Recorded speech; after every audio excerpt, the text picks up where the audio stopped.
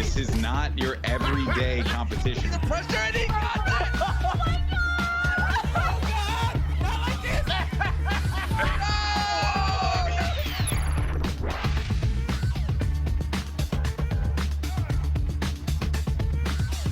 Hello and welcome to Twitch Rivals. I'm Stella Chung, and today we're going to be playing Apex Legends new mode Team Deathmatch. And today, to help me along with the action, is the incredible Rain Day and, of course, the awesome Nicewig. How you doing, Nicewig? It's been forever. How are you doing, man? I'm good. A little nervous today. I was telling you guys before that I'm a little scared for some reason, just terrified. But we're here, and I'm excited to watch everybody fry out today. Yeah, Rain Day. We last cast the San Diego Apex That's right. That's tournament. right. Yeah. How you doing? You know what? Here's the thing. I'm doing great. Obviously, reuniting with you is so fun after San Diego, where we had 200,000 on the line there as well. The same thing is going on today. That's how big of a deal this is. Plus, you know, Wig, don't be nervous. You do this thing for a living. Plus, you got the chain out. We're the chain bros today, That's what I'm saying. Took a nice little shower, so we're feeling good. Shout out to Ready the to parents go. for the chains, man. Love it. Yeah, we're all prepared. Yeah, Nicewig actually took a shower like right before this, so we're just like, you know. He's fresh. Exactly. Yeah, Yeah, you're fresh with the chain. It's great. You guys are staying on brand. So I have to ask, Nicewig, you've probably played TDM before, right? Like I watched your stream. You were playing ranked, but you got your hands on TDM, right? Yeah, usually when I'm on stream, I play ranked, and I just grind that. But with TDM, it's such a nice game mode, just like Gun Run, where you can just sit back, relax, sweat a little bit if you want to, but like kind of listen to a YouTube video on the other monitor, watch that while you're playing, probably get yelled at by some randoms for doing horrible while you're watching that YouTube video, but it's a good time. I've played a lot of TDM so far. What if the YouTube video is on how to get good in Team Deathmatch? Then it's not made by me, for sure. 'Cause I actually don't know how to get good at Team Deathmatch. I just kill things, that's it. Honestly, that's a guide video that I would definitely see Rain Day doing. Oh, yes, totally. yes. You're giving me ideas right now.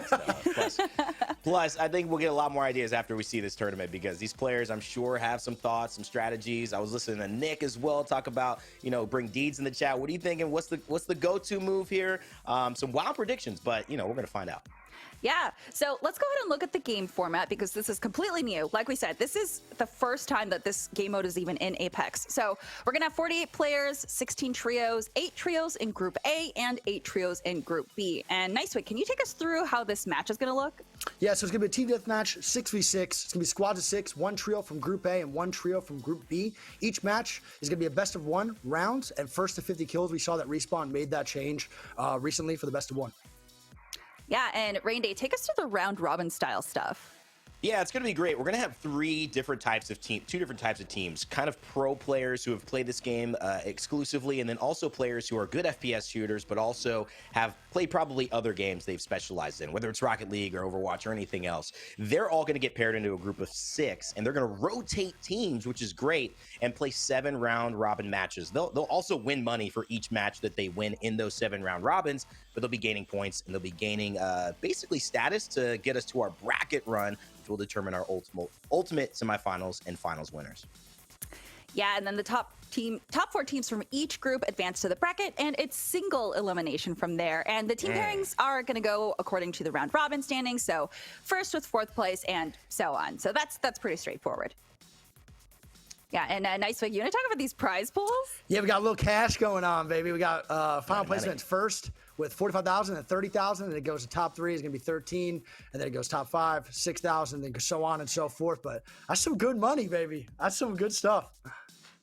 Yeah, I love that you can get extra money if you have the highest kills in each group, which is great per round too. So there's like additional prize money that you can earn here, which is great. So, and even if you do lose, you still get 750, so that's okay.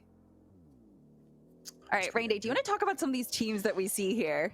Yeah, I mean, you could just see it right here. Baby Nikki, Sweet Dreams, Timmy, Mercs. I mean, you've got 4 to 6 maybe pro players or previous pro players right here just in front of you, and some incredibly talented streamers, and that's just the first page. So I would be scared to be in this lobby. It's kind of like what happened at TwitchCon, Stella. You know, we ended up having what is, you know, Twitch Rivals does best, bring the community together, but so many members of this community are elite gamers, so it turned into a very serious competition, and I think that's what we have our hands on today. Look at that, though. TSM, Imperial Hal, Gildersons, and Asu back to, I mean, that's going to be an exciting one.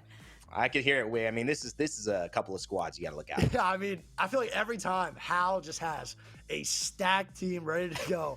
He loves it, man. He doesn't want to lose that CEO title, whether it's BR, TDM, Gun Run. He doesn't give a crap if it's third graders, man. He's going all out to win that money. And we got, we got some content team too, like Huskers, Aiden, 72 Hours, Legion. And it's actually funny. I think Team Legion's all Warzone players on that right side. So we're going to see some Warzone kids maybe get slapped around or do the slapping. I'm not too sure. But yeah, looking good. I'm kind of liking this so far. Yeah, I'm really excited. Also, I saw that your roommate Greek is on Noko's team. Are you rooting for him or against him, actually? They are going out last. Oh, really? For sure. They're the first ones. Greek is going to do horrible. Noko is going to do terrible. And that's just going to be the way it rolls. 100%. I'm rooting for them. But I have no faith. No faith. So rude. He's not caster cursing them. No, yeah. See, that's exactly what it is. Okay, okay, got it. I can't say they're going to do good because they're guaranteed to do bad. Oh my God. I think we see a lot of returning teams, like you said, Rain Day. And I remember Team Fire Dragon being really cute. And we're just like, oh, they seem like a really cute team. So obviously we're not going off of just names, but these are a lot of prominent people that we see in just FPS games in general. So I know you just got back from casting ALGS, but how are you feeling about this particular TDM tournament? Well, I mean, I love the structure of the format because you obviously have some pros. I mean, Asu Gilderson's, Hal, you've got Verholst and Sweet Dreams together as well. So you're going to have these teams that are pretty stacked and have experience, you know, Hal and them coming off a championship in London. But then they've got to play with one of the content creator teams as well because Arena's 6v6, TDM is 6v6. And so you're always going to have that pairing. So for me, I'm curious how they're going to mesh with maybe the content creator squads, how these pro squads will either lead them into victory, maybe lead them astray, have a difficult time meshing as units, or who will find that perfect synergy. To me, that's going to be the most interesting aspect of it. Yeah, so actually we can dig into a player's mind right now. We actually have an interview with Nikki Justine, so maybe we can get a little bit of insight on how exactly she's going to approach the games here. Hello. Hey everyone, oh my goodness, your camera's amazing. Yeah, I'm about to say that. That is unbelievable quality. 10K. Yeah, that is unbelievable. Thank you. I'm what are you guys curious, doing? Do you main? Oh, sorry. Do you main Apex? I do not. No, I actually main Rocket League.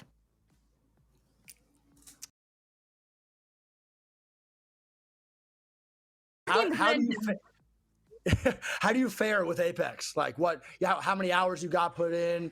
What's the vibes looking like today? Well, I don't have too many hours in Apex, but I definitely have a newfound love for it. I've been trying to get into a variety lately. So Apex is kind of one of those games that I picked up, and you know, I'm kind of getting better by the day. I'm not amazing, but you know, just for fun, and I'm excited to play with a bunch of other amazing people. That's awesome. Nikki, your experience in Rocket League is obviously a team game. So that kind of, I would assume, helps in a team-oriented matchup you're going in today. You're going to be playing with, obviously, 5 other players, though. So what are you kind of expecting heading into this matchup? And, like, what are you maybe looking out for as something that you guys have to do well to win? Oh, man. I mean, my 2 teammates are really good shooters, and I think I'm very good defensively. So I'm thinking... It is, since Rocket League is a team game, I know some good comms. Rocket League has amazing comms, so I'm definitely used to that. So calming is going to be like our main shot, really. That's where we're really going to benefit for sure. Oh yeah, who you rocking today? I was going to ask that. Yeah. You're playing defensive. Who you rocking? What's the legend you're going with? See, I can't reveal my stress because wouldn't other people pick up on it? Oh, okay. All right, fair. True competitor. I love it. I'm gonna be quiet on this one. Yes. Oh, actually, so do you play with controller or mouse and keyboard? So Rocket League I play on controller, but on Apex Legends I actually will be playing on KPM. Oh, okay. Versatile. We love that. Yeah, you're losing the aim assist though. Might hurt a little bit. Let's see how it goes. I know. I heard controller or something else. I've been told to switch before this tournament, but I'm too set in my ways. So I respect it a lot. Trust me, I respect it. Have you participated in any other Apex Legends tournaments for Twitch Rivals? Nope, none at all. This is my first time, and I'm really excited. Oh, hell yeah. Oh, that's awesome. Congratulations. Thank you. Thank you How so many much. hours? How many hours do you have in Apex? Do you think?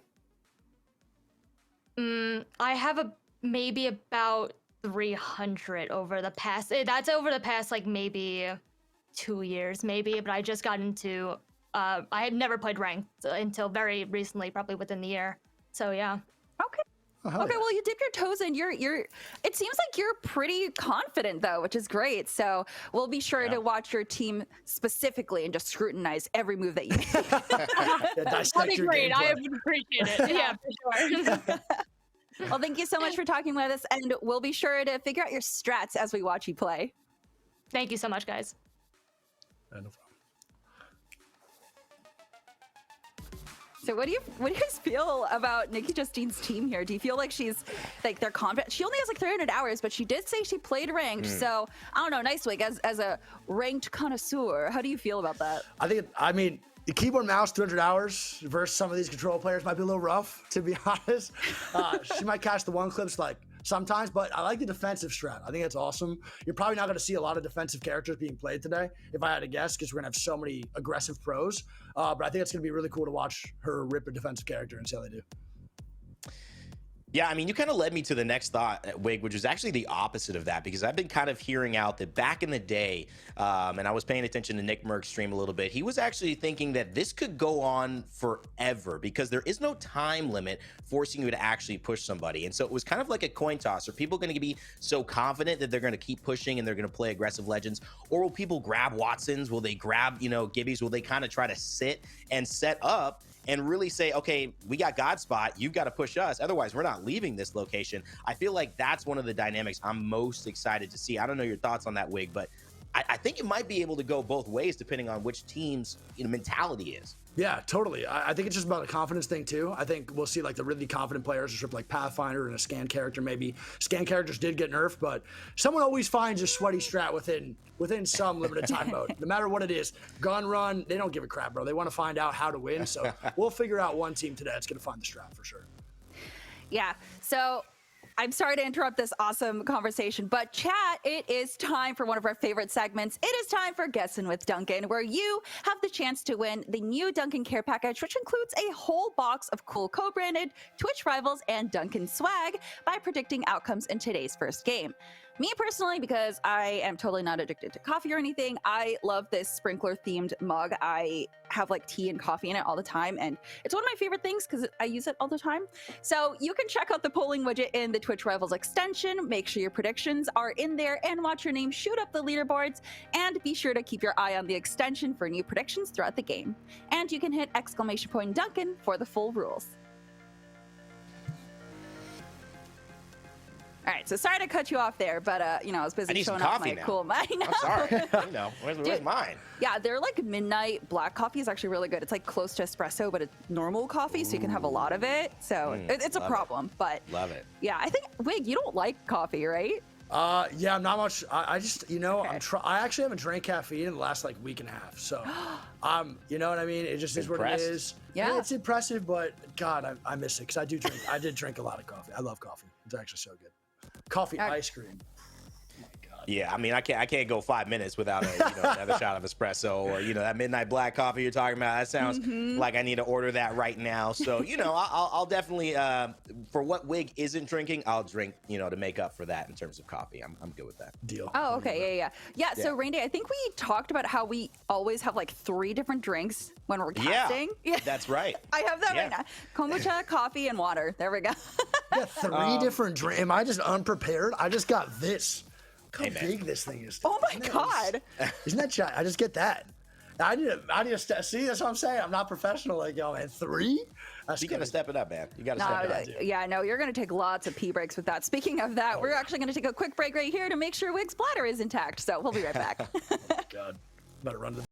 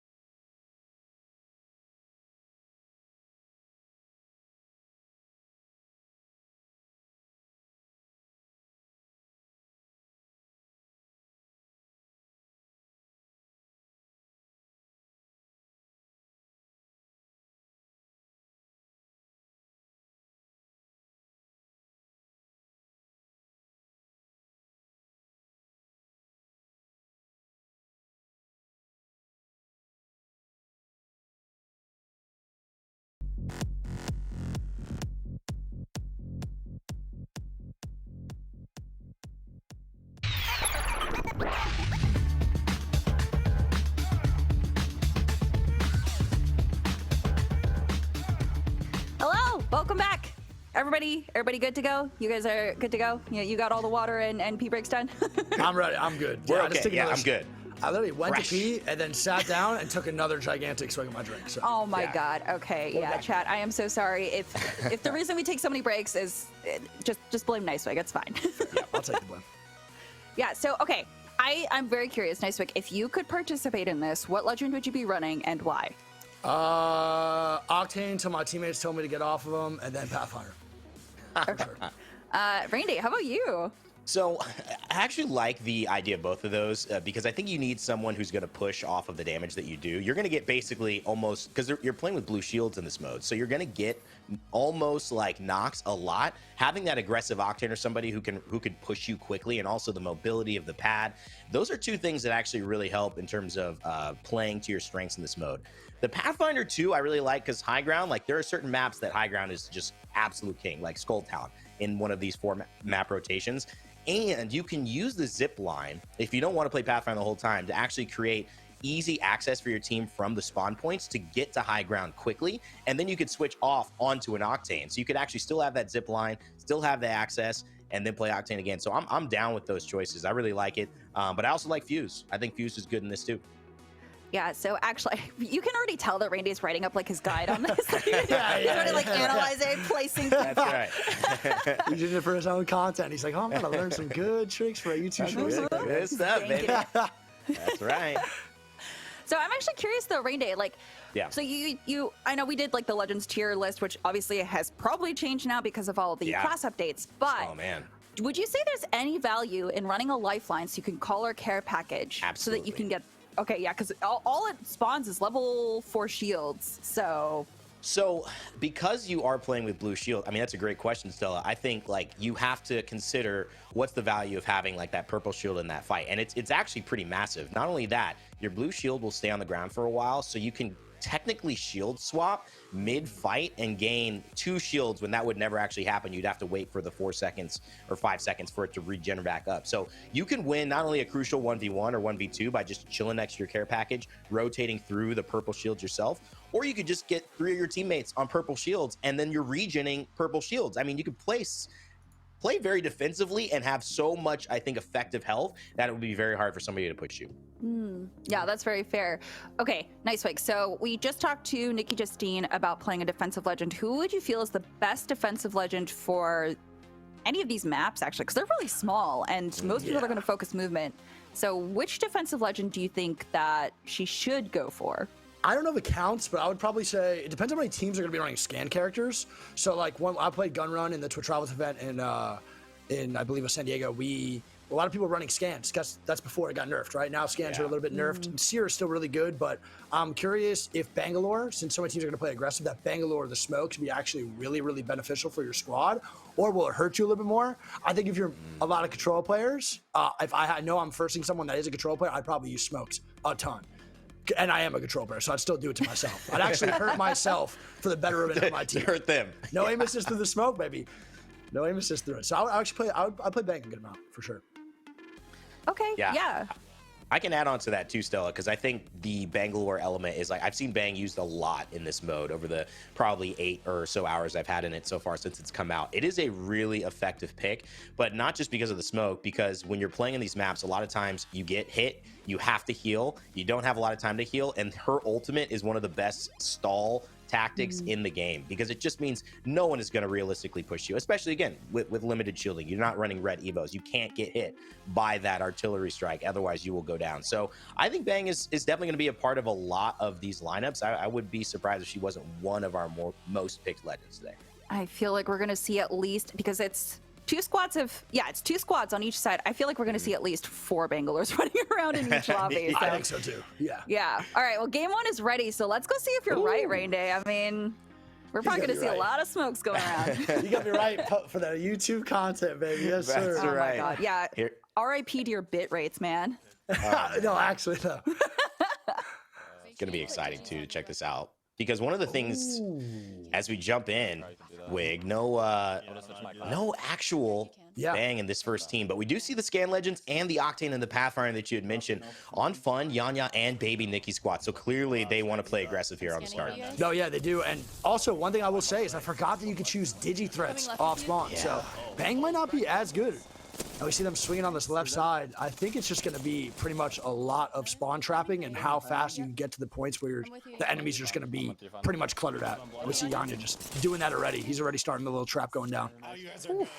Nikki doing a good job as well, getting the damage on the R99, which is exactly what you would hope for. SMGs are really strong here. I would say once you get the high ground, you could probably weapon swap, and that's the thing we haven't talked about yet. You're gonna have an opportunity to weapon swap a lot in this mode, Wig, because the care packages drop pretty frequently, and they usually give you like it's already right there. So you got no star possible, like and G7 scouts and stuff. So there's gonna be a lot of flexibility with what you actually run throughout the game. Totally. Maybe we don't pick up that L star though. We leave that one on the side. Let that thing just chill for a little bit. There's only like 3 players I know that actually use that gun, but we let that one sit. We use this R9, and don't forget that R9 got buffed. So I feel like we're going to see this gun probably the most today, way more than the car. I would actually pick this gun over the car all day, every day. Yeah, it feels so good again. It's been a long time. Usually the best weapon in Apex. Look at that weapon swap, Nikki. Yeah, that was kind of nice. That was pretty damn clean, dude. Okay. And you see that Bangalore right there too. So they are dying to a Bangalore. So there is at least one in the game. And then you got the oh boy, the retirement squad, the nursing home, Noko and Greek. Yeah. Combined age of 75 here, and Noko whipping out the Digi Threat Prowler. Not rocking control with the Prowler is a pretty big statement. Yeah. It's aggressive. He's confident. One of the best, I would say, content creator aims you could see. I mean, Noko obviously playing professionally and attempting that in challengers many I think a couple seasons ago, maybe one or 2 seasons ago, but obviously just an accomplished player in general. Knows exactly what he needs to do. And Greek and Naughty as well. Yeah, Naughty's going to be a scary one, I think. I think some of these top-tier control players for a lot of the pros they're kind of even like a little bit levels above a lot of other players. So I think a S-tier control player with the R9 and maybe a scan or a couple good swings, I think is going to be like the big deciding factor for a lot of these gunfights. 13-5 here already in the score. Remember, we're going up to 50. Yeah, when TDM did launch, it was 25 in 2 rounds, and they changed it immediately, Wig, which was received with a ton of praise in the Apex community. How fast they made that adjustment, and honestly, having played it as well, it just feels so much better and so much more intense as you start to ramp up to those 40s and obviously close to that deadline of 50. No, totally. I think it was a good choice to do so. A lot of people were in my chat. Like the one main complaint was that people were just quitting, right? Yeah. And that's normal. Just happens in every video game that there's a TDM match. But one thing they just did is the communication is just so fast. That was such good feedback, so quick, and they worked on it immediately, which is awesome. So it's a big W. I think it's a huge W. Oh my God, look at Yanya as well. Yeah, oh I mean, you can tell. Yanya going crazy. He just went in, dude. He did not back down from Noko, man. But Noko, look at that. Picks up the L-Star. Probably one of the only 3 players that will use that gun all day today. And he's actually really good with it, man. Yeah, and it is a good weapon if you can hit your shots. It is so unreliable sometimes, though, compared to most of the weapons that people use. There's just so many elements as to why. I don't know what the L-Star needs to have happen for it to become a weapon considered in the likes of the R9 or even the car, or even at certain seasons that we've seen the 301 and the Flatline, but it may just be destined to be one of those weapons that not many people play. This one, though, the Kraber, this is the game changer, Wig. If you can get the Kraber here, I mean, you're basically able to turn the tide of a fight, although they're in the lead. 72 Hours has a chance to continue extending that. This is where it's just going to start. Hopefully, if he hits some shots, just extend the lead. There, that's what I'm saying. There it is. To start to extend that lead. And when you get killed by a Kraber, man, whether it's BR, TDM, in the firing range, doesn't matter, dude. It's like the biggest mental boom possible. You just feel so defeated because you know that guy just hit a nice shot. There it is again, baby. I'm looking for another one. Hours, my goodness. Yes, sir. Dead by Daylight, Fortnite, pretty much every competitive BR, Apex quite a bit. He has just done it all in so many different games. One of, I know my friend's favorite streamers, shout out Pretty Hair, but also just got to say, in Apex is definitely nice with it, with that Kraber in his hands. Yeah, and you see the official caster B-Stream Greek here, baby, with the alternator. He's going to lose that. He wins that. Oh, now, kid, that's what I'm talking about. Nice little 1v1 win, and then he goes down. But hey, that's worth. That's a good trade. good job. I think one thing we're gonna see too is I think Loba's pretty bad. I don't know why. I think Loba's gonna be pretty bad for this, other than the drop aspect. But Interesting. unless that drop is really that like worth it every time, I think it's just too fast paced to really use Loba to her full capability. I think characters that are a little bit more aggressive are gonna help you out a lot. Oh, Nice shots there again by Nikki, who's looking like she's playing like 100% faster than everybody else. I mean, she's got like 2 times speed on. With how effective this is looking. And you know, I don't know, Wig. My thought is this: like, if it becomes more of a stalematy thing, Loba will be valuable, because sometimes these care packages with the Kraber, with these game-changing weapons, they just drop mid map. Yeah. You know, you don't want to push, you don't want to separate and isolate. But I don't know. I think you're probably right overall that she's not going to bring as much value as somebody else could have been bringing in this game overall. Totally. So we'll look over the course of some of these other matches, because there are several other matches going on we aren't watching right now. Yep. But I'd be curious to see how she ends up being either picked or less picked throughout the tournament. Yeah, and my man Fire Dragon, dude, great guy, such a good dude. He plays Apex a lot. But he also plays a lot of Pokemon too. His Pokemon content's off the charts, but my man is no slouch when it comes to Apex. He has some great movement, and he also has some great aim, especially with the PK, as you can see here. Come on, that's what I'm talking about. He's feeling it, baby. He's feeling it. You guys playing that, huh? Yeah, and he's doing a good job too, because don't forget, he needs to get his team back in this game. They are down just a little bit here, 23 to 40, 17 kill difference, 10 left, and that starts to get a little scary. This is when you have to play a little bit more, I would say, a little bit more relaxed, a little bit less aggressive, because you can't loot trade your lives no more. You just keep these trades going on. It has to be. They're gonna end up winning pretty much free. And one of the issues here, if you want to hold this building, right, Fire Dragon may want to dip into another weapon. They're getting pushed. And this is only where the Prowler is going to come into handy, but maybe there's a chance to come back. 26 to 42, 8 kills away before the other team is going to be able to close this one out and get a victory. Money being won for every single round out of the 7 you win in our group stages. And so, yes, thousands on the line. Hand Fire Dragon, Covet, Mustache, Apex, pull it back somehow. They decided to stay in here, and so they're not dying. That's the thing, Wig. They're not. They're playing this actually right, and you hear the comms too. I definitely think they have like a good communication going on and understanding of what they need to do right now. They need to just chill, get these 1v1s. Don't do Kanako down like that either. It sucks though, because you're getting shot from both the back and the left. And we see that RE45 coming out for Baby Nikki, and that gun is just going to be the biggest problem. I could see her getting these next 3 kills pretty much for free with this gun, man. It is an absolute monster. And again, Wig, the issue we're seeing, it looks like it might just be locked up here. Fun, Yanya, Nikki. I mean, Fun and Yanya, basically top 5 players on top 5 teams in the ALGS. Nikki, I mean, what can you say? We've been watching her gameplay, an incredible talent, and such an entertaining streamer as well. This is going to be a tough team to beat, and looks like they're going to be able to take this round with first of 50 kills.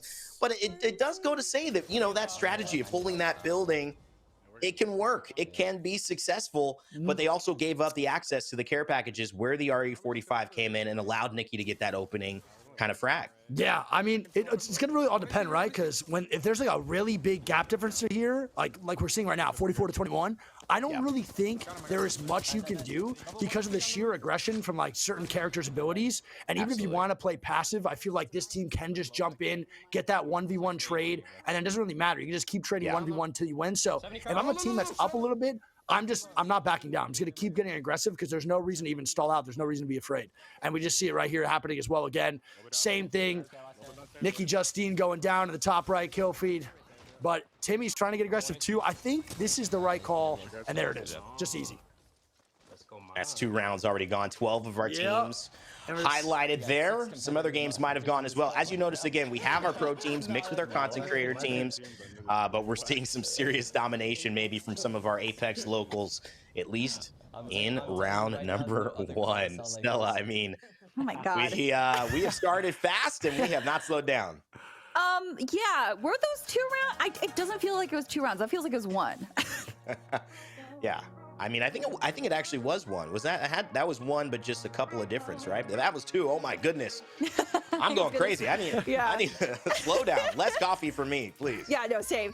Yeah, that was. Oh my goodness, I was actually going to talk about whether or not people should be going directly to the care package weapons, because obviously the RE is just oppressive in the right hands, and Speaking of right hands, oh my God, everyone was just slaying here. So nice pick. How did you feel about?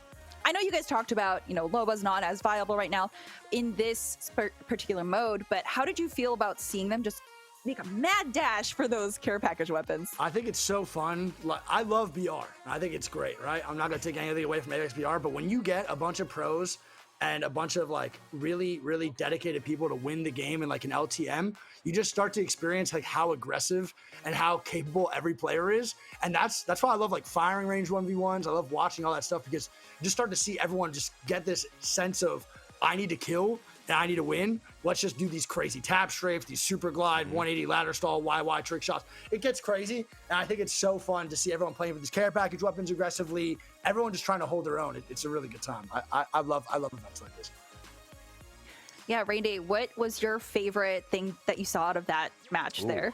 Ooh, I think the way that Nikki and Yanya and Fun set the tone, like they came out blazing. We saw Nikki weapon swapping faster than I even, could call it out. It was really impressive to see, but it also told us the story of what they talked about before, right? They weren't sitting, they weren't holding. We thought, could it be a coin flip if people played a little less aggressively? I feel like they didn't want to even take that chance. Plus, you're playing to your strengths. Fun and Yanya, two of the best fraggers in the ALGS, is history in terms of clutch and competitive moments. You add Nikki to that, I think it's just a team that needs to do that. Now, will we see a team that has more strategy in the future? Will this be slower if they feel like they're more evenly matched? Those were two kind of lopsided games. But so now I'm curious to see if we're going to have one of those 35 to 37s heading into our final 13 kills.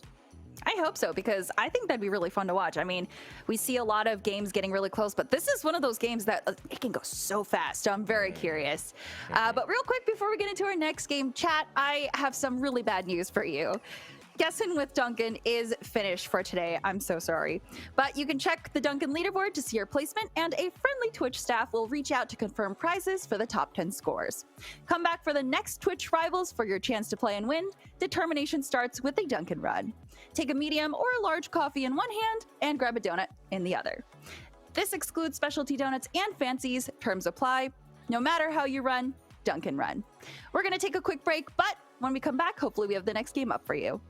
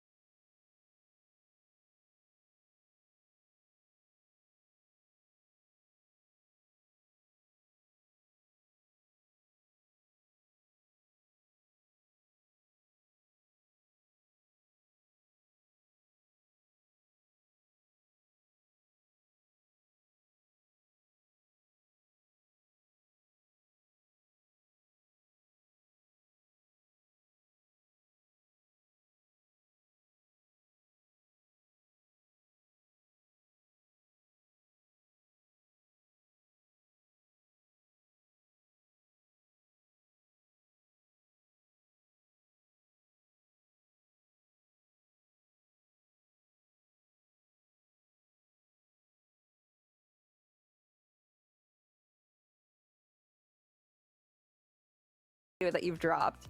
Ooh, you know, it was before I was working on something before we went out to London, and I didn't have time to put it together. So my latest one might have been predicting that TSM would win, analyzing their gameplay, winning scrims. So that was it.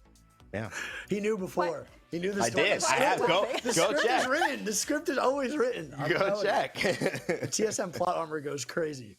It goes crazy. For Okay, sure. if the script is always written, wait, who do you have down for winning this? Taking all of this home. I think it's TSM again. I think It's Hal's Hal, team. yeah. I think it's either Hal's team or I think it's gonna be Yanya, Fun, and Nikki. One of the two. Ooh, Okay. we haven't seen Sweet's team either that has That's true. Verhulst in it. You can't count Verhulst out. You know what I'm saying? The way he's been improving, I'm impressed with that guy. So we'll see. Same. Yeah, it's been so cool to see his little Cinderella story. Like, Yeah. I don't know. Okay, who out of all the players, Nicewig, that you've been casting, especially with the B stream, who has been the most fun to watch just kind of grow as a player? I definitely think Verhulst is up there for sure. I think a lot of players, the more I've watched, have all grown individually in some way. I definitely think it's not like comparable because people have to grow either in some different category than others, and some are like easier to see. So I could say like one person is doing really good and growing a lot, but it's just way more obvious through the stream. But other players might have to grow in other ways off the stream, like learning rotations or things like that. I think one team though is not from NA. I think it's going to be Ascend. Has been my favorite team to watch grow. I love those guys. Kashera, the boss himself, Lufka, and Post. They have such an amazing story together. So I definitely think it's awesome to see them grow. Yeah, That's a- awesome. Great shout out. Yeah, Rain Day, were you going to add anything to that? No, I mean, you know, I've told the story of the TSM guys. I think they all went through so much to, I think, be kicked down a peg and then jump back up into a tough position, which is having, you know, everyone again think that you're on the top and trying to find a way to take you down. I do want to give credit to Sweet though, and I think we watched Baby Nikki, but talking about Sweet Dreams and talking about Gildersons and just the squad of Nathan too, who's the second player in ALGS history to cross over 1,000 kills next to Hal. I feel like that team, I always said they don't show up in the biggest moments. They are one of the best teams that we always get disappointed in when it comes to these like last little things where it really matters. Yeah. And they were literally first place. I mean, if they had one match point, they were first place in terms of points, second place in the tournament. To me, that is a huge achievement, something they haven't done in a while. And for me, it sets up the rest of this year in Apex competitive really well for them. Yeah, that's very well said. Speaking of huge achievements, chat, it is time for a segment that is literally as good as gold. It's time for State Farm Golden Khakis. As an official supporter of Twitch rivals, State Farm believes good things happen when neighbors come together to strengthen their communities. For this segment, we're going to ask chat, yeah, that's you, to help reward our favorite neighbors from the Twitch rivals community. So you're going to pick from a category for today's Golden Khakis Award, and at the end of the show, you'll pick the winner who will receive the State Farm Golden Khakis trophy. So, as you can see, here are all of the possible categories for today. You can vote in chat. There's a poll up right now. So what should today's Golden Khakis category be? We have surprisingly great moves, which is for the player that doesn't forget about style when in battle. And we have surprisingly great ultimates for the player who carries their team through timely and clutch ultimate usage. Surprisingly great comms, which we heard our streamer Nikki talk about earlier today. So that is for the player whose pings and well-timed communication guide their team to an advantage. And finally, we have the surprisingly great assist category, which is for the player that excels at assisting their teammates, either by helping with eliminations or providing great support. So, Nicewig, you have played a lot of games of Apex with a lot of different people. Yeah. Which one would you pick as your category? Like, especially between your teammates that you could give to someone? I don't know. I'd probably pick, I think the moves one. I was just talking to Rain Day. I think it just satisfies my brain. It like tickles this little ADHD thing I got going on when I watch like some tap strafe cheater going around the left side, right, jumping all over the place. So like, yeah, that's cheating. Let's get it straight. But I definitely think that's my favorite category to watch as well. And it's kind of like one of the biggest right now in Apex to watch. Like pub players just going absolutely insane on the movement. So I would say I'd pick that one for sure.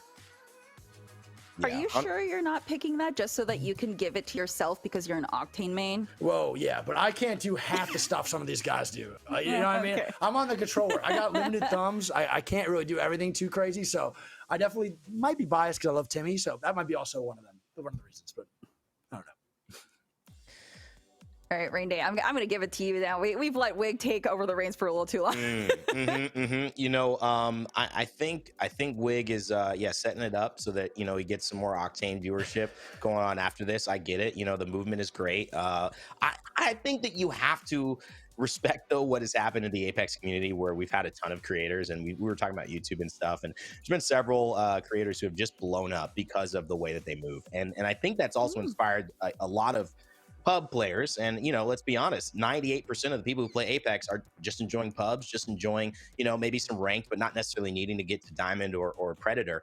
And I think that is one of the elements that Apex has always been better at than any other BR. Not to say that I don't love all these other BRs, but I think Apex movement has always set it apart. So for me, that is something that is always something to strive for. You can always get better at it, and it'll always set you apart if you can really master it. So for sure, movement I think is important. All right, well, let's see if you guys are right on the money. Chat did vote, and we have the results ready right now. So let's take a look. There we go. Hey, it is. It's surprisingly great moves. That's awesome. Okay, you guys were right on the money. Let's go. Yeah. So now that y'all have decided this as a community, keep your eye out during today's event, because you're going to be voting for the winner for this category actually at the end of the show. So stay golden, and remember, like a good neighbor, State Farm is there. All right, so we're going into game 2. What do you guys want to see from this? Nice Wig. Obviously, you want movement. Actually, both of you guys want movement, but give me something different. Give me something different. What do you want to see? I want intensity. Like, I want like a game that's like 45-45. Everyone's sweating their heart out, dude. Like, I want some like Call of Duty style, like hard point, like trying to save their lives type vibe. You know what I mean? That's what I want locked in here. I want someone to be like stressed, kind of like, he's won, and they're just locked in. Like, that's what I want. I'll pick up off that 100% too. I want the intensity to increase. That last game was just super fun to watch and super fast paced. I feel like it set the tone for our tournament, but now we want to see some strategy. I want to see some people deal with tough situations, trying to get that little med kit off at the last second, get, you know, Seer canceled or something, and then have people push to win the game. I want moments like that. And I'm also curious to see if we even see ultimates used, because I don't remember almost a moment in that last game where we saw an ultimate have any impact in anything that happened in either round. So I am curious, you know, I want to see some zip lines, maybe some care packages, maybe some Bangalore, you know, creeping barrages, artillery strikes, and we'll see how that goes. Yeah, that's really fair. Do you think that Gibraltar's ultimate would be useful here? Obviously, he's not very good with movement, but he does have his dome shield, which could help. But again, we just saw everyone moving so fast. I genuinely don't know if defensive is the way to go. Yeah, go ahead. No, I got my thought. Go ahead. I think it depends what your class your team's running, right? Like, if I'm trying to sweat this out, I'm gonna be throwing down bubble shields and telling everyone to run a Mastiff or like a shotgun. That would actually probably work out pretty well. But if everyone's just gonna be ziplining around, jumping in and out bubbles, it actually might be harder just to keep up with them and hurt your team from like long shots. The bubbles like maybe blocking halfway at the midpoint of map. So depends which map, but I can see it happening maybe. One thing Gibby has as an advantage in this is that sometimes when you do get into these like high ground, like Skulltown fights or these like long range habitat sniper fights, that 15% less damage that with his passive actually has an impact in winning those sniper fights. Plus you add the shield. I'm telling you, I have not met a character that's been more of a nuisance in terms of like poking and sniping in this mode than Gibraltar. So I could actually see it working, but the key is it going to be better than something else? And do they have a different plan? I don't know if a lot of teams are going to have that plan right now, but I think if we get into semifinals and finals, teams will actually start to like bunker up a little bit and think more strategically. Yeah. Okay, so do you think we'll see caustic players at all, Wig? Oh God, I hope not, man. I hope not either. I hope not, man. It's such a Thank you, Wig. He's a fun sucker, dude. He sucks the fun out of every match. You know, like me and I was talking about the other day with Greek, and I was like, he was like, dude, I hope Caustic comes back. I'm like, no, you don't. You're gonna die to a Caustic ult, and you're gonna be like, bro, I don't want to. I don't want to deal with that. So no, I hope Caustic isn't play. He could be, but I'm banking on the thick man himself not to make a comeback in any way possible. If a dev wants to maybe like fall on their keyboard, and like control and delete the character, I'm all down for it, man. Wow, those are some strong words. That's Randy, my one selfish take. I just want Caustic gone. Okay. Randy, what's your one selfish thing that you want from Apex? Oh my God. God, that's hilarious. You know, I don't really, I mean, I think that it definitely is, you know, Caustic is up there because a lot of people love Caustic. I liked Caustic a little in competitive, but I got tired of it real quick, and I don't like it in pubs. Okay. I would say that I would like sniping to be more valuable, more effective in this game. That's my selfish take, because really, Apex isn't really a game where you could just sit down, snipe, like all these, you know, some of these other games where, you know, I like doing that, chilling, you know, relaxing. Yes, sir. And so that's my selfish take. You know, that could actually be valuable, and I wouldn't get flamed for not being in the fight, you know, by all my teammates as I do it. I'm with you, man. All right, well, let's see if we're going to see any more snipers. And already right out the gate, we do see Timmy just immediately going for that movement. Yeah, Lyric again as we kick off round 2, sticking with, oh my god, nice nade by Timmy. Gracious. On the Pathfinder. Lyric sticking with a Wraith, recently buffed in a couple of different ways, and absolutely going to be showing some utility. Good movement from Timmy to avoid the little bit of damage coming through. It won't be enough to finish him on the Thermite, and he's going to pop a med kit right now, but already a ton of pressure, and this is what Habitat will do. You're fighting for this high ground early, and then you're able to play the rest of the field from it. Yeah, I was saying this is my least favorite map, I think, for like any of these game modes, right? But one thing that could be fun is that was with like a low level, right? Like playing like pubs and TDM is way different. But now with a bunch of pros, Habitat could actually, like, watching this is pretty damn intense. I'm kind of excited. This left side of the map might be just a all-out fight 24/7. And this is actually a fight between two teams that dominated and won the last round. We've got Yanya, Nikki, and Fun versus Timmy and Lyric and Stunny. So these two squads were dominant. And now it seems like Timmy's got the better edge of it. His squad on the high ground with the brand new Nemesis. We haven't had a lot of time to see it in action or talk about it, but you could see it right there. So good from long range, especially when it's ramped up to 100 like Timmy has. The ramp up is actually, I feel like that's one thing I struggle with the gun, is when to understand like how the ramp up is going to affect my next burst. And I think that like kind of balances it out a little bit. I definitely think the gun is extremely strong, and I think more people should probably use it. That mid-range fight here is going to be so strong. I like the Sentinel choice from Boy Leeds. That's what I'm talking about. There it is. I love it. That's what I want to see, man. That's what I'm talking. I wish you could charge it up, but you can't. But I would love it, man. I absolutely love this pick.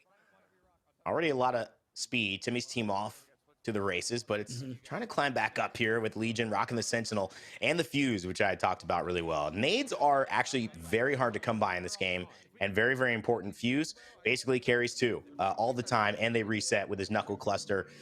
I think this is actually going to be a pick that grows a little bit stronger as people see it later on in this tournament, but the Sentinel mistaking his teammate there, Wade. It can happen. There was smoke around. I just got called too. I thought he hit the no-scope on him. I actually thought he just did it to him. That's crazy. I actually was so lost for a second. It's a good shot, though. It's a great shot. Oh, yeah. He was just prepping. Yeah, I mean, we see that 59 too. I think one thing we're going to see on Habitat, man, is when these teams start to get a little bit more even out, a little more balanced, and teams start to find their groove, is these sweaty spots that you can hold. There's these bridges, these little little rocks that you can head glitch behind. That's a great shot out of the boy. Nice job by Legion getting that kill on Aiden.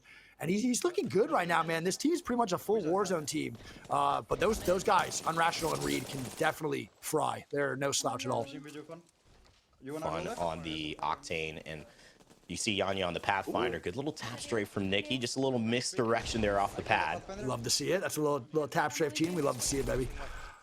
She's already in the lead for best movement right there. Oh, yeah. She's looking good right now. And she's rocking the scan, too. And she has the RE45 again. So yeah, this is, I think, going to be the best weapon along with the Graver when it comes out of the care pack. I think the Hemlock's pretty good, but this thing is an absolute monster. If you hit your shots and she doesn't, it goes down. And that's going to be a big pickup if this Bangalore can actually get the RE back. Okay. Especially since that's just a good area. You know, that's a great spot to hold. And you can see actually 22-14, but things have stayed pretty even. Timmy's team jumped out to that 9-kill lead, but it hasn't extended at the same pace that they got it. So that early skirmish went their way, and now it's just trying to see if they can hold back, find some rhythm. Holding this rock, though, is going to look really good for them, especially with the Nemesis. With the One of Nemesis those cheeky spots. Yeah, I love it, man. Leave it to the movement guy to find out the spot that's just going to be the most broken for them. I like the hammer. I like not even a hammer point on that thing, dude. Just whipping out the P20 for the shots. And Lyric has gotten a huge buff since this update. My man's movement has been pretty much top notch since he's ever played Apex in season 1 or season 0. And now with this Wraith coming back, dude, he is gonna look real good. These upcoming seasons. Wraith is here, man. I think she's back. I think we're going to see her more in literally every single capacity. Agreed. Distance on that ult is nuts. It's I don't know if it's better than the previous Wraith ever was, but it's certainly close and comparable. So she is back in a big way. Not mad about it either. I low-key like watching Not Wraith. either. Yeah, I think Wraith Heirloom is like one of the most like addicting to watch, spin and inspect, all that stuff. And she has some nice new animations too. So I think it's a W. But Timmy, man, not really known for his AR, but he's been frying with his Nemesis all game. And I love the hip fire on it usually, but loses that fight out there as well, early ground. And I would say this is the issue with Habitat. You have a lot of areas that work for you to snipe from and peek back and forth, right? But when you're in these little, I don't know, these little conclaves, it's very easy to get pushed. If you get low, I would almost say that you're guaranteed to get pushed by somebody, and it is hard to win that fight uphill most of the time because you're usually crouching underneath these things and having to fight someone who's pushing you from the high ground. So Nikki under duress, a little bit of pressure, obviously. What was that word you used? Conclave? Yeah. What the hell is that? What is a conclave? It's like a little crevice. That's yeah, they're sitting in the crevices, baby. Look at that. Oh, well, top strafe. Nikki just goes down. She got in the mix a little bit too much. You were taken out by the Nemesis. I was like 7 headshots. And that might have been. I don't even know who that was doing to her like that. But we have Aiden, absolute animal. I think if this guy dedicated his time to Apex, he'd be honestly one of like the best control players in the world. He has unbelievable skill when it comes down to it. Still, things are looking like the lead has continued, and you can tell how much and how important the early game has been in this TDM. We haven't seen any leads upset. We haven't seen them change hands.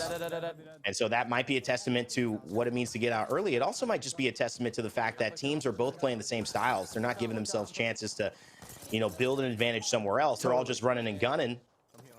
Yeah, that's fine, but it's kind of hard to turn these leads back around that style. Nice one. No, it's really hard. And if you hear something crying in the background, it's my dog. She's so cute, man. Sorry if you hear her in the back. She's loud, man. She got a good bark to her. But no, I totally agree. I mean, 28. What is that? 28-39, right? Correct? Yeah, 28-39. Yeah. I mean, it's a little bit closer than the last matches we were watching. I also think these are probably going to be the best matches we see on Habitat. And I'm kind of eating my words because I was talking crap about this map before and how much I disliked it. But it's actually amping up for a really good game here. Stella, it's funny. He's exposing himself. He was talking to us behind the scenes. Yeah. You didn't have to say that. You could have acted like you really loved it. Oh, man, I mean, listen. I admit when I'm wrong. I'm wrong a lot. So not surprisingly, I'm wrong a lot. A lot of my takes are pretty bad, but I think this map might be the one today that I'm going to enjoy the most. I thought the Mirage one was going to be the best, but it looks like Habitat would have messed with a lot. Yeah, I like this map a lot because it kind of forces people to constantly be in action because there's not a lot of places that you can bunker down in. Totally. Yeah, I mean that's totally true, and it kind of you see it with Timmy as well. There's really not a lot of time just sitting there and moving, and you can try to hold that high waterfall, but the problem is up there you don't have angles on most of the fighting that's happening mid-map and across the way. So you kind of are forced to move. Timmy gets to the high ground. It's a beautiful play. Can he find a little bit with the EVA 8? That's a great shot. Got it. That's a great job. Timmy taking down Ianya from Luminosity Gaming. Timmy going on another one, trying to finish it off, but he's going to slow it down. Not that he needs to. Only 6 more kills before they clean this game up again. Yeah, very solid by Timmy. And one thing I will say is that their comms right now are on fire. They're electric. It's actually funny because you'll play like a ranked game and you don't hear comms even close to this. Then you hop into TDM and everyone wants a little bit of talking. Everyone wants to communicate a little bit of parts. I love that, man. That makes me so happy because I feel like this is just going to be way more fun for majority of players. Just trying to get kills, not really focus on any objective other than just fracking out. Okay. And you can see it here, 47-31. It is tough. Feels like maybe there's nothing that can go on, and that might just be the truth. R99, though, from Nikki, showing that the aim is still there, both games away. It's just the competitors have changed, and boy, oh boy, Timmy and Lyric, they're not stopping at all. Having a little fun with Reeds and Legion. I love it, dude. Yeah. I mean, they're catching up a little bit, but like I said, all they need to do is just trade life for life, and they'll win this. That's pretty much what it comes down to. And with the movement coming out of Timmy's team and everything like that, I just don't see a world where they die for free every time for the next 13 kills. Could be wrong, but I think it's a Timmy W for sure. Back one, sit on one. My man's having a great time Working here, that man. left side. I Let's got see, it. can you finish it off, though? Come on, boys. Nice. It's a great win, baby. He needed That's that a great one. win. Yeah, and that's a good matchup too. You said Warzone players as well as Timmy squad. I mean, that is a good content creator Apex squad matchup. So Yeah. even though they were going up against a very tough team, it was the win again for Timmy. That's 2 wins for Timmy's squad. And now we get to take a look at our first time seeing Lulu hanging on as well. With Look who's Designful losing. actually rocking on the squad, just going down. But they're rocking the Bangalore, Pathfinder, and Bloodhound, a pretty common combo we've seen here in TDM today. Yeah, look who's losing, man. Noko and Creek back at it again. Gonna go 0-2 to maybe start the day. Rough for the boys. Expected, but rough. We're gonna have Lulu now. Pretty much, I would say, like, the way that this map plays out, I think taking this high control, if you're really trying to sweat it out, I would say taking this high control and shooting down to that left side is the best. Like, having this spot is always the best control to have on this map by far. Because you see these free shots, Yeah. just looking down at the rest of the map pretty much the whole time. Yeah, I mean, there's definitely a lot of credibility to staying up on high. But the issue I find, though, is when you get that damage, it's hard to get a knock. I mean, that's the one thing it's hard to get a knock unless you have a plan for pushing that. And so you tend to adjust. And the other thing to think about are the spawns, right? Because you're not always spawning in the same base that you come out of. They've randomized the spawns so that sometimes if you push too hard in one area, they'll spawn behind you in the area that you just gave up, and you almost switch locations that you're holding. And so you got to be careful to not leave everyone being too aggressive. It's kind of a fine balance you've got to find as a unit to be able to be successful and hold your ground. Totally. I also want to give a shout out to my boy Tony's Pizza. Hey, darn, look at that. Tony's Pizza rocking the Wingman longbow. That's just pure. See, that's me. That's my selfish loadout right there. Yeah. Okay, that's your selfish take right there. I love Yeah. it. Man. Listen, hey, longbow, one of the most enjoyable guns in the game. Might be a little bit biased on that one, but I love it. I would actually use this gun every time in this little TDM mode. This is so fun. Oh, there's the Bangalore. Oh, Gibraltar too. I didn't realize that. Oh, wait. Question, Rain. I have a question for both of you guys, actually. Do you say Jibby or Gibby? I say Gibby. I alternate. Okay, fair. I heard But- the reasoning. Do you have the same reasoning, Stella, that I heard? This is actually a glitter explosion. She goes really, really hard on that take. Is that it's Jibby. Yeah, I do too. Because you're not 'cause going to it's say Gibraltar. Because it's Gibraltar. Yeah. Who says Gibraltar? You know what I mean? Okay, but I'm reading the word. I'm reading the word as it is when we're saying Gibby, like Gibby. You would pronounce Gibby, not Jibby. That would be Jibby. You're going off a word God. that's not being used, which is the root of his word. So I think you can look at it either way. I Okay, think there's fair. openness there. No, absolutely. Okay, but I have to ask, do you say GIF or GIF? Yeah. Jib. Oh my God. Wait, what? Wait, bro, your oh my G's are just God. J's?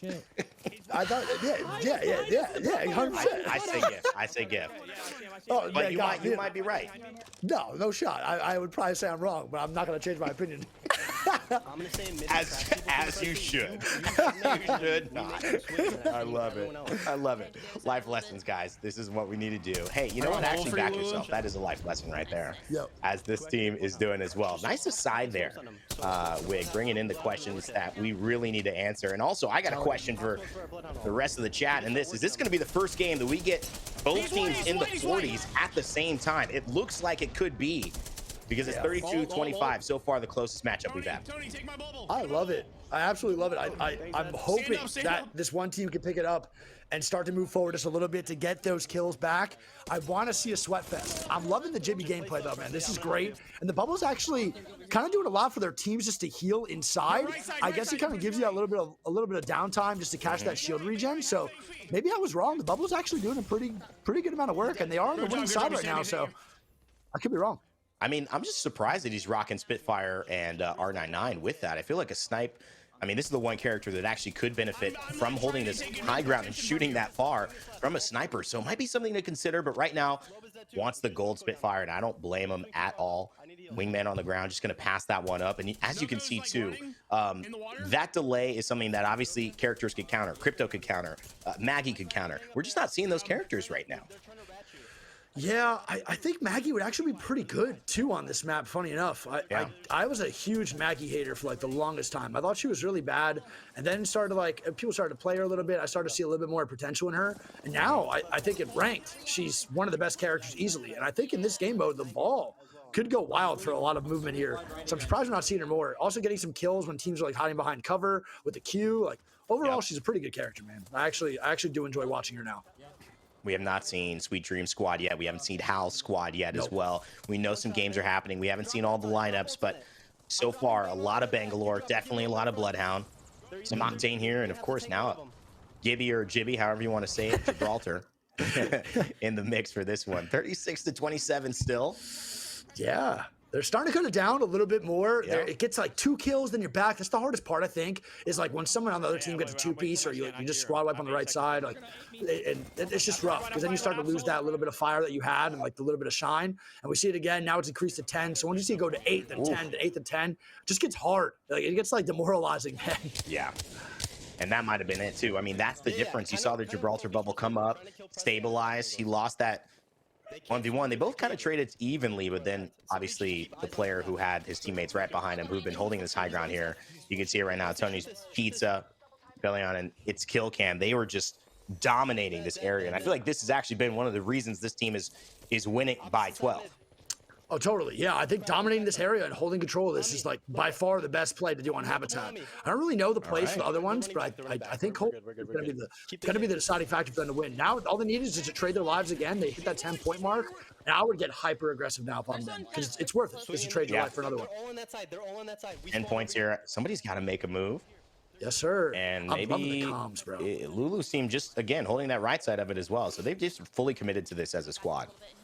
I will say that even though it's a 10 kill difference right now, we're seeing a little bit more passive. A lot of teams taking time to heal instead of just immediately going in. Because once you get close to that mark, you don't want to start dying for no reason. It gets a little bit crazier and a little bit more sweaty.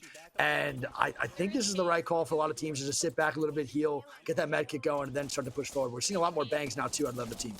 Yeah, and a ton of digi threats as well. It's almost nullifying a lot of what the smoke usually brings. We're seeing every player adjust the scope beforehand, and that's a smart move to do.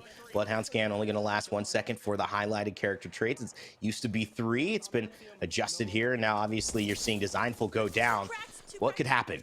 10 kills separating them. Now it's 11. Can they get another? Now it's 12. Presley. Only 6 away from the dub. That might have just been it, Wig. With this one, too, it's going to be 5 away from closing it out. Lulu squad, make it 4.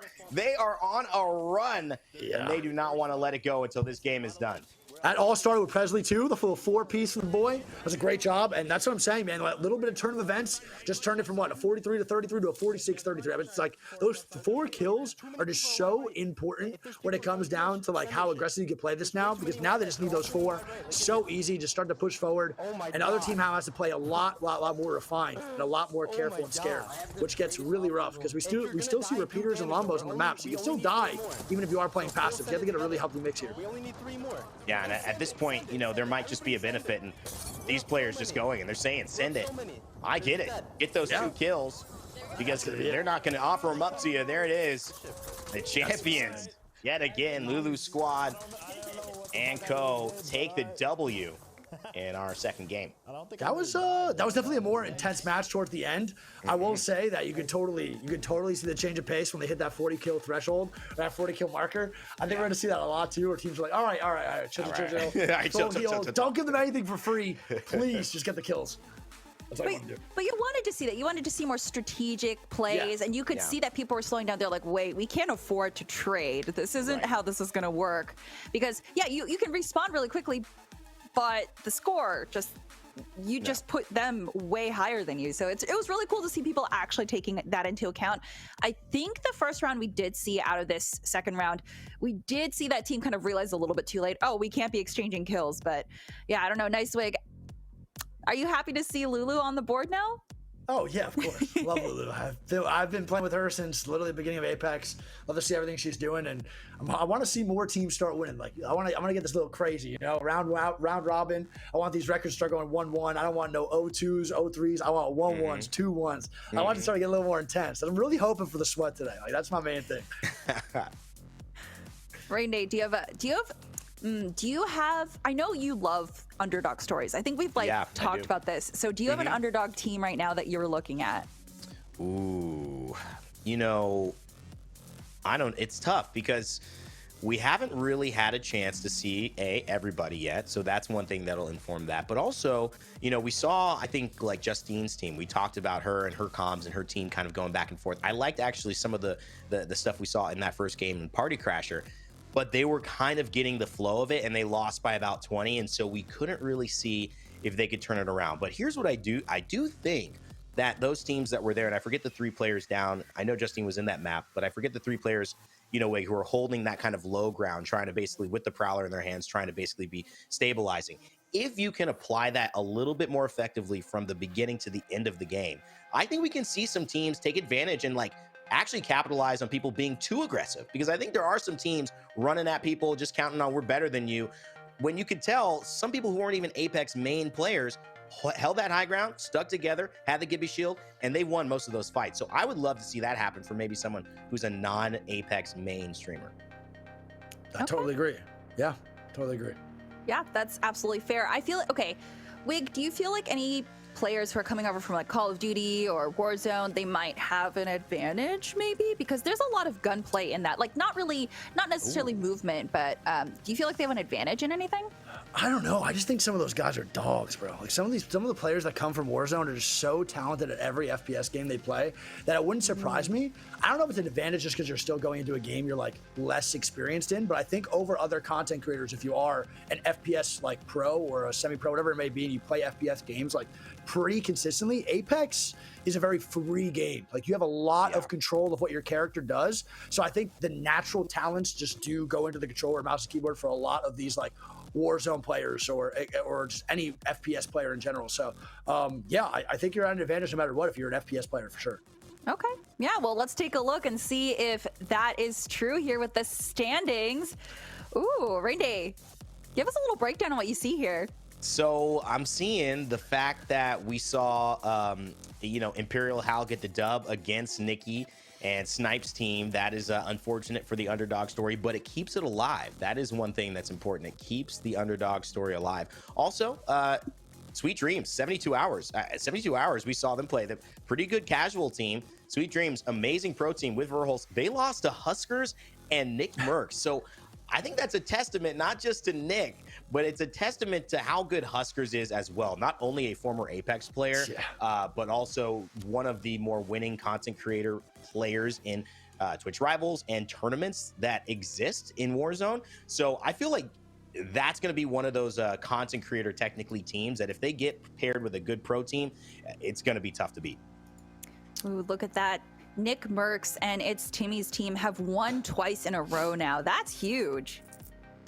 Yeah, that's a big confidence booster. And I'll also say for like Huskers and stuff, I actually won my first tournament ever in Apex with Huskers. It was before I was even I think I just literally signed to CLG, and I won with him. And he is so talented at every game he plays. It's kind of annoying. Like there's like a couple players like that just go from BR to BR and are just good at every single one. And it's low-key annoying to like watch them work, and then him just to come back, win like so many tournaments over on Warzone, and then just come back here and still dominate the content area. It's just crazy. It really blows your mind sometimes. Yeah, he's unbelievable.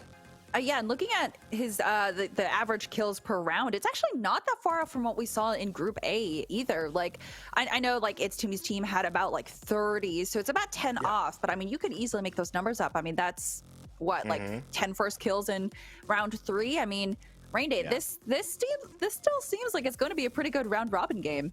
Oh my God, yeah. I mean, it's gonna be fun all around, and that's the thing. Like, you just don't know these pairings, and when you see them, you're gonna say, "Wow, okay, so this matchup is really gonna help." But look, I mean, I gotta give a shout out to Gent coming here on Team Nick Merckx, the #1 average of kills per round, averaging a little over 15 kills. That is nuts. Obviously, we've seen Yanya play a lot from Baby Nikki squad, Gildersons with TSM Imperial Hal. That's exciting. But big shout out there to them. And of course, on the content creator side, you're seeing not even Huskers in the first place. It's Solidify in #1, and then Huskers in #9. So this team is obviously dominating. Yeah, they're looking real good right now. Yeah, this is great to see. I mean, obviously all of these teams, they come from very diverse FPS backgrounds, which is actually really cool. I kind of like seeing that in the content creation roster, actually. I really like seeing that because, you know, you see people picking different characters, like as opposed to Apex pros who are like, oh, you know, this is good for movement, this is good for, you know, fighting immediately. But content creators like, oh, let's try this out. Let's try out Gibby or Jibby. Good Jibby. How about you, Gibby? I only use Gibby because of iCarly, because I grew up on that. So for me, I'm just, you know, like Great show. Gibby. But Fantastic show. Anyways, enough about me. We got game number 2, or game number 3 actually is ready. So I'm gonna let you take it away, Rain Day. All right, let's get into it. Thank you, Stella. Great to see how these teams are performing as well, Wig. We thought it would be a pretty even contest. So far, it has been. A little bit of a Apex Pro domination, but I do want to say this. They are going to be basically paired separately in terms of the scoreboard. So don't worry about Nick Merckx and Hal's team doing so well. They're competing scoreboard-wise against each other, but they are being paired up in these games with a content creator team. So if you're rooting for someone that maybe not an Apex Pro, don't worry. They have a chance to be just as successful as some more of the mainstays in this community. And look at that too, the forehead cam coming in for Nick. It's the classic. When you know he's he's in that controller position, horrible posture, locked in, and that's the controller right there, baby. Ooh, does he get the kill? There he goes, easy. And I think Prowler controller might be one of the best combinations in Apex, to be honest. It's so strong. I think using it close range for the skull town is just like such a good call. And he's gonna swap to the Digi too. Yeah, I mean, and that's one thing right there. I mean, does that make the... I mean, should we see less Bangalore because of that? I mean, should that be something that you think ultimately is so easy to cancel out with Bangalore, the immediate access to the Digi? How do you feel about that heading into this? Not just in TDM, but I mean in the tournament, but just in TDM in general. Yeah, I don't know. I think it's pretty good. I would say a majority, you have to be a pretty good Bangalore player. I don't think people realize like when to smoke your enemy and then when to smoke yourself. That goes for like all standing of Apex, like no matter what the game mode is. A lot of the times people will smoke the wrong side or themselves or in the wrong situation. It actually hurts your team more. So I think if you're an experienced Bangalore, you kind of know when that comes in, but I feel like it just comes with experience. Definitely not as serious in a TDM environment, but yeah, for sure. I don't mind. Look at this. I mean, Timmy's taken 2-3 players out every single time he's fighting. This is something that's just been giving them the lead in these games. And yes, we are seeing a caustic. Nice wig to both of our chagrins there. The caustic gas canister comes in and forces him to heal into an arc star. That is tough. Yeah, I can't. I'm not gonna say I'm happy seeing that. I'm hoping he's enjoying himself because I'm not. I'm enjoying them watching that. But you know, I will say also with Timmy, he is one of the slipperiest, slimiest snakes I've ever played with, bro, in Apex. Like the way this guy stays alive in some situations, I'd have like what 10,000 hours in Apex, and I watch him do some stuff. I'm like, bro, are you good? Like, are you real? Like, are you a real human? So I feel like this is an environment he just thrives in. Like this is the chaos, bro. Absolutely, you could tell as well. And that player who absolutely lit up Lyric, who is on the horizon now off of the Wraith from the previous map, that's Gentrifying, our #1 kill leader on average in terms of all pro players, everyone in this lobby. So on the Valkyrie, Gentrifying, clearly frying. Gonna head up there, I'm sure. Oh, I think I got the bars. Okay, yo, Jen's so good, man. Such a like sturdy control player, and he got the forehead cam going on too. They're all locked, baby. You better be only seeing foreheads, even on a prizes stream. That's how you gotta play it. You just gotta be locked in, that controller posture, shoulders rotated forward, having back pain for the next 20 years. That's how these control players play. Stella, do you think this is just team synergy right here? Just wanting to, be on the same page as Nick? Oh yeah, absolutely. I mean, you got. I'm sorry, I can't deal with the fact that when he opens his menu, like you could see the light reflected on his forehead. Yeah, it's ridiculous. It's awesome. I love it so much. Yeah. It's the classic. The forehead cam, it's really it's been taking Twitch over by storm, and I think it's going to be the future, to be honest. I'm excited to see what other kind of cams, nose cam, ear cam, what do we got coming up next? I don't know, but forehead certainly Nick Merck's staple. Gentrifying on the squad, leading in kills, doing it as well. 18-13 here, Wig, probably our closest game so far out the gate, and in terms of maybe skill. Yeah, and maybe it's no surprise that it's Skulltown too, because this is where I think priority and advantage switches pretty heavily. Those who have the high ground clearly have a really good spot over those who have low ground. You got to play this a little slower if you're on the bottom and try to work your way up.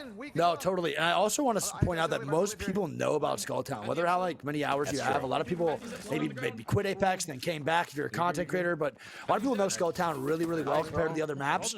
So I think this is going to be easy to recognize, like how to play, like where you're safe to heal, etc. So like those free kills might not come as free on Skulltown because players that are not as experienced become a little bit more experienced on this map. Also, I will say I didn't like the Coven pick with Caustic, but seeing that he's going against Timmy and that highly aggressive team, I actually do think it makes a lot of sense. It's definitely going to slow them down just a little bit. I think it works on Skulltown too because you have a way to hold low ground. I mean, at the end of the day, low ground is such a vulnerable spot because you know, you get shot from running one side of the building to the next. They can push down really easily. You don't really have anywhere to go, and you're in mostly corridors. That caustic gas canister solves all of that. You cannot push into those. One of the most annoying, but also most effective reasons caustic is used in some high-level situations. But it's been a little bit tough, I think, for Timmy and them to find their answer this time around. We've seen a prize do well with Gent. We've also seen switch off from Lyric into Horizon. Hasn't been able to get high ground too much though because Coven and Squad have just done so well of kind of holding out these zones. Yeah, I love it. I think like this is actually, as much as I hate to admit it, man, I think the Caustic is the play. Yeah, I think he's the difference maker right now. There's no tap strafe that can avoid a Caustic gas, bro. Once you get crop dusted, it's just it. You just have to deal with it. And that's just how it goes, bro. I think this is the right call, and you're seeing that it's effective. They're up 5 kills right now. I don't want to jinx them in the caster's curse, but it's looking pretty good. If he could start getting barrels, maybe up top too, to really start to slow down their push, it might be the play. But this is just holding this corridor is just a great spot because it's giving his teammates free spots to heal.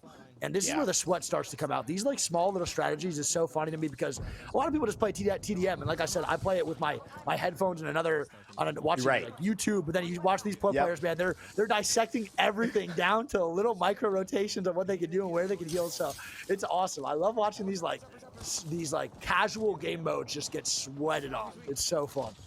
Yeah, and to be honest, I'd love to see another perspective here, just because the team that's above, what are they doing? How are they trying to push into this? Because we know this is working for Coven Squad, and we know that this is working for, I believe they're playing with Nick, but how are they trying to get down? That is the problem. Fire Dragon takes off X off, and that's just it.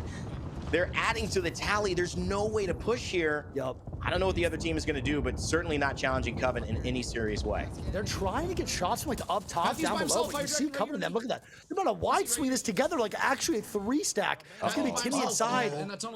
Man, he went by himself. I think just a little bit too early. They do get the kill on a Timmy, though, so the trade is worth it. When you are up, getting those trades are always worth it no matter what. But you see, if Fire Dragon and them don't leave that little area, there's no way for Timmy and them to even get kills onto them because they're just shooting from the up top spot. So it's, again, a really sweaty strap, but a good one. And that lead keeps going down, then going back up, going down, and going back up. It's going to be a constant battle. Oh my God. I got to say, that is beautiful. Timmy on the Bocek bow. And one thing I want to just point out, Wig, the fact that he uses that zip line up there, that is going to be there for the rest of the game. He can stay on Pathfinder or not, but he's going to have that access to the high ground. And I feel like this is one of the angles that on high ground does counter some of that low ground area. You notice how Coven would always poke out a little bit, try to see what's going on. You actually have angles on this from here. Plus, you can get to the top of these buildings, which they've been content to hold, but they just haven't had angles on the players down below. This might just open things up for Timmy with the Bocek. It's hard to hit these shots, but he's trying to do it right now. Misses that one. Misses again, hits for 50, under duress as well, hits another 70. Timmy doing so much damage, but no one able to push off this way. No, I know it's tough, and he has none of his teammates really up top with him, so these 70s are kind of pointless unless he has his boys just pretty much come in and capitalize on the damage that he's doing, but it's not really happening. The lead's actually increasing as Timmy's is staying up here, so it's definitely rough because these shots are great, but the kills are what matter. Get as much damage as you want, but he has no teammates even near the damage that he's doing, so they're going to be able to drop down, reset. And we see Coven and Fire Dragon, they're increasing this lead. Bro, I don't think they're leaving that hallway. They've been there since the Revolutionary War. Like they're just not leaving. This is crazy. It's such a good strat. Wig, what about Maggie? What about a switch on a Maggie or a switch on to Fuse at this point? Because to me, I'm thinking that, you don't have enough grenades. You start with one. Sometimes it's a nade. Sometimes it's just a thermite, and it's just not enough. I think you need constant pressure to destroy those canisters, and you need to force them into different situations. Oh no, I totally agree. But I'd get so annoyed if I had to switch onto a character just to counter caustic. I'd be like, oh god, I'm losing in this TDM game, and I gotta go to Maggie now just to get rid of this caustic. I'd probably be like, yo, tell my teammate like, yo, you do it. I don't really feel like doing that. Yeah, that's all you, bro. We can either lose this one or you switch, because I'm good. But I think that's the right call. 100%. I think it's the right call. Yeah, you kind of got to do something here. Yeah, and Gent now is Gent's doing a really good job though, of like holding the hype by himself. He's doing a really good job. I think the other thing too about what is difficult when a team is all three holding down below is that there's less people to get kills on. I mean, you really only have 2 or 3 people on the side of Nick Merck's squad and this entire 6 exposing themselves. So even if they do get a wipe, it's not that like 5-person wipe that can really pull you back in. They've got plenty of time to stabilize. So, we're seeing strategies develop here. And it's 39-29. Timmy's team has tried desperately to push out Covet and his squad down below, playing the Caustic, but they have been unsuccessful with Gent roaming the skies on the Valkyrie and looking like that, adding kills to Lyric exactly when it hurts. It just may not be enough time here, and they might have to go back to the drawing board if they play Skulltown again. He's got a lot of damage too. He's like doing such a good job of controlling the height.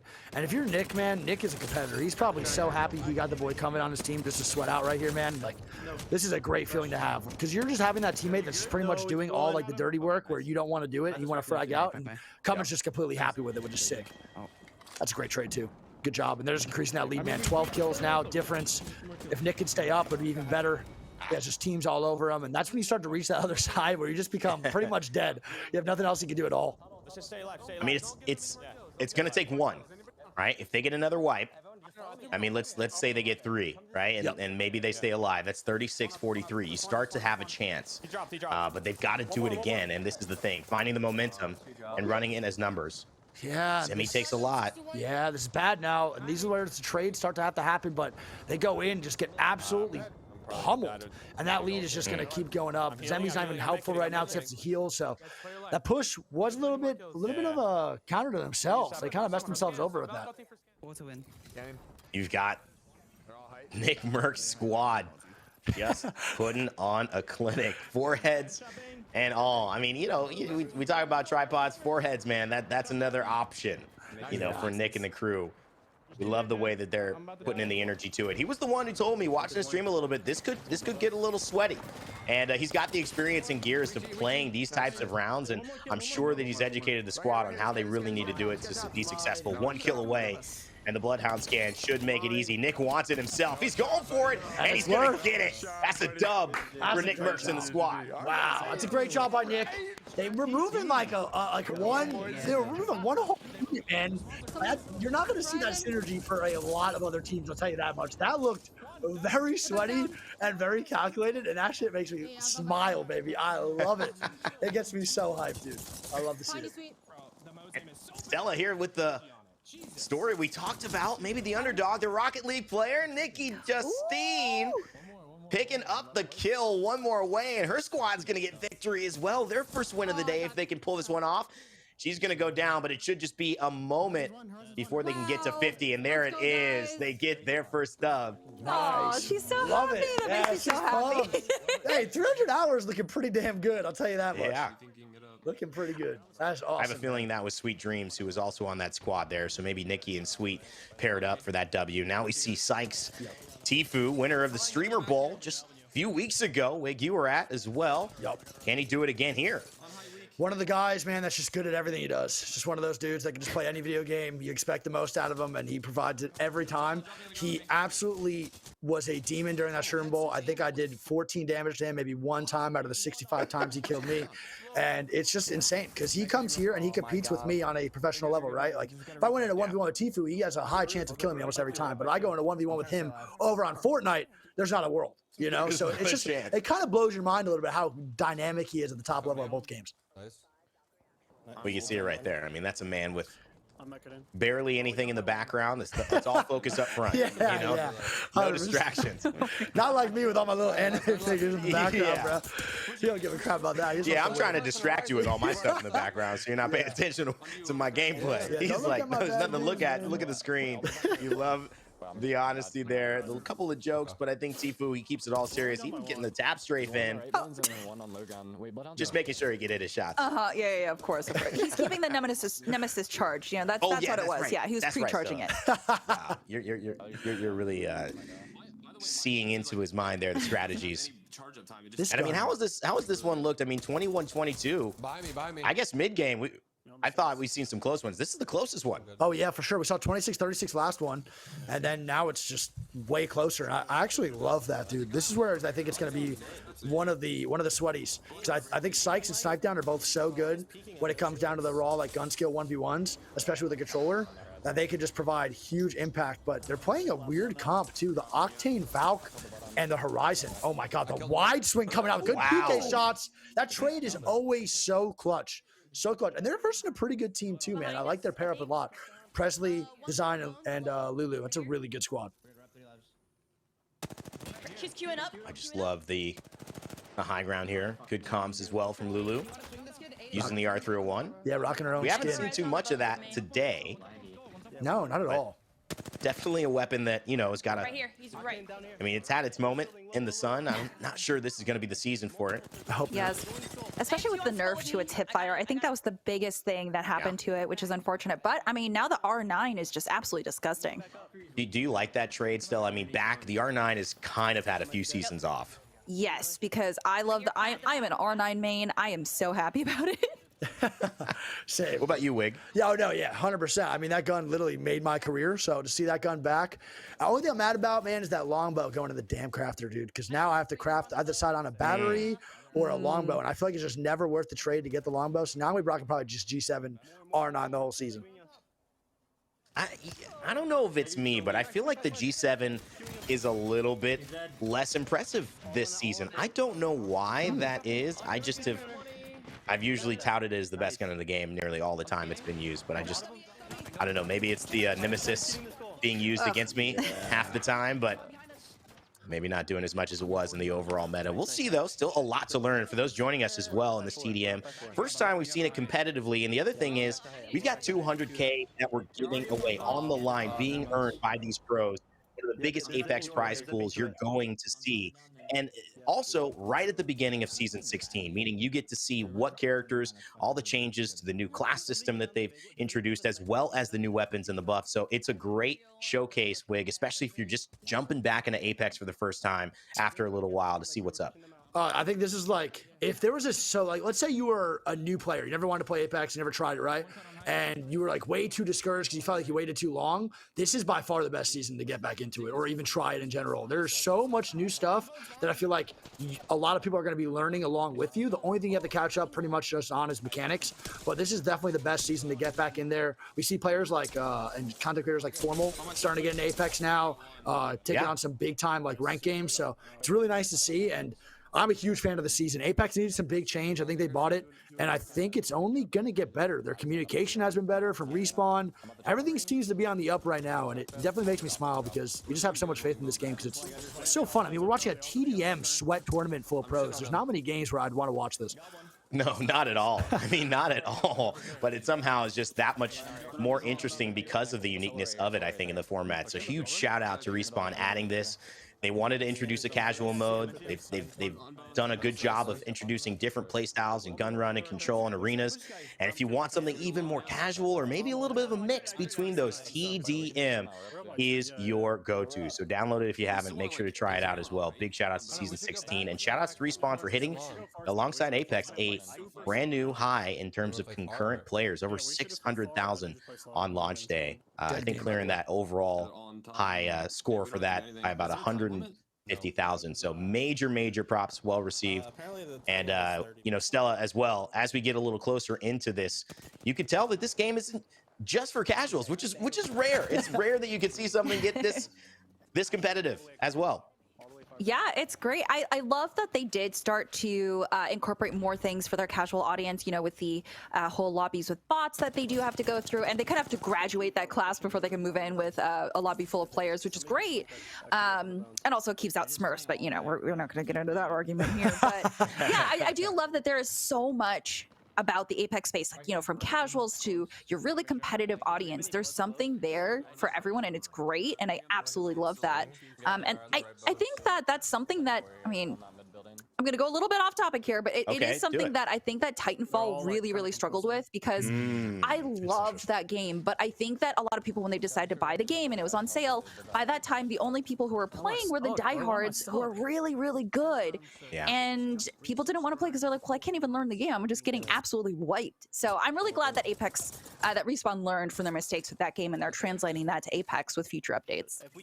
And if it sounds like that was a formal review, it's because she's one of the best at them, working for IGN, our lovely host, Stella, John, Parallax, Stella, as we continue to move on into one of the more interesting aspects of this TDM, a game that is only 2 kills away heading into our last 10. The score ends at 50, and this could be actually a huge opportunity for somebody to get a dub, get $1,000 in terms of this round win. And you can tell that they are slowing it down, Wig. People not making too many mistakes, not a lot of moves. Aiden rocking the 301 alternator, which is an interesting loadout for this moment, but seems to be working out for him, holding down this high ground. 5 kills, 2,000 damage so far. He's doing a good job.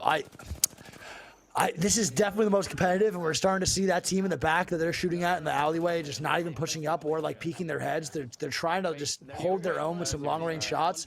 This is where it starts to get just like absolute sweat fest. 37-38, another kill comes down for the boys over at Team Aiden. That's going to be Presley getting the kills on a Lulu squad, and that's a really good job. They are just pretty much trying to hold this team through this alleyway while they're going to spawn in other areas too. So they have to watch out to make sure when they do spawn up, it doesn't get swapped too much. But he scans 5 people in that house, and that team is playing way more passive now. I don't know if it's a good thing. It's kind of a little bit early to play passive. This could be pretty bad for your squad. Yeah, big wipe here will change it. 5 kills, one way or the other, will certainly be almost unsurpassable in the limited time that they've got. But remember, there's no time limits. So it is just about who can stabilize and find a way to get back into it. We've watched Aiden hold the staircase so well, but he sees that maybe there's somebody behind, and now he might have to adjust. This adjustment, though, will be the first time he's shifted spots for a little bit. So will he be a little too exposed? Will there be 2 players up there as well?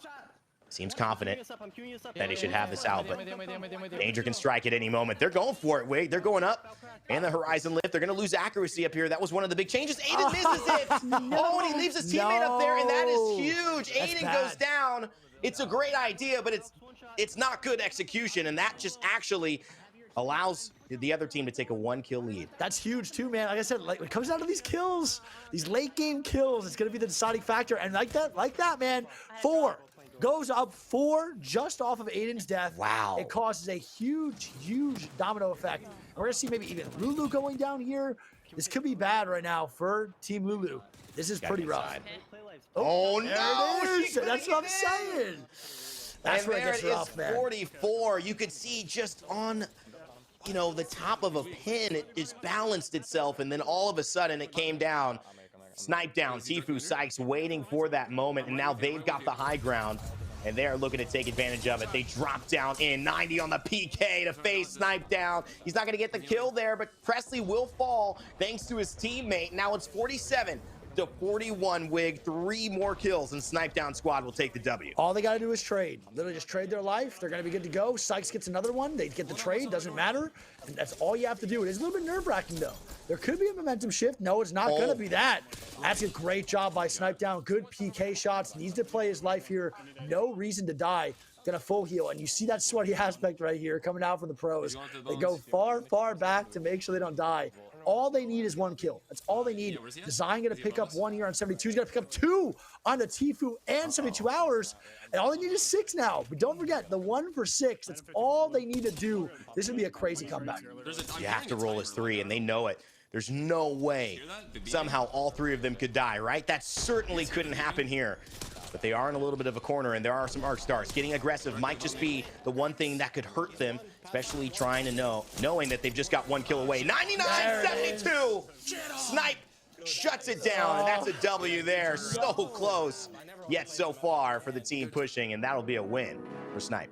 And that's all That it was takes. incredible. Also, my kitty's in my lap, so What the? it was as unexpected as the turnaround in that match, it. right, Rain Day? Oh man. I mean, that was, I think, Wig, you were talking about it as well. I mean, that was the intensity we were looking for. Yeah, it's so fun.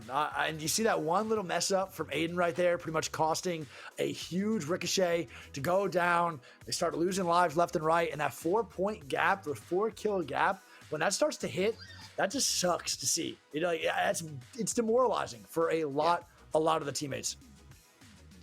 Yeah, but you wanted to see more intensity. Do you? Okay, so we do see people obviously slowing down and knowing that there are certain risks that they can't take. So do you think that now that it's been later into the matches, players are like, oh wait, I can't just run in like this is a regular pub's TDM.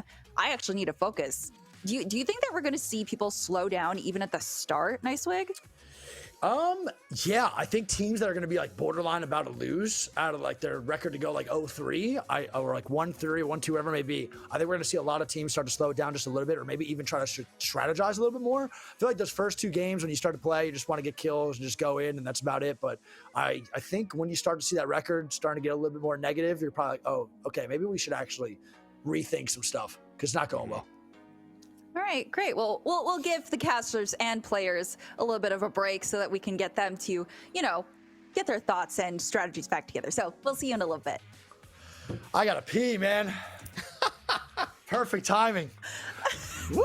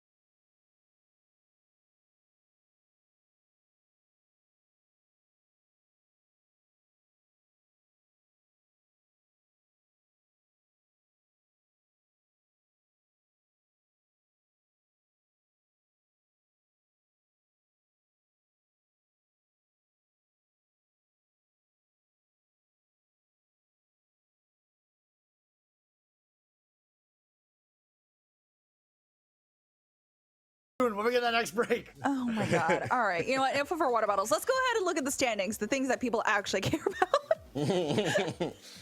Oh, we see Nick Merckx was the only team that has 3 straight wins. All right. Nice work. How is this to be expected? You were calling out TSM Hal's a team as winning, though. Yeah, I think it's expected, though. They have a prize, Gent, Nick, who are all like really solid 1v1 players. Nick gets a lot of crap in the Apex community for pretty much no reason other than just to do it. And I think he's a really solid player. So he's a good control player, has Gears experience, like arena type of game mode. So I think he definitely thrives in like TDM matches like this. And I also think a prize is one of the best players in the world. I don't even think that's like I think it's low key a fair statement to make. He's one of the best players I've ever seen in Apex. So it makes a lot of sense, along with Jet too. It was amazing as well. Yeah, and then here we see Team Huskers actually holding 3 wins in Group B too, Rain Day. What do you make of that? Yeah, I mean, this is actually a testament because remember, they're not going against just content creators. They're paired up with a pro team, so they're going up against a content creator and a pro team. So they must have gotten paired up with Nick one of those times. They also probably got not paired up with Hal. They might have been, though, because Hal's team, who's in second place, does have a loss. So that would be even more impressive. I feel like this team right here is alongside 72 Hours. Those are the two kind of, I think, content creator teams that are going to be so dangerous. And remember, they're going to match up later on in our bracket with some of our number 4 and number 3 teams if it stays this way from the pro side. So, we might be seeing Nick Merckx and Fire Dragon together, but we might be seeing it, team like maybe Sweet Dreams, depending on that, with Huskers, and that would be dangerous. Ooh, yeah, we do see Sykes from Team Snipe Down with 14.67 average kills per round. And then Jet's really close by, actually. And that's on Nick Merck's team, too. And you know what? I'm actually kind of surprised that Verhulst is down. Obviously, it's not by that many points, but I mean, nice wig. 11 versus 14 is a pretty big jump in terms of these lobbies. Yeah, I'm definitely a little bit surprised, too. It could depend on the matchup. Sometimes the matchups just are a little bit better for each other, or it could be worse. So it all depends on that stuff too.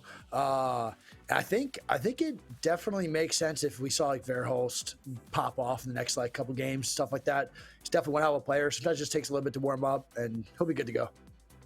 All right, yeah, Rain Day. What do you make of Group B's?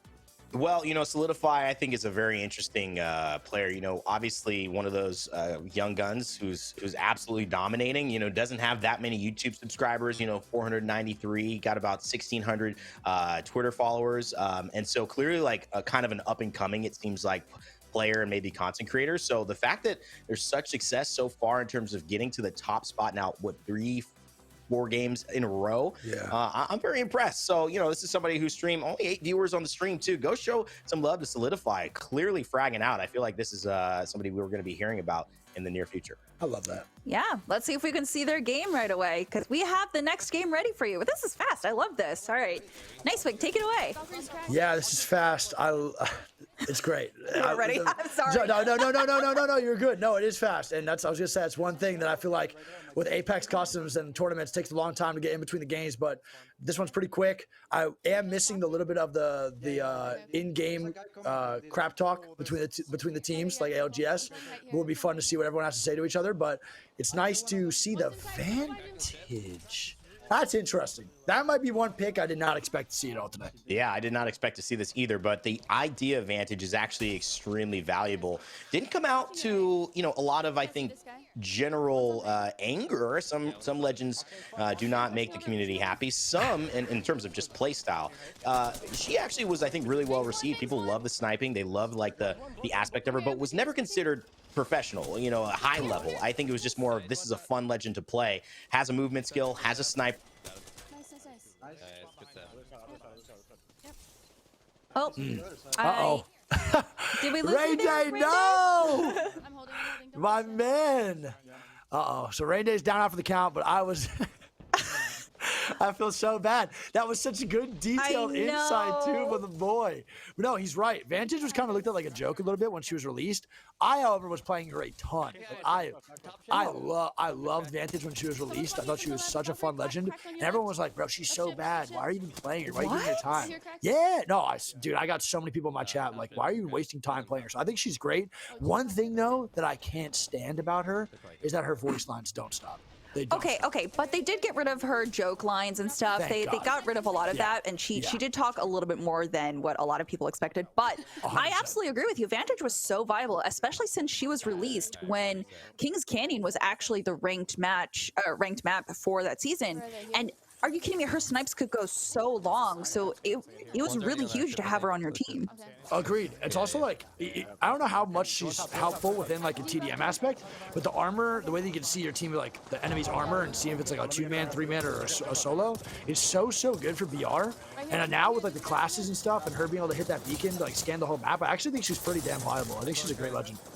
Yeah, absolutely. Now, I don't know about this one on TDM, but, you know, I think we have Rain Day back, actually. Yeah, I mean, I've never gotten a lower third for getting back into Discord call. That might be the best moment I've ever had as a caster because things happen. That is what happens when you have a live broadcast from all around the world at the same time. So appreciate you guys and the patience. Vantage, we were talking about it. Mirage. Guys, I got to talk about what's going on with Mirage here. Snipe down, feeling himself a little bit, doing something fun in the lead, or just actually believing in this legend? It is a little weird because you don't get the benefits here because you can't res anyone. Exactly. So it's a little strange. Maybe he's hoping that the other players are not as smart. It does get confusing, but I don't know. I mean, I think the ulti is definitely good to confuse. Yeah. I think a lot of like really high tier players can identify like which one's like the actual player itself. But when it comes down to maybe the content team who's not as familiar with Apex, I'll tell you right now, when you walk into a pub and there's someone with like 200 hours and you Mirage ulti, bro, they have no idea what's happening. It's like you're just transported into another world. They have no idea what's going on. So I definitely think that could be really beneficial for the squad. It also just looks like snipe down. Mirage and snipe down look like My goodness. oh my God. did you? Hey, Solidify. Ooh. yes, sir. He's the one, man. Noticing as Looking well. real good. Alternator Prowler, not the easiest, but I love the combo of the burst into the easy spray. Playing Bangalore as well. That's one of the benefits of using that ultimate. You can just hold. Huskers as well playing the Watson. And this is something, though, we're watching solidify. When you look at the team composition here, it's kind of the best of both worlds. You can get aggressive, but you also have a home base. And Huskers so smart, so strategic, and also so skillful. But what skill do you need on his end when Solidify is just taking everybody down? We have full control of This is gross shots. The Prowler coming out with the controller. It looks so good. Hit Tfue for 180. Tfue had no idea what just happened. He's got Thanos snapped. And they're going to be just chilling now on this whole left side. They have a good control, too. He's just bouncing back and forth to pretty much just help his teammates kill whoever they need to kill. And it's a good job of his teammates, like, staying alive and letting him come to help play their lives because they're getting a lot of foul. Wow. That's a Valk ulti? Did I just see that correct? Oh, you just saw that. You just saw that. Yeah. Who the? Who in the? We need names immediately because I don't have no idea what I just watched. That is a wild thing to do mid-game. That's where you get yelled at by your randoms, man. That's hilarious. And that is, that's when you got no options. I don't know what it was, but it must have been pretty bad over there in that corner. He thought, well, at least I got my ult. Let's figure it out. Oh, my God. Funny Stayed alive, stuff. though, so it's worth it. Yeah, true. 27-25 overall on the score. Snipe Down's team hasn't lost yet. Will it be the first time? They actually might have lost once, but they've, I think, the second place team overall. So they are not going to be thinking they can't get this one down somehow, but they've got to start playing patient. Those trades, they come around all the time. 2 for 1s, 3 for 2s. Snipe trying to wrap around this left side with the Prowler Wingman combo. He spots one, and he knows he got spotted back, so he's just slowing it down. Yeah, he's still rocking the Mirage, too, and I think it's really good against Bloodhound because you just scan all of the clones themselves. I think it's really, really solid. I also want to remind the chat, too, that every win is $1,800. So do not forget that you're still winning money regardless of your record if you take a W, which is great. Ooh, fun FPS with the Kraber. That's a dangerous man with that gun, dude. And that is actually a huge weapon in terms of turning the tide, especially on this map. We saw 72 hours use it, right? And that now, I mean, fun FPS. Just as much or more time with that weapon there. Oh, just narrowly. You could see the shot beams over Tfue's head. Not quite a Kraber, maybe a Wingman or a Longbow on that one, but Tfue feeling very confident with the 2 times on R301 to get damage from that far away. Right? It's so awesome. Also, I will also say, too, the mouse and keyboard R301 might be one of the most satisfying things within Apex Legends. It is such a fun gun not only to watch on a mouse and keyboard, but also to play. Like, if you're a controller player and you go into the range of the R301, it's just actually so fun on a mouse and keyboard. Yeah, he's just keeping the pressure on. Oh, And those excited too. 13s, those 15s. And it doesn't matter because he ran into fun. My goodness. That is a Kraber for you. Fun has fun, baby, and my man's feeling it right now. Got the Kraber, and that's it's such a high reward, low risk gun in this arenas map. Yeah. You don't have to peek at all. You barely have to move forward towards the enemy. And one of those shots, man, if your teammate does a little bit of damage, which everyone probably in this game mode is consistently taking damage, that a body shot will probably kill someone almost every time. Yeah, most of the time, or at least be setting them up to be taken out right immediately, because we have the banks, we have the octanes getting ready to push here. Nikki, the only one on the Vantage, which we've talked about, the 15% damage amp on the sniper. Curious to see how they use that as well. Fun also with the damage amp from the Rampart. So this is a very damage amp oriented squad trying to control this high ground and do damage. But look at this alternator as well. We've seen it in the hands of Solidify. And now Nikki's showing off what it can, do. And I don't mind it at all. No, you gotta give respect to Nikki, dude. She just gets in there. She doesn't give a F, bro. She's just going in, going towards Echo every time, and she fries, bro. Like her movement's actually so good. Such an underrated player, such an underrated content creator. Now, I wonder if this is, because obviously they don't have the Watson here on this squad. So I wonder who has set this up and if they're working as 6, because they've got to find it somewhere else. I don't think that this is the enemy gen, obviously, because those fences would have been enemy colored. So it's somebody on their squad. But, this is where we're starting to go to, right? We're seeing Ramparts. We're seeing Watsons. I think this has evolved, Wig. And I think this is why, as we get 2-3 rounds in, we have the Pathfinders, the Octanes. We're seeing this aggressive comp. Now we're starting to see some of these defensive legends because people know it's going to get down to the wire. And you're going to have to somehow hold your ground. I think that Rampart pick is about to be slept on, dude. I think we can see more teams rocking that after this game. I feel like this team might rock it after this because they lose to it potentially. Like, this is actually such a good pick, and that's just huge damage to shoot through that wall and actually get some free KP across the map. And fun, I want to point out, with like 3 or 4 kills with that Kraber alone. And that just turns the tide so much for your team. Rampart again in the top right getting the kill. That's going to be fun again with another Kraber shot. That's just huge kills, man. Like, that's where the care packages come into play. Big time. Absolutely. I mean, that's the difference, right? And especially if you're ramping up with the Kraber, because then a body shot will kill, and that typically won't in this situation. But with blue armor, you're basically done for, and that's what they're noticing. It's just the Kraber has turned too many tides. If there's a way to do it differently, I'm sure they would try, but just going against a weapon like that, best in the game, bar none. And fun, certainly showing off what it can do. Nikki trying to get aggressive, and she does. That's an easy dub for them. It was close for a minute, but not after a while. Yeah, it was kind of a steamroll, to be honest. That looked really good. And I think it started with Fun's Kraber and the Rampart pick. Yeah. That little charge shot with the Kraber, don't forget, through that wall is amp damage. So he's even doing more damage now onto that blue. And you saw he picked like 5 kills there at the end. That's just a great job by Fun, great job by Nikki. And I expect that team to advance pretty damn far. Yeah. They have the aggressiveness, but now they're combining it with some of these legends that can really help in the TDM style. It's been nice to see the variety, Stella, looking at this. Players have come in with a strategy, but they've also been willing to adjust, and that's always something that, from a competitive side is enjoyable to see. God, yeah, Timmy's playing whack-a-mole over here, but you do love to see teams kind of adapt, especially as their matches go on here. We do see Timmy's team kind of taking it a little bit slower, but that didn't really quite work out in their favor. You need to know when to move slower. That was not one of those instances. We're good. And and there are those spots that you just can't move from. You're just dead in this map, because that's like that in-between spot. You're getting aggressive. It doesn't quite work out. Now you're under pressure, and everyone knows where you are. Hal and Gilderson's doing a little bit of work.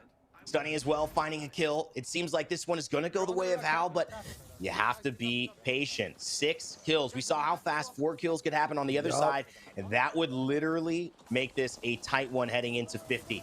So they've got to keep going. And Furia, Stunning, poking this head in and out. A couple of nice shots, no headshots though, and the Bangalore ultimate will hit, so we'll buy some time and help them restabilize. 41-45, things getting a little closer, Wig. So this one's not over yet. They're starting to cut it down a little bit, baby. They're starting to chop it down. That gap's now closing. This is such a good job, though, by Timmy's team. Like, they're recognizing they're down. They're playing way more together now, too. They're kind of moving as one, like, cohesive unit. They have to watch out though for the team across. They have these teams on height with the rampart walls, and this is going to be the game changer. They pick up 1 to 2 kills through this amp damage, and that's going to be the deciding factor for this game, I think. Ooh, Tony's go. Pizza getting lit, and he gets taken down. They try to fuse ultimate right there, and it actually hurt their squad, and that was a huge push. Oh my goodness, Timmy's team still down, but now only down by 2. Hal leading by 2 as well. 2 kills to either tie it or go through as a victor yet again. Timmy has to play this one perfectly. He's got the ultimate in the back pocket as well if he needs to move it, but that's so risky right now. Hal looking to find one. Can Hal just shut it down and end it himself? He will. My God. What a And they game, take it down. Oh, what a game. You'll love to see it. That's the one I wanted, man. That was fun as hell to watch. That was 2 elite teams battling it out. That was so good. Really nice to see that as well. I mean, that's just what you hope for in this TDM, and it is getting closer and closer. And I haven't seen a map here of any random loadout of, excuse me, any like random game of these 12 teams. We've seen 3 different pairings now of 12 teams, 12 players. All have a Rampart somewhere. I mean, Rampart has definitely made the move here. I don't know if it's Party Crasher, but the first time we saw Party Crasher, we did not see a Rampart. So I feel like this is now going to be the meta that a lot of these teams try to employ. Oh, I totally agree. I think right now we're going to see a ton of Rampart on this map specifically. I think we might see a little bit different on like Habitat and stuff, but the up top height on those little angles, like the little startup points of yeah, of the little ship, bro, with the Rampart walls is just so good. You just get free damage the whole time when they're walking through. It's just so nice. Lulu going to try to get something from this. The Kraber already used up. And not sure if that's actually helped change the tide. NRG Sweet and Verholz on the right side as well. Legion on the bottom here, holding both sides of this height. So it's going to be a little bit of a long-range poke battle here. See who gets the edge. Rampart walls on both sides, but really just trying to make their move cautiously. 3 kills will do it for Fire Dragon and the squad, and so they have no intention of moving. There's no reason why they should. No. And is this a coincidence? The Caustic maybe winning again? I don't think so, man. I don't think it's a coincidence, dude. I think it actually might just be the strat. It's slowing down probably a lot of the other teams. Yeah. And again, not a fan. The crop dust, not a fan of that one either. But it's like it's low key a really team pick for the boy Covey, man. I love it. I love it. He just wants to win. He doesn't really give a crap if he's having fun doing it himself. He just actually wants to sweat this out and take the W, which I just have to respect so much. Yeah, and you got to do it, right? And that's the thing. I think the aggressiveness right here, and you can see the Caustic ultimate following up with Coven, just creates such good space for Lulu to follow up on. She got the Devo, and she gets the kill. And that's Lulu. Immaculate. Nice, letting them know who's got the dub in this one as she takes a deep breath. I'm sure of excitement and a little bit of happiness to say we've got another dub in the pocket. Oh my God, that's so, I love that because I first started watching her because I was like, oh my God, she's like so good at the game. And I learned a lot just from watching Lulu. So seeing her win this makes me really happy. But I think one of the biggest challenges that teams face here is that you can only talk with your squad. So only within your trio. So, I mean, Nice, do you think that, how do you think that they could play better together? Because we did see Timmy's team try to pull together and play a little bit better together. Do you think that the best thing to do is just stick to someone else that's not on your squad? Maybe, but it also might just be better to actually stick to your teammates that you could talk to and let them just stick together when they're talking to each other. Or, you know, I think that would be my play. I'd stick to my teammates that I can hear what the other team do, what they want to do. And if we could all just move as 6, just like naturally and organically, then sure. But if not, then I'm just going to stick to the ones that I can hear for sure. Because even play as 3 is going to be way more beneficial.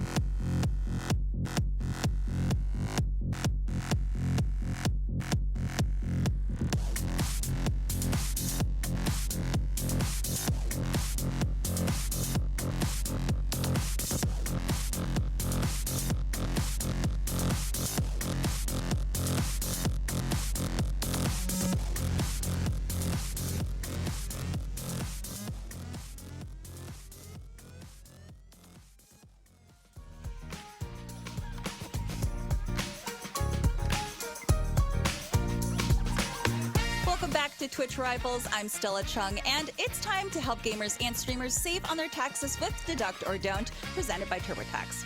Let's welcome today's contestant, Swearin. How you doing? Good. How you doing? Pretty good.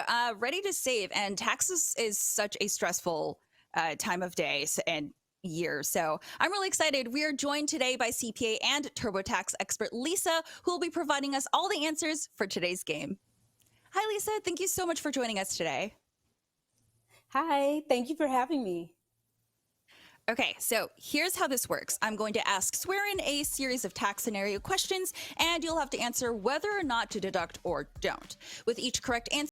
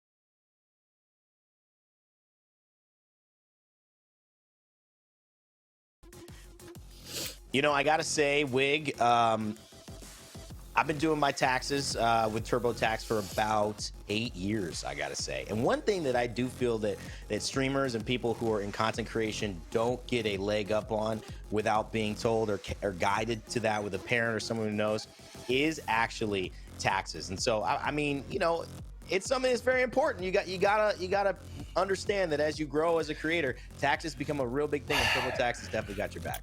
Yeah, I haven't done my taxes since '02, so we'll see how that pans out for me. But no, totally agree, man. Yeah, shout out TurboTax, getting it right for people. I love what we saw there as well. And of course, as we just bring you back into the standings of where we're at, we got Team Nick Mercs with a perfect 4 wins. Wig Hal staying real close in there, actually contributing a little bit more kills and average kills per round. But it is absolutely insane as we bring Stella back. Just checking out these standings. Domination up top from Nick Mercs. Yeah, sorry about that. I was obviously just caught up in the TurboTax stuff that we had just done. Prepping your tax returns, huh? Just getting organizing. Oh God, don't. Look, I've been procrastinating. All right, I have to do it, but I've been so busy. Okay, listen, don't judge me. Yeah, Nick Mercs team. Okay, listen, they have more wins, but they don't have more average kills per round. So that's going to be really interesting going into the finals. But nice, but how do you feel about Team Huskers here leading with like pretty much everything, except for Team Aiden does have 20.5 average kills per round? I expected it. I think it was definitely expected for me. I thought Aiden's team would be a little bit higher up with a 3-win mark for sure. I think Fire Dragon's team is definitely slept on as well. I think they're a great squad.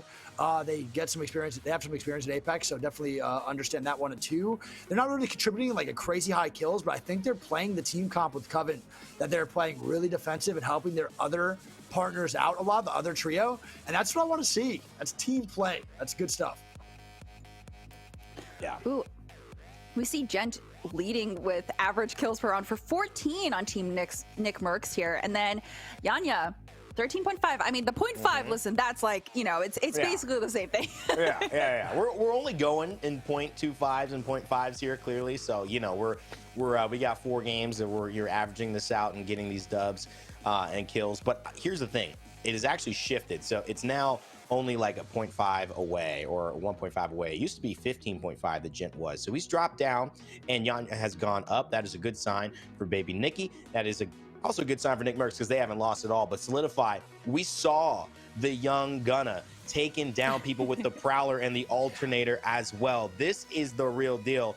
Only behind him is Aiden. And I want to bring up one quick point before we jump into it, Stella. It's like you mentioned Aiden maybe not performing. They don't have as many wins, but when you look at their average kills associated, it's actually like 20.5. Place 2 and 3, they have more wins, but they're only 14.5 in terms of kills contributing. So I'm actually a little worried about that because maybe Aiden's gotten unlucky with who he's been playing, and that's going to put him in a position in the bracket, if he's bottom 4, to play with the first place pro team, and that is going to be a hard team to beat.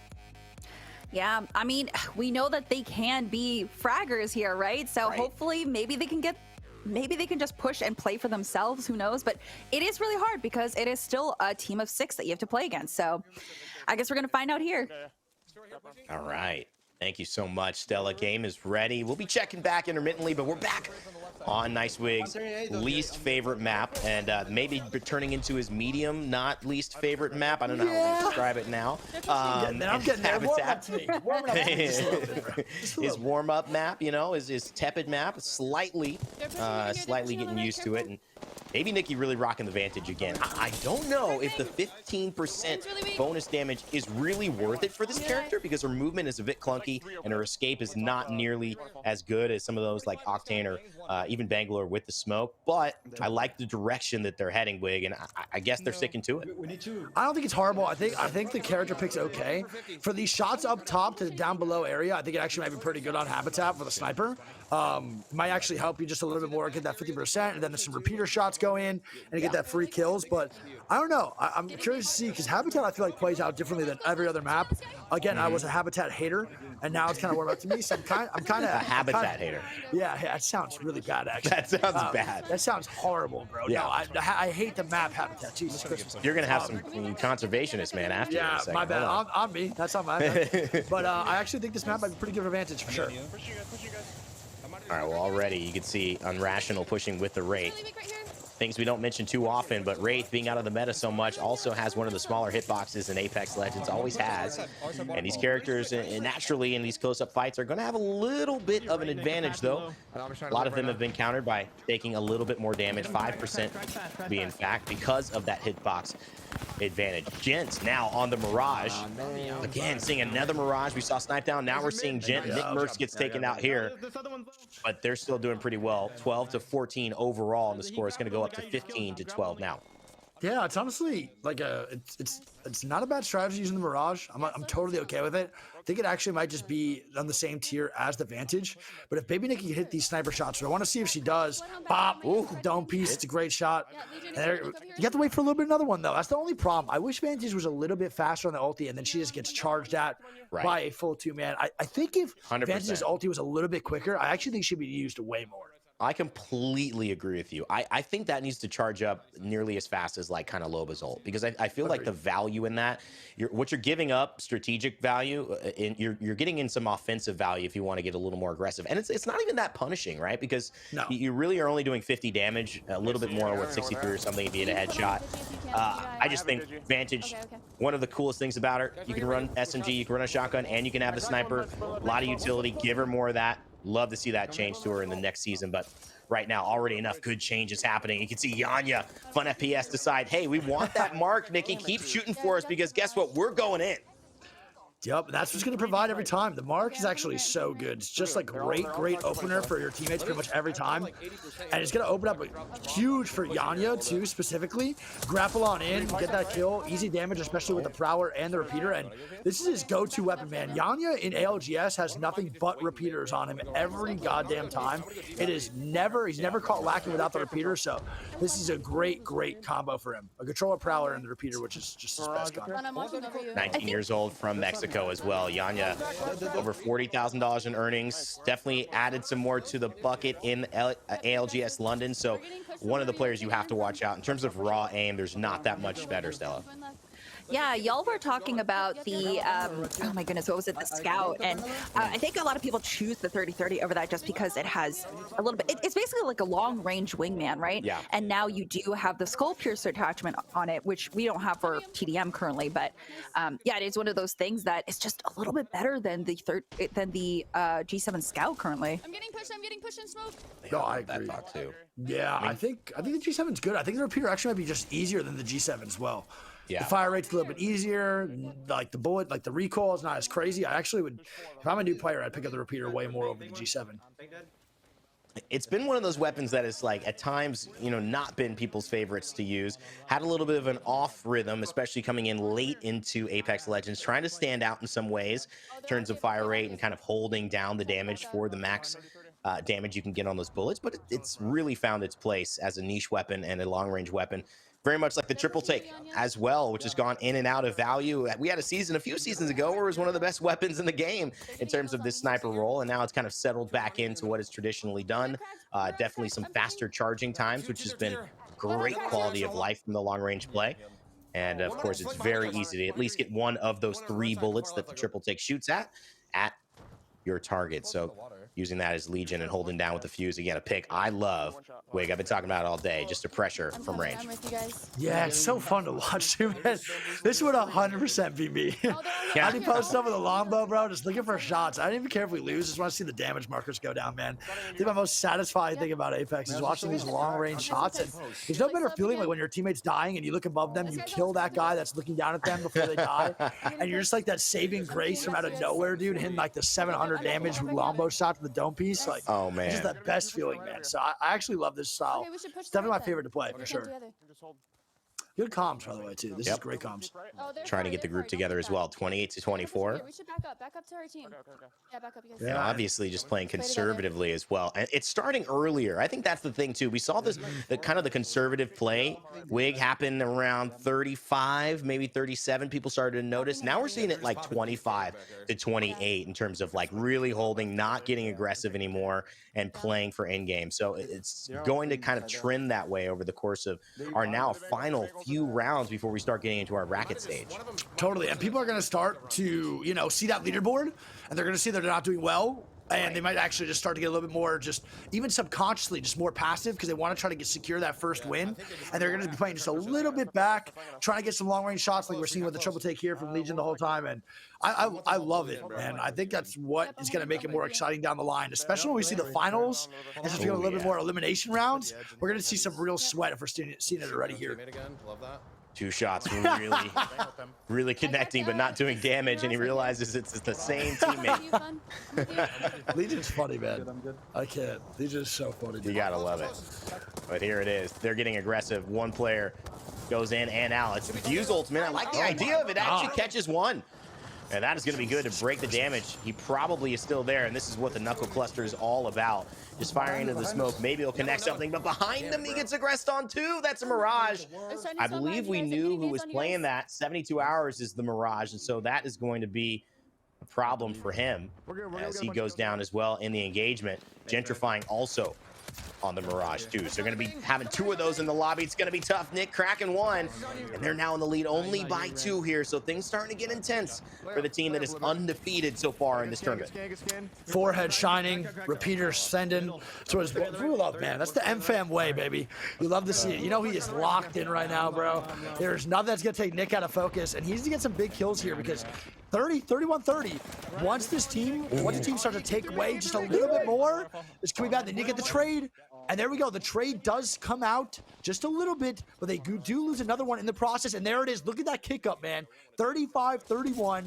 It starts to sway just a little bit, and there's the double wide swing again. Wow. And that's what you want to see. The cohesive movements coming out for these kills is so important, dude. Yeah, just back out.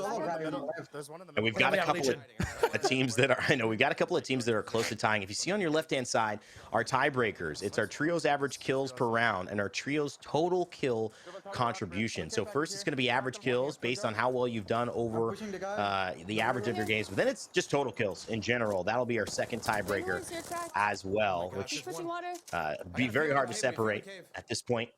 33, 34 to 38.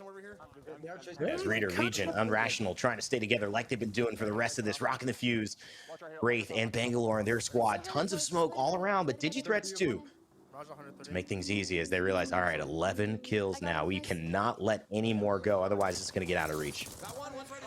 Yeah, big kill. Oh my God, that's a great spray out of the boy Legion. A little bit unexpected, I'm going to be honest. Hasn't really shown too much right now. Trying to get another one. Can he get it? Needs it. No, he's won, man. He's going to unload. Where? On his... That was a great He wanted that kill, though. He wanted that kill so bad, man. He was foaming out the mouth. But that does help catch him up a little bit. 38-40, good job by Legion, bro. That man loves that ulti. He just pulls that thing out no matter what, dude. Man, that was so good, especially just knowing that, you know, obviously getting a little bit of damage and cleaning up one, but then making sure that even if it's not your team gets that trade 2 for 1 in terms of your life. That is the most important thing you can do. Just be more effective than obviously just leaving yourself trading, or of course having someone take you out by surprise. That is the key name of the game. 39-40. Bangalore ultimate as well coming in, and that's just gonna slow down Yanya. Nikki knows she's got maybe a second before things get heavy, but she's getting aggressed on too. They all go down. That's 2 or 3. And now it's 43-45, 44. And Nick Merck surprising Gent in striking range again to keep going undefeated. That's exactly the swing that you're talking about, though, man. That was 40. That was what, 40-39. They get the Bangalore cracks. They all swing as a team. They get 6 kills right there. They completely switch the spawns now too, and that's the game changer. You make those big time trades and you get that big time aggression, and that's just gonna make you win this tournament every time. My goodness, it might have been Prize's ultimate as well. Yeah. He's rocking the Bangalore, and you could tell that Nick Merckx and Gentrifying were in that fight. You can see they don't want to let this lead go. Again, it's just been so tough for these teams to bounce back, but Nick takes a little bit more damage than he's comfortable with. Nick goes down. Maybe a sign of hope. Still a lot of work to do. Yeah, they just need 1, man. That's all they got to do. It's 49-44. It's really, really close. You just got to send it for that 1 kill. It's definitely worth it. All that matters is securing that 1 KP, man. They're a little bit weak on that side, though. Gent and Prize all by themselves. And Gent's going to be going down 49-50, baby. And there it is. Oh. And they were worried about it. There was a moment you could tell Nick slammed back and said, all right, he had to clap it out. He was coming over a little late, you could tell. Here in the middle.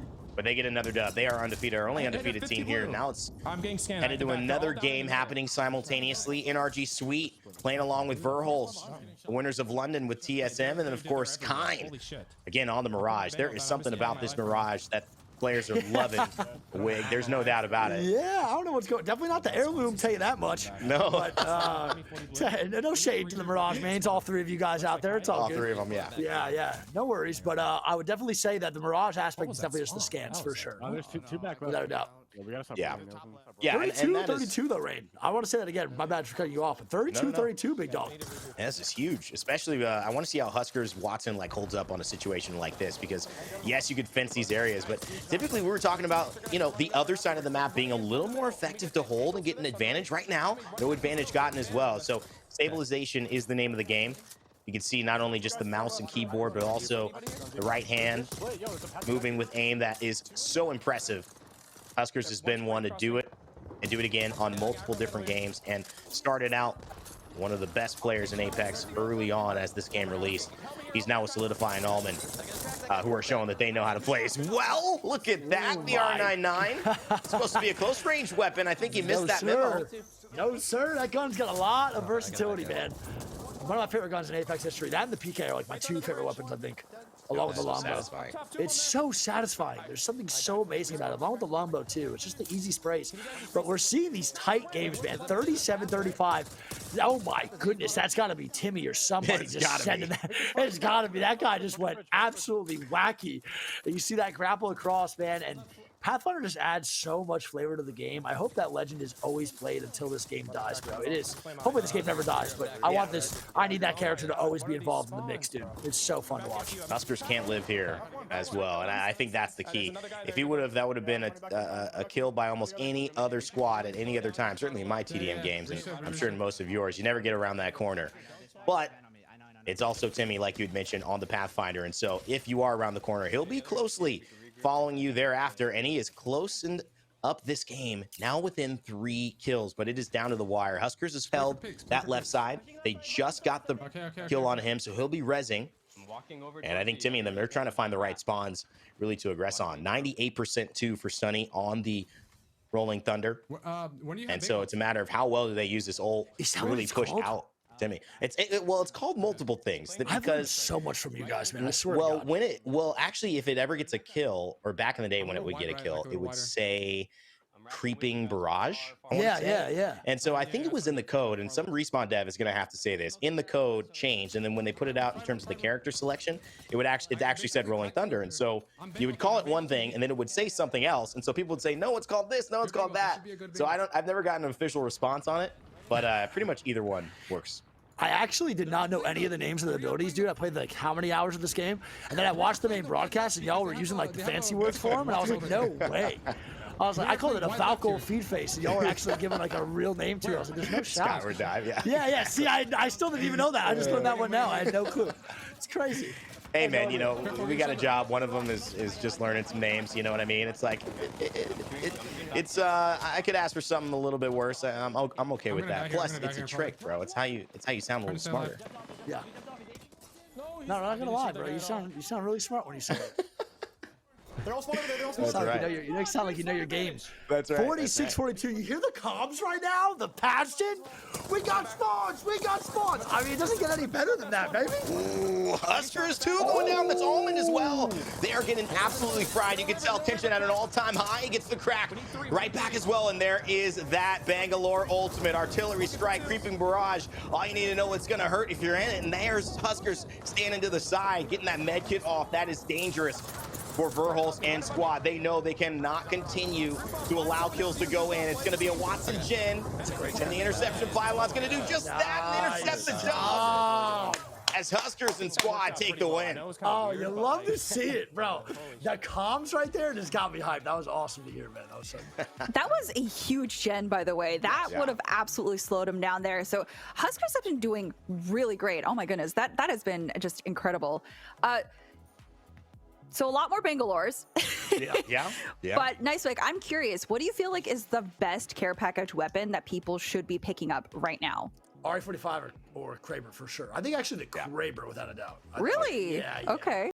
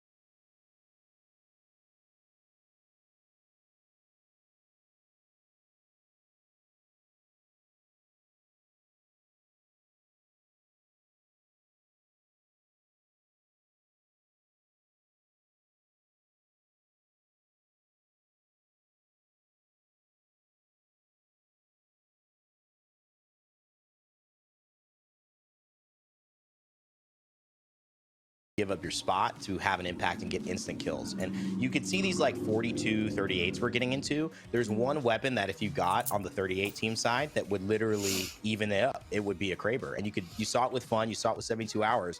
1 headshot, 2 headshot, 3 headshot. Everyone's poking from distance. It's not like people are just hiding.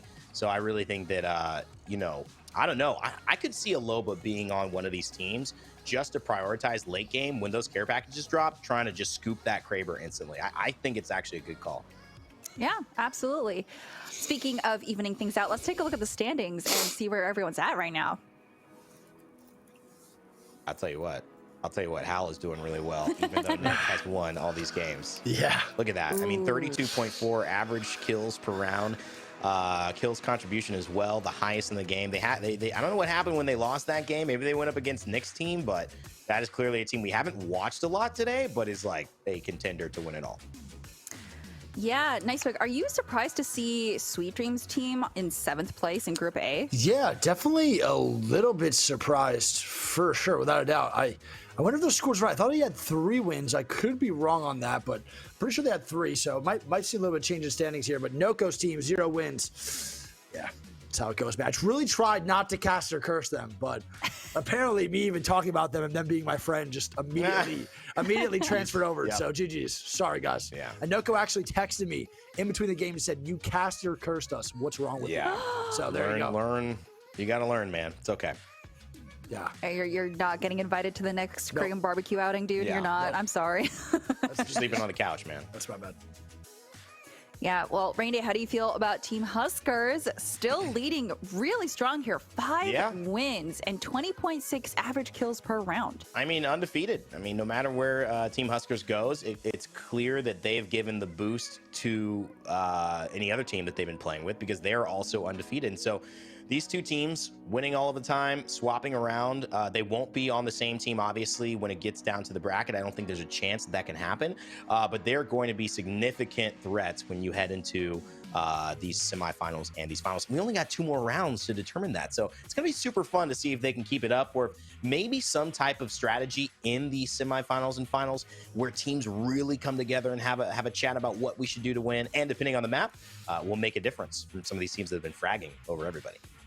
Yeah, I think around game 4, we started to see a lot of teams just slowing down immediately upon getting unleashed in the map. And it's really tough because, you know, that Habitat is such an open map. That's actually the one map that I think Loba would be really viable because you don't want to go anywhere. We saw how Sweet got caught out in the open, could not go anywhere. So that'll be interesting to see. But let's see what map we're going to in game number 6. I'm ready. I'm ready. 2 more rounds. The sweat's gonna start to pour now, big dog. Here we go. Ooh, did I see Loba? I think I saw Loba pick. Think so. No. It's Okay. double bang, double octane. Wow. Oh, there's a Loba. Nikki's rocking a Loba. That's what I thought. The caustic. Okay. The caustic. You were right. Yeah, you were right, man. Yeah. The caustic. So I wonder though if that's what they're. I mean, I'm sure that's what they're thinking, right? Because they're rocking Loba, they're rocking, and you know, Fun obviously with XZ, they play a lot of Loba, right? Just competitively. So he's very familiar with how to rock it.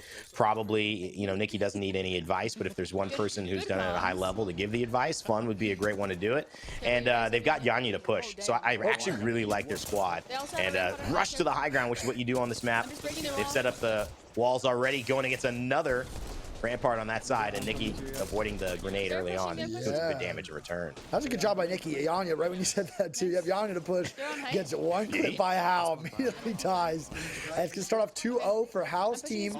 I think this is going to be a lot of aggression on this top side where Nikki's at. I think this is going to pretty much be the whole pace of the map right here. What we're seeing as Nikki goes down. It's going to be Guild coming up, some energy on energy violence. And now we're going to see Hal's team just taking total control of their whole spawn on this left side. And one of the things that we are not talking about enough is the skill that man Asu brings to the table. This person, it's hard to even call him a person because the things that he does seem inhuman. Just adding that to Gildersons, who's already widely considered maybe one of the best players in Apex in terms of 1v1s, and then you add Hal, who's proven winner, proven high skill as well, and going to get the job done. I mean, this is a scary team. 2nd place overall, highest kills overall, so we're now going to get a chance to see them on full display here. Yeah, I mean, you got two controller powerhouses. Hal pretty much making an argument for himself to be one of the best control players in the world now, which is just absurd when you think about it, because he's doing so good on mouse and keyboard regardless. But he just turns the controller, becomes a different beast. My man just fed face there. That was definitely a jump pad that I would hit every time in my pub games for sure. But yeah, then you have Ace Man, who plays the game like once every 6 months and is still on the top of his mechanics every time. It's again infuriating, dude. It's like it's mind blowing. You know, I don't play the game. I come back, bro. I need like 3 games to warm up. Maybe more. Ace comes back after like a 16-month hiatus, hasn't streamed in like 4 months, comes back out of nowhere, and he's immediately just fragging. He hit our group chat the other week with a, yo, you guys want to get food? And it was 8 months since we heard from him, man. We were like, where have you been? Wow, where have you, like, what is going on? Just fragging at all times. So he's just a different type of guy, man.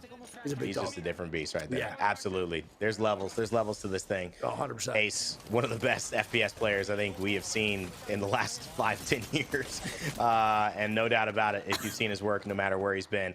On the Rampart as well, getting a chance to see the Wingman R9 alternator. So the confidence is there, and also the hair growing out a little bit.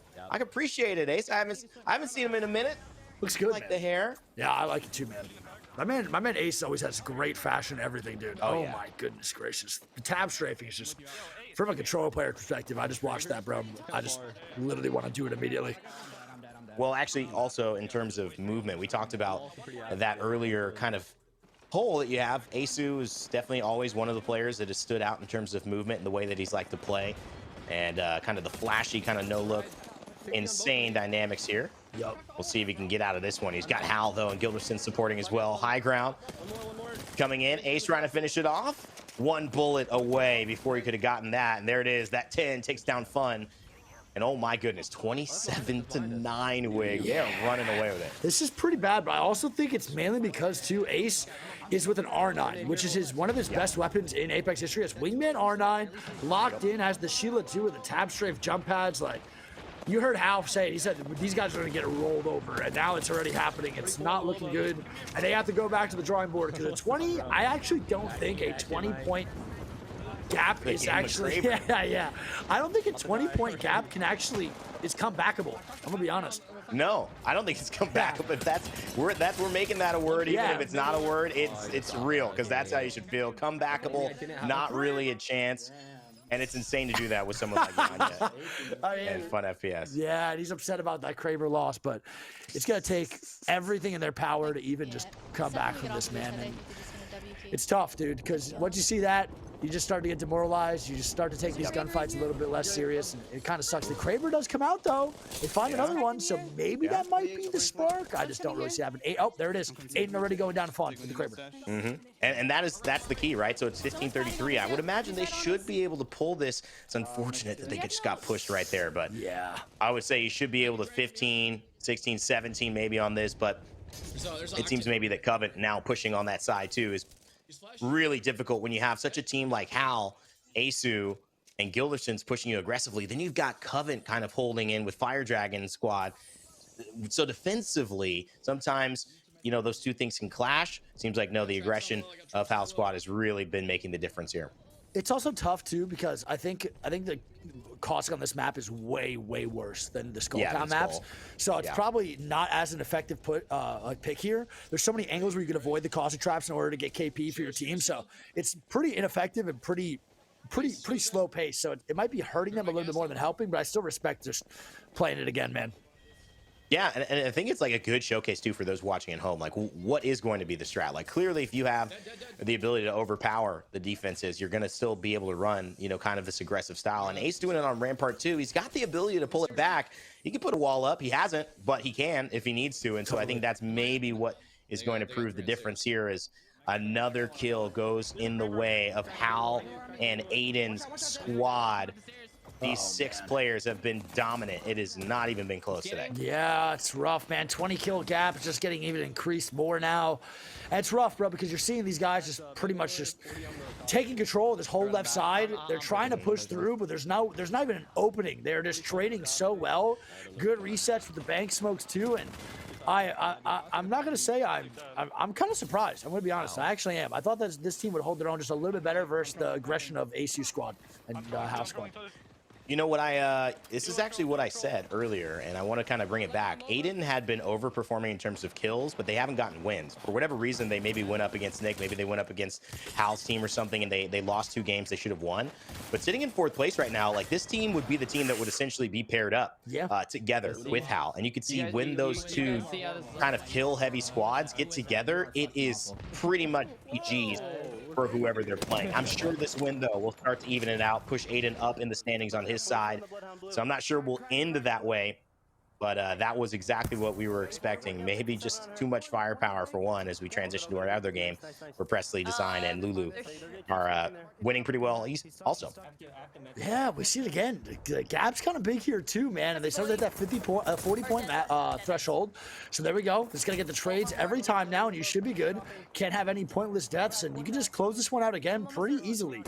We're seeing Jen take down Design, and this is against a really good team. This is going to be a big squad, don't forget. So we're going to see the leaderboard shaking up here just a little bit after this game. Ooh, very interesting there as well.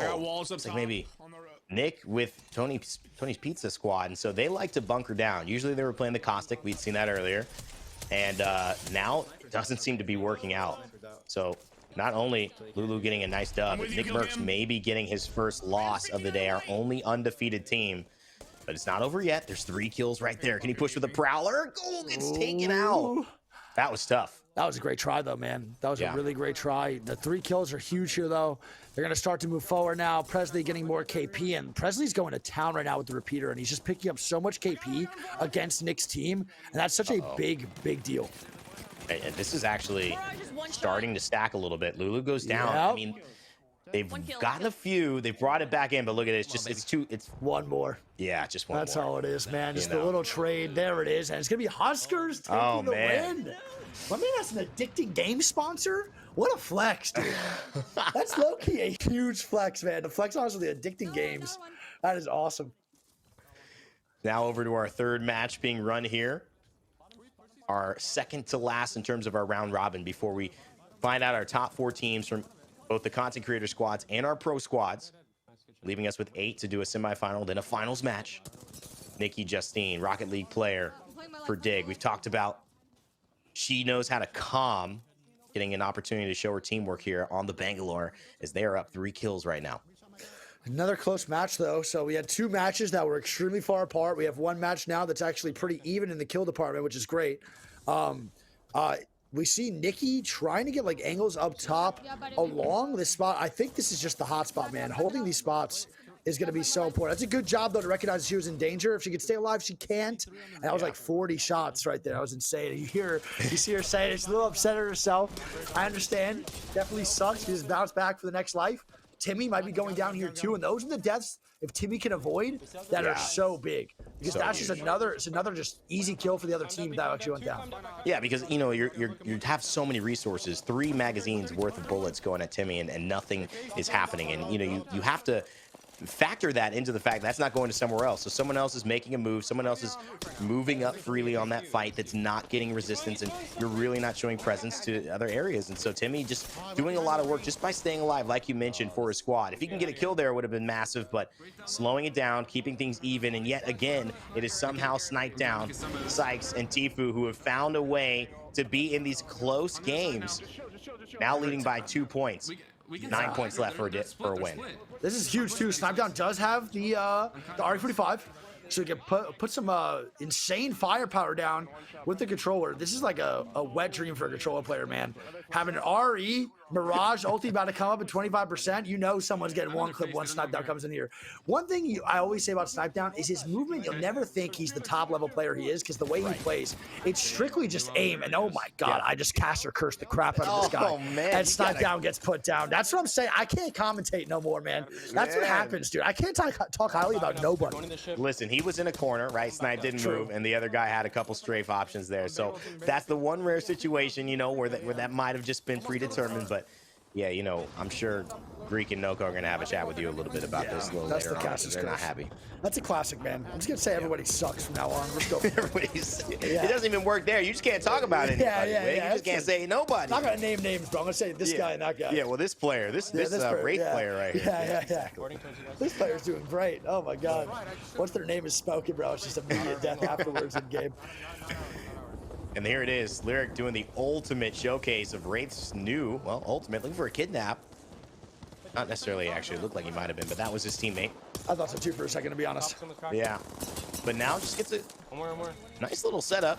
Also can get back too. And I like the concept of this, because if things do get a little bit risky, take that portal. No one's following you across the map. No one's going to take that portal after you. And if so, I think you're going to be able to get out for free. Look at this, man. 44, 42. This is such a good job by both teams to play a little bit patient here. They get that extra KP on to snipe down. That's going to be it for the 45th kill. Another one by Stunny. And his off angles on Stunny on this left side are so crucial right now. He's getting 3 shots. The other team is just shooting the open on this right side. Yeah, Lyric now getting his shielding back up as well. 46-42. But it's a 4-point switch very easily. A couple of shots there. Lyric's going to use into the void, and that's going to give him a bit of respite. But now he's got to play it out. 23 seconds before that comes back online. They've lost Stunny, so it's 3 kills separating the 2 squads. 4 for the win. Oh, no. And now it's still 3 kills, 3 for the win. Lyric has not died in a long time. Someone's going to have to finish this off. Otherwise, he looks in prime position to be able to be effective here. Remember, 6 seconds still left on Into the Void, so he's got to go for it. And he's not going to have time, it looks like. Oh, no, he's got to get around the corner. He It's through a will. hollow spray? What? And he can't get out of here. How did he just throw a hollow spray mid tab strafe super glide 180? Like, I just don't understand, man. These guys are born. They're different. They're just different. 2 kills now as well for Timmy, Stunny, and Lyric. Can they finish the job? Or will there be an upset on the other side? Stunny drops down and he loses his life. They get the dub because they trade it down. You love to see it. Great play, great aggression, and that'll be the win. Even those guys, the damage is worth it. They get that trade, and that's an easy dub, man, every time. Shout out to Zimmy as well, Team Zimmy, creator on TikTok. We've seen a lot, as well as Twitch, and Branch's platform does a lot of BR content around Fortnite, as well as now diving into Apex Legends. Got to show some love there. Clean setup. And Spencer's and Xoff keeping it close as well. We've got a 6-point game, 7-point game, excuse me, heading into the last. So what can Zimmy do to try to turn the tides around here? And we're hearing the comms, man. Sweet's even IGLing in this. It's so funny to hear. Playing the TDM match, he's IGLing his ass off, trying to get his team inside, playing smart. And this is just good communication, bro. Communication helps no matter what game mode you're in. Oh, no. No, they're coming in from Tough angle to hold with the wingman. Zimmy goes down. That's just 1 more kill. It's 4 again. Nice. For the squad to be able to get a dub. Now it's just 2. You're right, Wig. Things are getting worse and worse and worse. Oh, this is stressful, bro. I'm going This is far very, right very here. stressful. This is where the deaths here matter so much. And this could be Noko and Greeks. No, don't First say win! it. No, it don't could be. say Can they do it? Oh, no. Here we go, baby. The names have been spoken. Are they gonna get cursed? I'm curious to see if Noko has that clutch No, but you're still on a factor. sniper, right? Yep. Good, Oh, good. man. Well, we are going to Nobody put it die to the right now. test here. Wig, I can only If they imagine the lose, conversations man. that are going to happen with the Buds after this if Keep they scanning. do not pull out the dub. They gotta win, man. I gotta know this We're isn't playing for real, guns bro. now, I'm just If they lose here, it just makes me sadder because I know it's real. They gotta win. I believe. They do have Naughty, so he's I a have great Ben. 1v1er, one of the best in the world, I think, for sure. Him and Gilderson are pretty much on the same tier, I think. I'm down. Yeah, I'm When it already comes to kind straight of up. 1v1s and playing their lives, I think Naughty is actually one of the only players I'm scared to 1v1. Yeah, I have my. Like if I had to put money on a 1v1 versus me and him, I'd actually be the only player I'd be nervous about losing every time. He's so damn good. That's what I'm saying. Look at this. We push him a double bang. So What's passive. happening here? Nice to listen in. Just chill and play Yup. like. Yeah, exactly. I'm ratting here. I'm ratting on the right. They have not won very often. I'm not sure actually how many dubs they've got, We can definitely like double. but overall, this would be crucial for them to get a W here. And they're playing patient. This is tension right here. They know what it means. I'm actually down to be in there. And this is like a really big play by Noko too with the longbow. If he could just capitalize on some big time damage from maybe his teammates up front. But we see this stall. Don't forget, no time at all in the round. So No time. it's literally just all about your kills and your deaths. And this is huge, like a huge stall that's happening. Oh, that's a good shot from Noko though, man. If he can get some KP here, if he gets 1 KP, that's massive. game changer, an absolute game changer this late in the game. He is gonna have to go pretty big though. A double head, he will kill someone, I believe, right? 80, Yep. No, that's 150. It will. 164. Yeah, you're right. Or even more. Even more Oh than my that. goodness gracious. Fucking red armor. I think it's 174. Yeah, absolutely. That'll get the job done. Everyone blue shields. 150. Noko knows he's close. Still 2 kills separating these teams. The tension is in the fact that somebody has to make a move, but it's also in the fact that no one does. Nothing will force it. It will be who decides to try to take the game into their own hands. Who decides that they're not going to let things come to them and they're going to make their own destiny. Certainly wouldn't be surprised if Noko has it in him. He's hit 1 heady, but he needs 2 to close things out. 9 kills already, 3,400 damage. It's a big game, but it's not enough, Wig, to win. Yeah, I think we're gonna see a very long end game here. I don't think any team wants to really risk it. We're gonna have maybe a control player get up and aggressive. If I'm the Noko's team, I'm probably telling Narden to get a little bit more aggressive onto this side and then start to move up. I think it might be worth the risk if Naughty can catch one of them off guard. It's just a little scary if a scan comes out and Naughty's just lacking by himself over there. Yeah. Because then he just gets sent on, and then that's a free kill for the other team, and that's just closes the gap just a little bit more. So they want to keep this gap as long as possible and maybe wait for the other team to make a mistake. There is no time, but a mistake will probably happen later down the line on either of these teams. Close range. And you can see Sweet as well. This is probably the worst team to go up against for a team to make an active mistake, because Sweet knows exactly what's on the line, and he's one of the smartest, if not second or third best IGLs in the world. And you could tell that he's not going to let them make any stupid decisions. And so this is a stalemate, and they do not want to lose. They're not going to give anything up for free. It's going to have to be some crazy skill, double headshots, or this is going to go on for a very, very long time. And in fact, I think this is more of the stalemate that benefits the players that are willing to wait. And it might just be Sweet.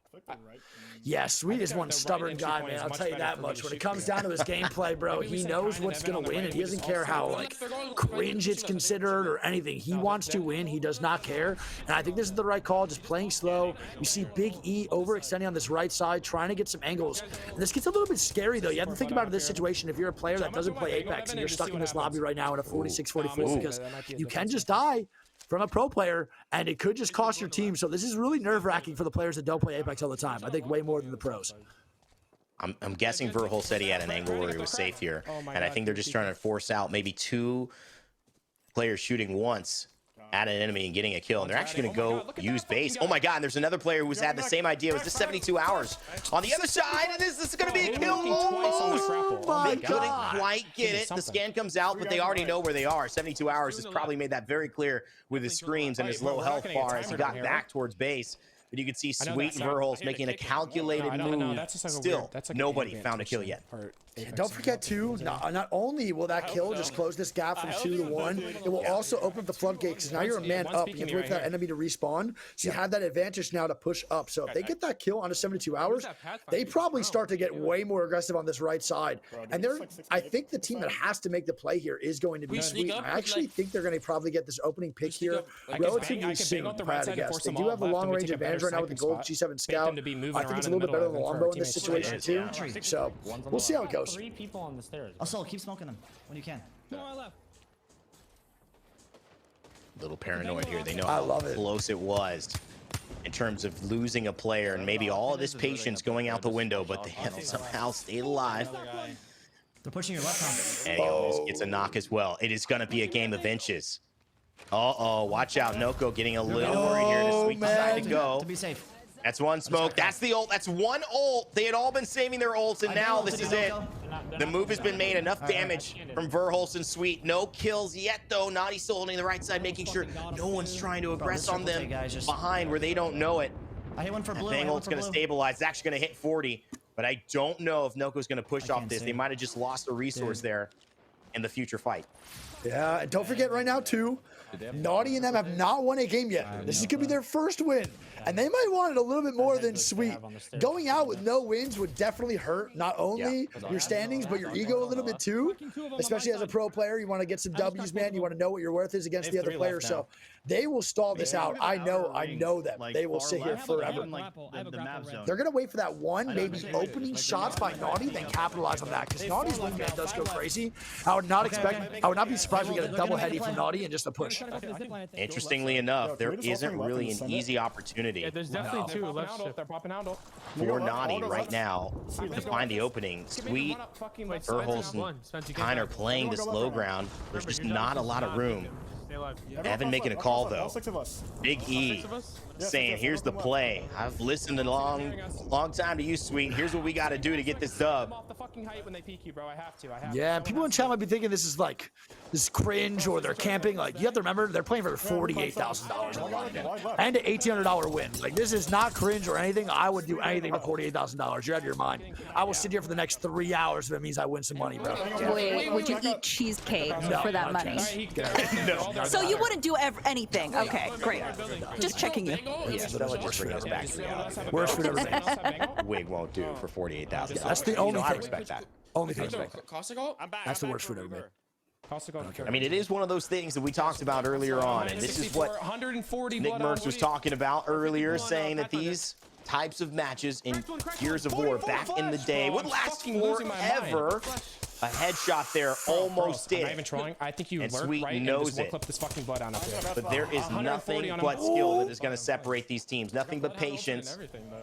It just depends on who is going to make that move first. It's getting close here too. Sweet with some almost great knocks right there. If he opens up these floodgates, man, he's gonna be the one. Don't forget also, both these teams have limited ammo. No, but I think you should say how we are, but you just lurk and make a play. So you can just pepper shots this whole time, get some good shots going through. Yeah, unlimited. Yeah, unlimited. So they can just keep shooting. They can literally sit here forever and just try to get this knock. And this is big time with the G7, man. Gold G7 shooting around is actually probably pretty fun for Sweet, to be honest. Absolutely. He's in a great spot. Yeah. Impacted the game a while, but people making these moves, it's always treacherous.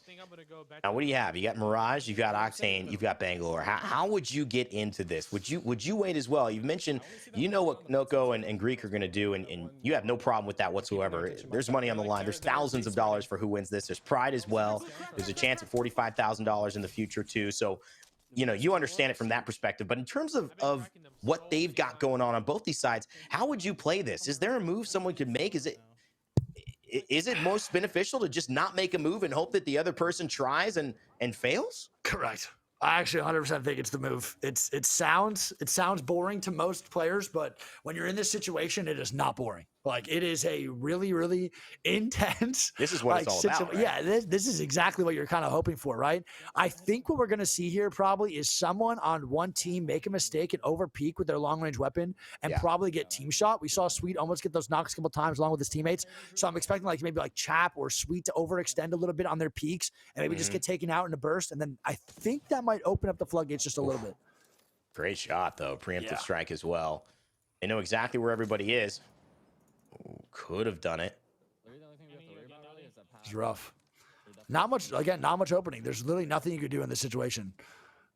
Do you feel like an Ashe ultimate to port onto where they are would be a good call here, or?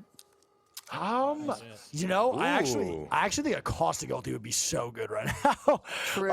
I think an ulti off something, then push forward on the left, all together as a 6-man would probably be the best bet. Or even smoke something off together and then just push on the left side.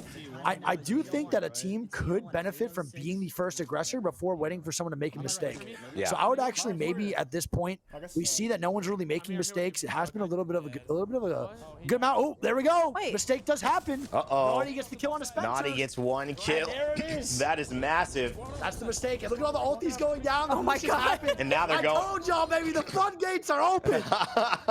They've waited and they have debated, but now it's time to see who will come at the end of it, take the W, and finish this off.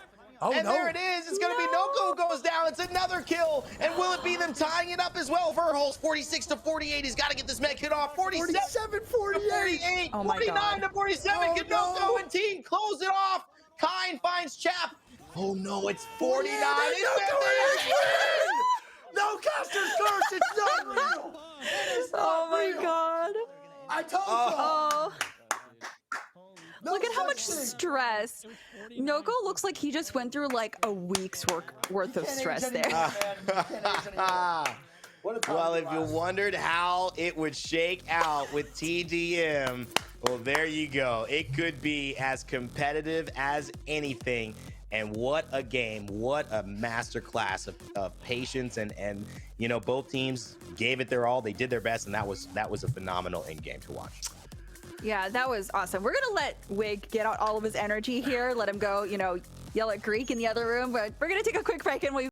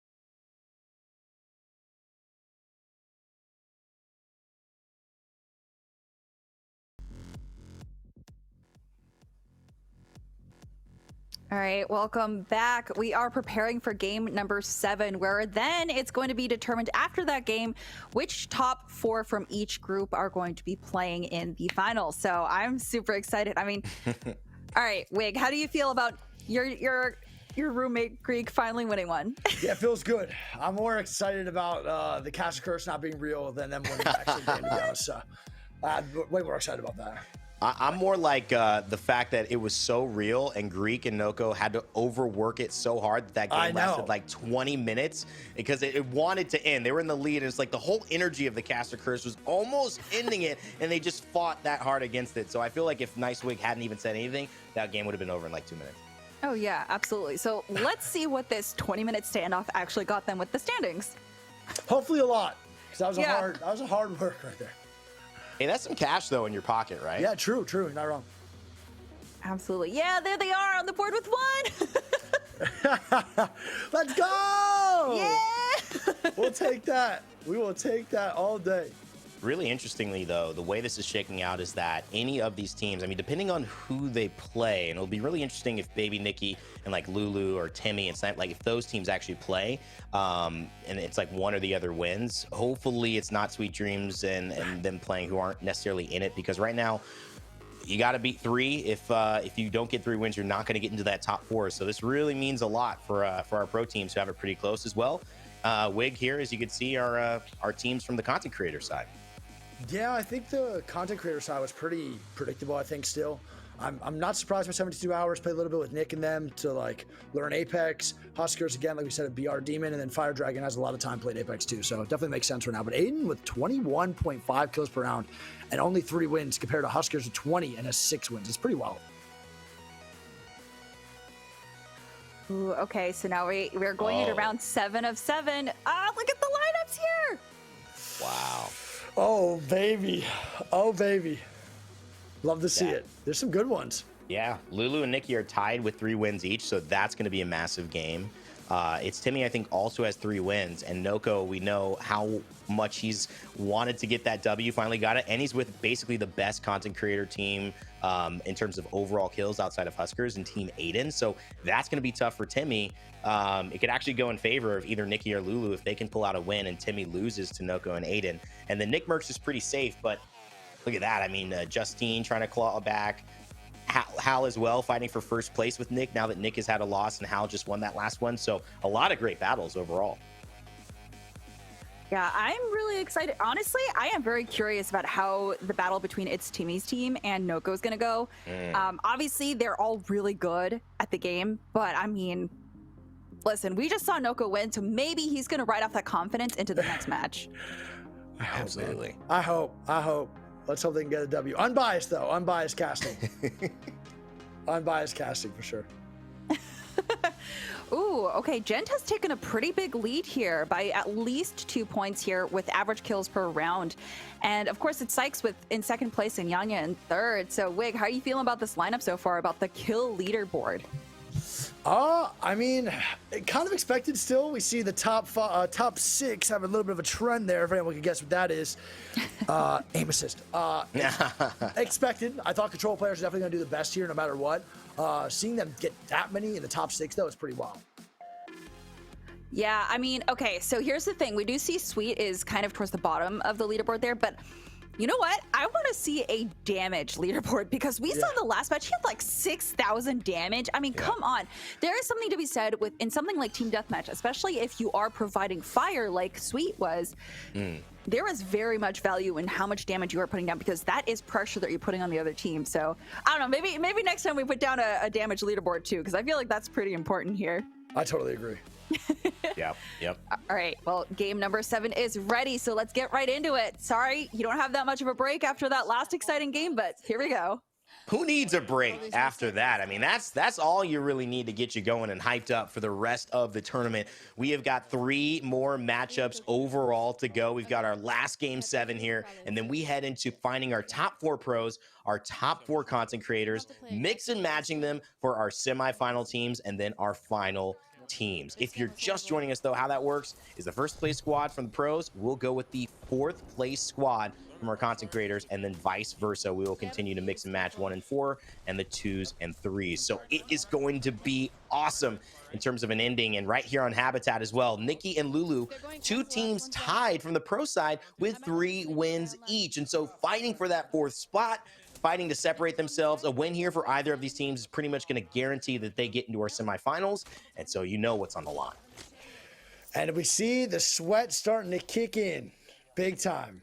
I think we're going to see a lot of teams playing more patient. Not even 1 kill yet out of both these squads. I think we're going to see these games just get longer and longer. Unless one of them is just a complete blowout, I think it's going to take their time now. They're going to settle into the map, try to get some picks from far away, and that's the way we're going to work it now. I think we're going to have a lot of marksman rifles and sniper rifles on the map. Okay. Yeah, I also think you're probably going to see that too, Wig, from the teams who are fighting for fourth or third, or like if they lose, they might not have a spot in the finals. I think maybe Nick Merckx, maybe Hal Squad could be a little bit better. I think the benefit of that too is that, I mean, you know, when you say it, if you're one, you're matching up with four, but you know, sometimes being in second place, matching up with three, maybe a little bit of a stronger team. Agreed. You know, Nick and Hal might not actually be that different in terms of skill separation. So Totally. I think we could actually see that game kind of go pretty fast, and there's not that much to lose on their end. I totally agree, 100% without a doubt. I actually think 2 and 3 would actually be better pairings for sure, and way stronger as well. So not a horrible idea. And we see a Kraber now getting into play. That's the big Kraber queen herself, Blue Lovely, rocking Wow. the longbow Kraber. I respect the crap out of this play, man. That's just big dubs. I love it. And just holding the Kraber too, like there's no rush to use that. She feels very confident that the longbow, with the way the team is going to be enough, especially with the Digi threat at 4 to 10 times School scope. bus on it, Obviously, man. with the Bangalore smokes happening around, but it's got to be careful that there's not a push, because this is not really the safest area. You have to be able to get aggressive. Oh, the Mirage decoy, The bamboozled there. bamboozle. It happens to the best of us, Lulu. Oh yeah, it does. I've gotten bamboozled way too many times to count. And they, like I said, man, 5 to 4 now, and a lot of long range kills. Fun gets another long range one, and I think it's gonna be a lot of repeaters back and forth. This gun is an absolute powerhouse. I would not expect this to just take longer and everyone just gonna have insane damage by the end of this game. Yeah, you're absolutely right. It's going to skyrocket here as well.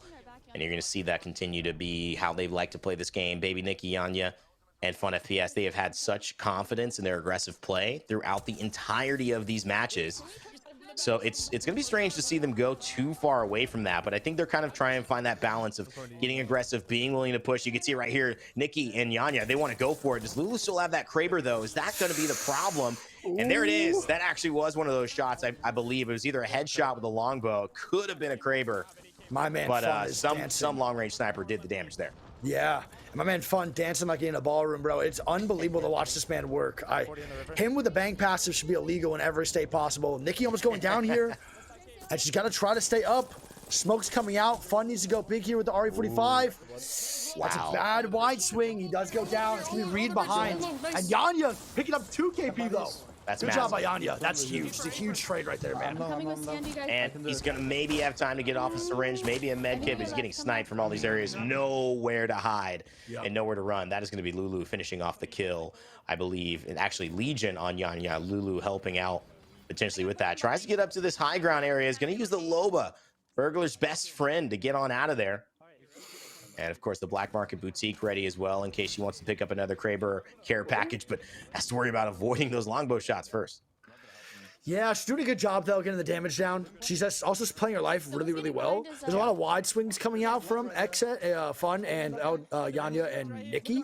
They have, like, definitely more of a wide swing aggressive approach towards the beginning of this game, and they're kind of moving as a one unit. The other team, though, is playing a little bit more passive with the long-range stuff, so it's a really nice dynamic to see between these two teams. But Nikki does have the Legolas now. She has the Katniss Everdeen to come in, and I think this bow check could put down some massive damage for them. We saw what Careful. I think there was just a moment of it when Timmy had it up in Skulltown in game 3 or 4, and you know, you could see how effective it is, but you have to have the people follow up on it. Usually they only give you 1 or 2 peeks, so if you're not headshotting and then hitting immediately, you're not going to get that down. But this is the type of team that will push off of stuff like that. Nikki also knows there's some damage around the rock. It's peppered from distance. 3 hostiles detected. May not have time to medkit, so keeps the gun out and just hides. I'm with you. It's me. Yeah, it's also just really rough, man. She's getting shot from a lot of different angles. Like we said, the other team is playing a lot of long-range weapons. So crossing in these open spaces, you just get decimated from long range. And Fun picking up another kill with the repeater. He is flying right now. And I actually think them moving together here is beneficial, but their smokes have to be on point. Like Nikki's gonna have to, Fun's really have to do well with their smokes in order for them to rotate properly into these fights. Oof. Tough stuff from Nikki. Obviously wants to bring the second weapon out, but it's the bow. Still ends up getting the kill because of the movement and the aggression from Yanya and Fun to back her up. And this is the benefit of moving his 3. You mentioned it. Something goes wrong. You need a little bit of time. Then you whiff the punch. That's when the other player shows up, Wig, and that gives you that time to reload and get that dub. It's seeming like a lot of the times, too, like one benefit about them wide swinging together is they're picking up more KP at a time. The other teams with the long range is kind of just getting that 1 to 2 KP every so often. But when you swing like this and you swing together as a team, you pick up like 2 to 3 KP in an instant. But Here's the problem, though. Once one of you guys die and you're stuck in this situation, you're all just going to die for free because now you're so deep in the base of the other players that just could be just a huge L down the line. That's actually a great point as well. You don't really consider all that too, because it's going great till it's not, and then that ends up being the big collapse. And yeah, you're giving up 3 KP where maybe they're only giving up 1 because you're pushing a solo, but they're not giving up the other 2. They're not giving up the other 2 easily at all. Just gonna zoom in with the Fuse ultimate, which you can zoom in quite far with that thing if you right click. People did not know that. I did not know that for a while either. I know that was a little hidden little thing that came out. It was, yeah. Oh yeah, no, I agree. I think one thing though that I'm liking out of Yanya is he is like wide swing with his whole chest down, man. He does not care. I think once you do that and you start to break the spawns of other players, that's where the KP starts to run in. And you might be sitting there like, oh, it's just team deathmatch. It's not that strategic. There's definitely some moments where there is no strategy involved. When it comes down to it, you could 100% play strategically for sure. Oh yeah, and I think too the spawns that's the interesting thing. There is no set spawn zone location that's going to happen. So you're not just going to spawn at your base and then walk forward. You're going to spawn in random spots. And so if you kill one person here and one person there and you're a part of a trio, they might be spawning in different spots, and it's going to take them even longer to get together and start to group up. So it is very effective to kick that snowball off if you can. And right now, Legion doing everything that he can with the Fuse Knuckle Clusters. None of them have hit yet. And just as I say it, it's big damage on that one. And again, not a lot of grenades in this round. You spawn with one. It's either an Arc Star, a Thermite, or a grenade, depending on the loadout that you pick in this mode. But Fuse brings 2 Knuckle Clusters on cooldown for most of the game. And it's one of the things I love about this character, and I like Legion picking it up. I agree, totally. I think the damage too from the Knuckle Clusters is so clutch. That character is so damn good. I think he's like so underplayed. Maybe not in TDM, but definitely think he's overall a really good character. And you see the reset coming out. They want to chill just for a little bit here, catch their breath. They're starting to lose it just a little bit, but it makes sense just to regain here, play together, and just go from there. Haven't been much of a separation here in this game. That might be the biggest one. If this is what it is. 2 kills. And now 3, and that is really, I think, the biggest lead we have seen so far. But it's right back to 2 to tell you how close this is, how much people are trading. This is going to be a game that goes down to the wire. There's no doubt about it, because the way they're playing, you can't separate it. They're just trading instantly. You go down once, the other 2 show up. Shots like this might make the difference. Lulu, almost, but not enough. Yeah, and I think we're going to see when we go to the other games too, we're probably going to see something very similar to every game right now along the lines of this. Jesus Christmas, I can't speak. My bad. Along the lines of this, I think we're going to see probably, unless again, like I said, it's going to be a steamroll. Then we'll see like maybe like a 40 to like 26. But I don't think we're going to see the gap split too much now at all. Genuinely one of those things, though, for this game in particular, most likely determining who is going to be playing the next 2 games for the $45,000 potentially. And I think that is why this is your most intense game right now. Other teams, they might have a chance. It is possible, but we know these 2 teams are currently tied with 3 kills, 3 wins overall, and I believe in 3rd and 4th place. So we'll see what ends up happening. 27-27 here, halfway, just about to 50 kills. As one goes down, another trades as well. Lulu and Yanya and Designful getting in on the action. Lulu, the one, actually stays alive, and Lulu gets another kill there. Actually, very, very nice, and that now puts her team in the lead in 1. Yep, and those 2 picks, baby. I'm telling you, man, those make the difference. Having one guy getting aggressive and your other teammates looking back is the way. That's pretty much how I play pretty much almost every ranked game I play as well. I'm a longbow player. I like to sit back, let my team get aggressive, and then help them with the support shots. If you hit those necessary shots, man, you could rack up like 3 to 4 KP quite quick in BR, but in TDM, you could probably rack it up even quicker depending on the angles you have. Stella, we're seeing something that we've talked about before. As these games have gone on, it has gotten more intense.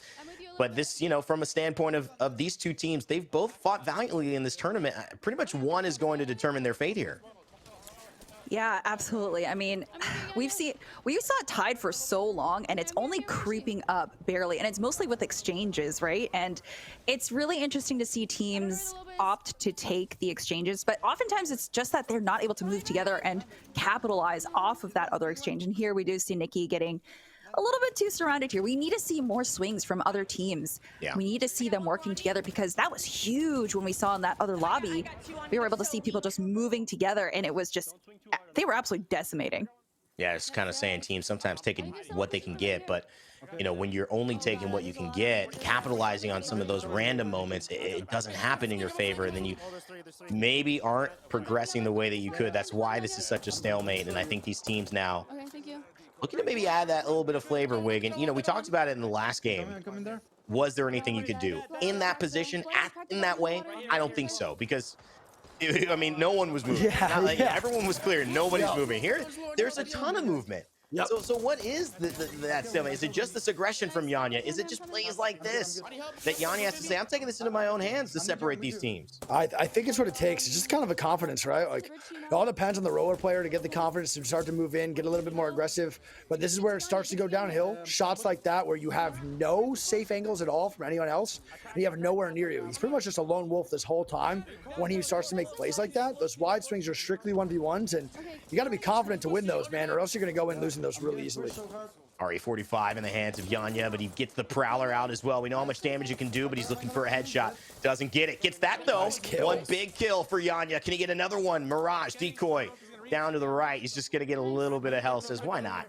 1-2 health. That might make the difference as well. And wait for the shield to heal back up onto the blue. Yanya getting aggressive as ever, as he's been touted. One of the best in the business at doing stuff like that. And there it is. There's no wide swings, man. That's what I'm talking about, right? These wide swings are going absolutely huge. The aggression he is bringing is the game changer. Is that 17 kills, it says in the top right? 17. My man is frying. Look at that. Another one coming out. Come on. There it is, baby. Vamos, LG. That's what I'm talking about. You love to see it, man. Vamos. That's fine. Mexico, vamos, Yanya, vamos, LG, and vamos, baby Nikki in the squad, tied with Lulu to this, and Yanya has single-handedly lived up to his name in terms of how good this man can be. The young gunner, 19 from Mexico, just showed off what he could do in London, and now showing it off here in our Twitch rivals, 200K TDM. They are 5 kills away, and it might just be him who's been the difference. Goodness, what is he on right now? Good lord, can we get a PC check? Yanya is going crazy. These Prowler shots looking otherworldly. I will say, though, that one thing that Yanya does better than every other roller player is play his life. I think that's what separates him from so many other great roller players. I think when he's in that mode of really just elevating himself and playing smart and not just getting that roller brain that always everyone talks about, and playing for that HP and playing for those little kills that he can get, that's what separates him so much. And he is just such a phenomenal player, man. And having him on your team is like a huge relief because you just know he's not ever losing 1v1s, ever. One of the big reasons, too, I think, when you look at it, is this side right here is a little bit easier to wide swing than the other side. You can kind of go through the bridge and push with these rocks hiding you, and then this is a very hard spot to hold. And so Yanya's basically done as much of a swing to the right as he could.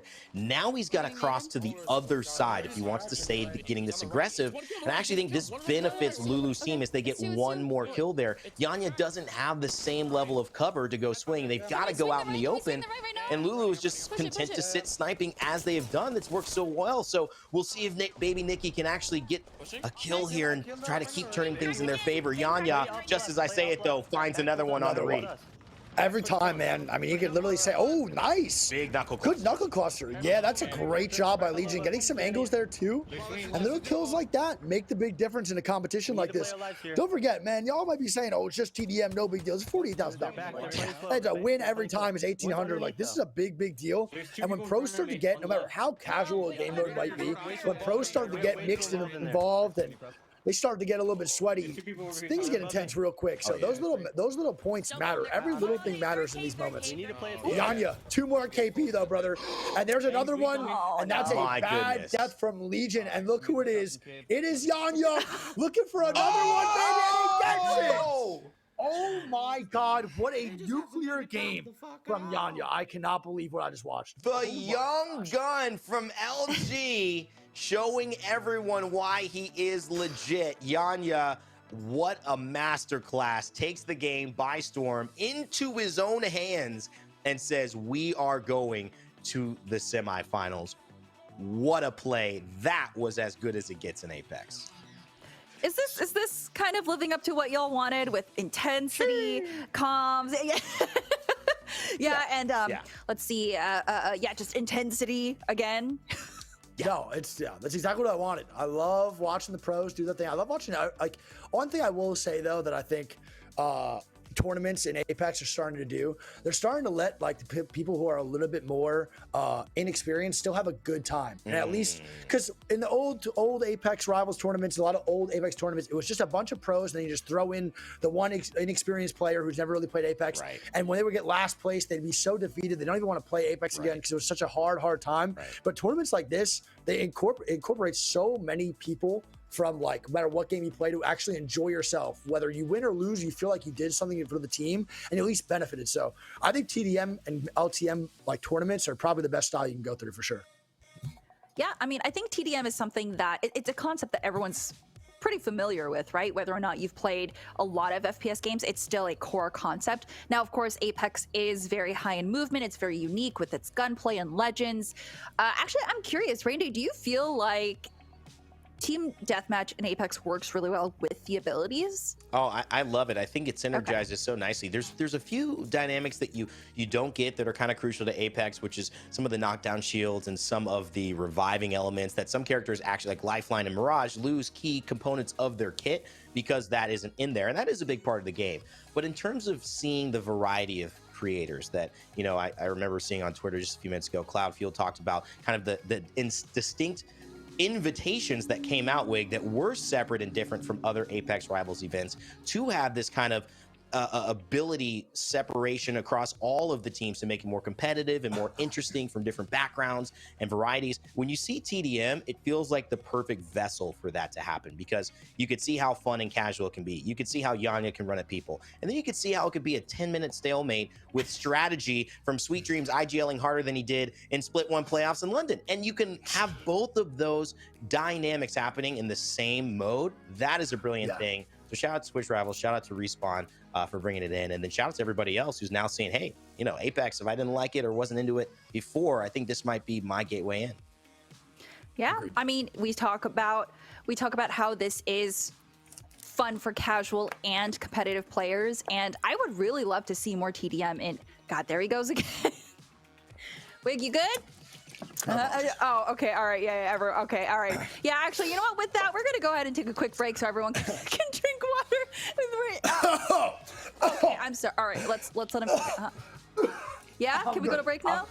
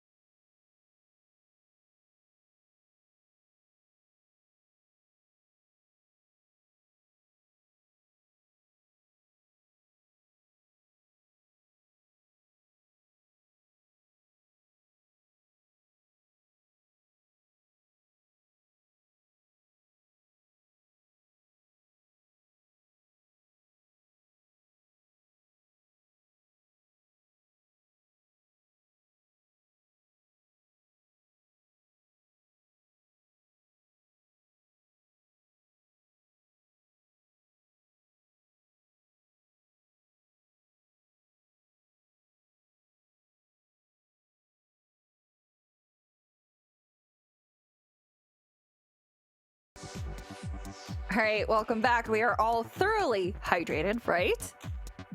Yeah. Okay. For now. Look at his little cheeky grin. For now.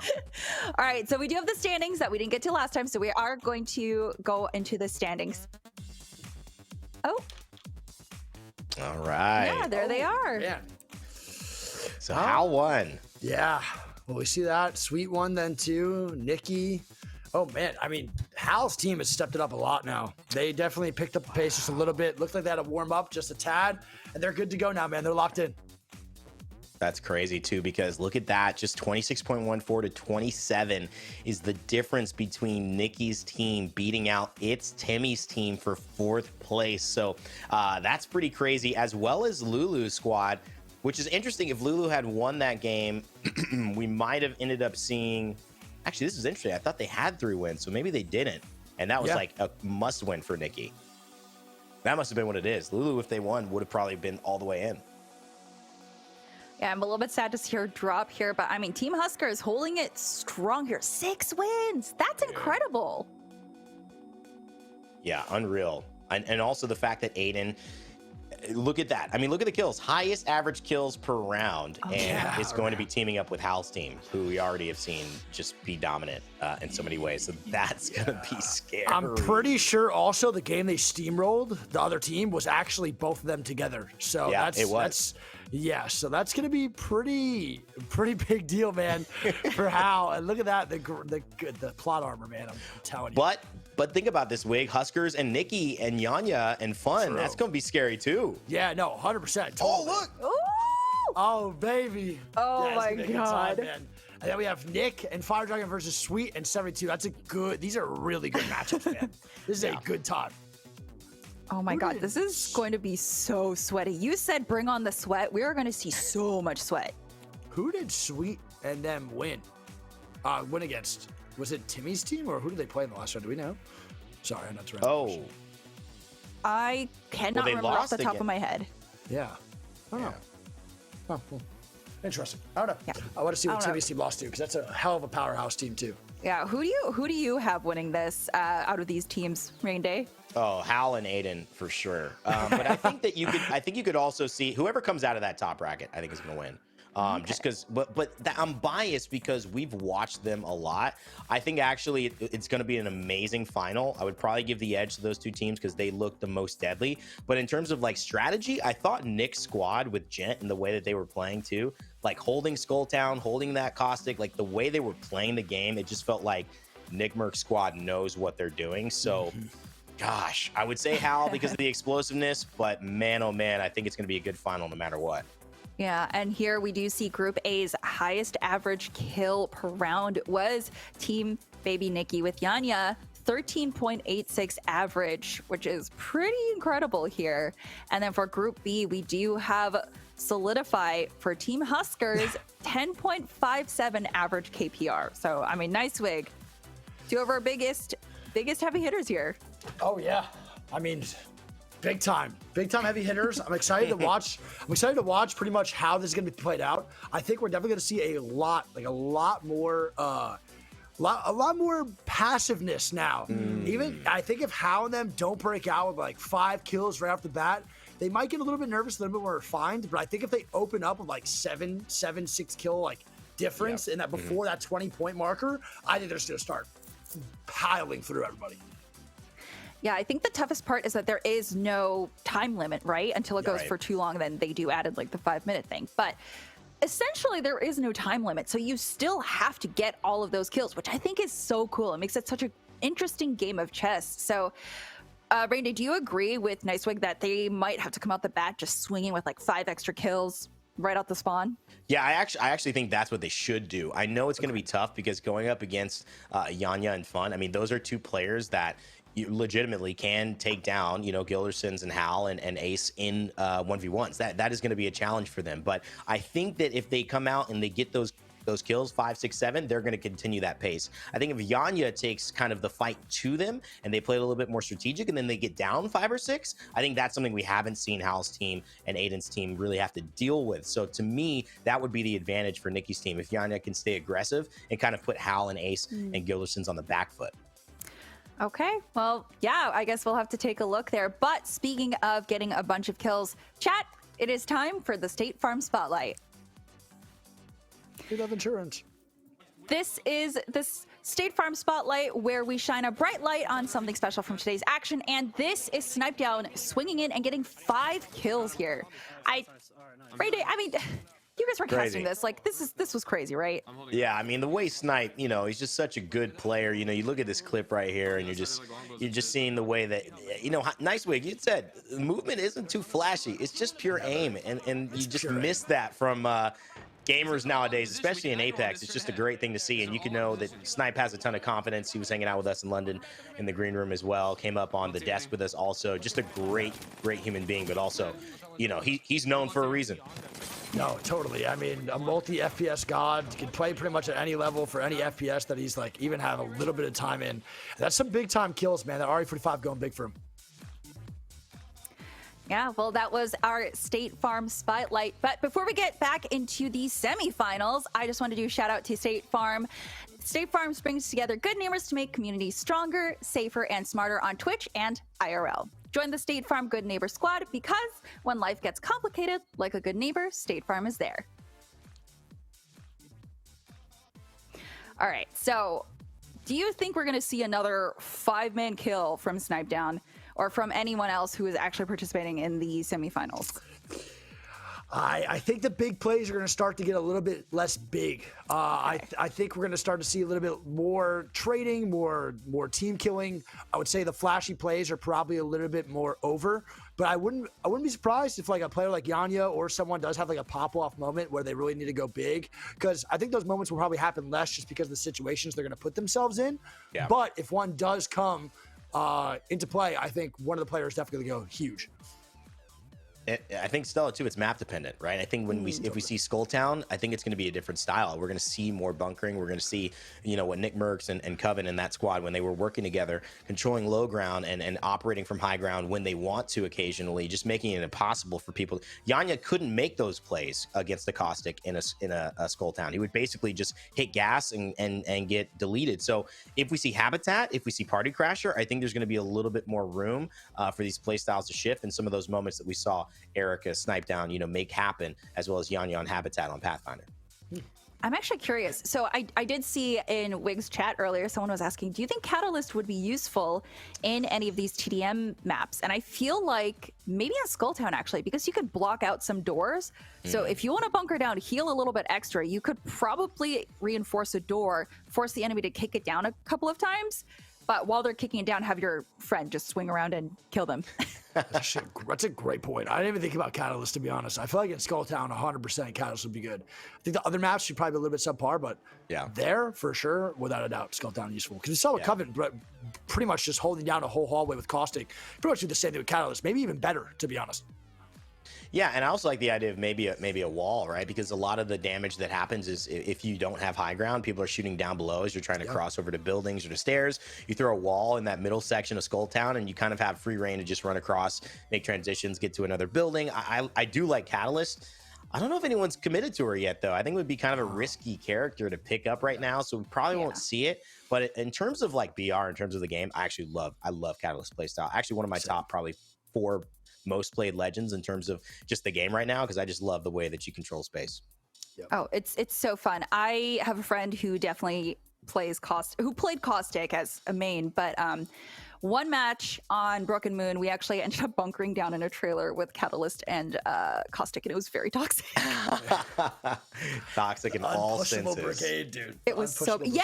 Every time a door would get knocked down, I'd be like, okay, well, here's a fake one. It was so bad. I'm telling you, I think that character is like yet to get figured out in the pro scene of Apex Legends. I definitely have seen some like crazy TikToks where she's used in like a very, very, very effective way. But I think within the pro scene, it's not really figured out yet. We have a couple teams like Aurora and even like Aurora and NRG just trying to find their way with like what Catalyst does does well and what she doesn't do well. But it's really fun to watch. Like the pushes with Catalyst are actually super intense. So I hope we see more of her being played along with like maybe more Mad Maggie as well. I feel like that combination's Yeah. really good. Yes, I love Mad Maggie. She is, aside from Fuse, she's like my favorite Breacher character. She's so she is fun. so fun to play. Oh my god, her ball goes so far now too. I know. Yeah. I know. Totally. I think Wraith is also pretty damn good. I would say that Wraith is probably going to be used with her just a little bit more too, because you can make some like really good portals with the walls, and you can just end up coming out of that wall knowing where you just went or portaled to. So I think it's also another great character pair with her. I'm excited to see pretty much what people find out about these characters now with the whole class system and everything being different. Yeah, I feel like people are just now discovering how to really use Newcastle as well too. So true. it's just a learning curve. It's just you gotta spend more time in the game to learn it. But really it. speaking of spending more time in the game, we're going into the semifinals. I'm so excited to see these matchups. Woo. I mean, it is going to be so sweaty. Oh yes.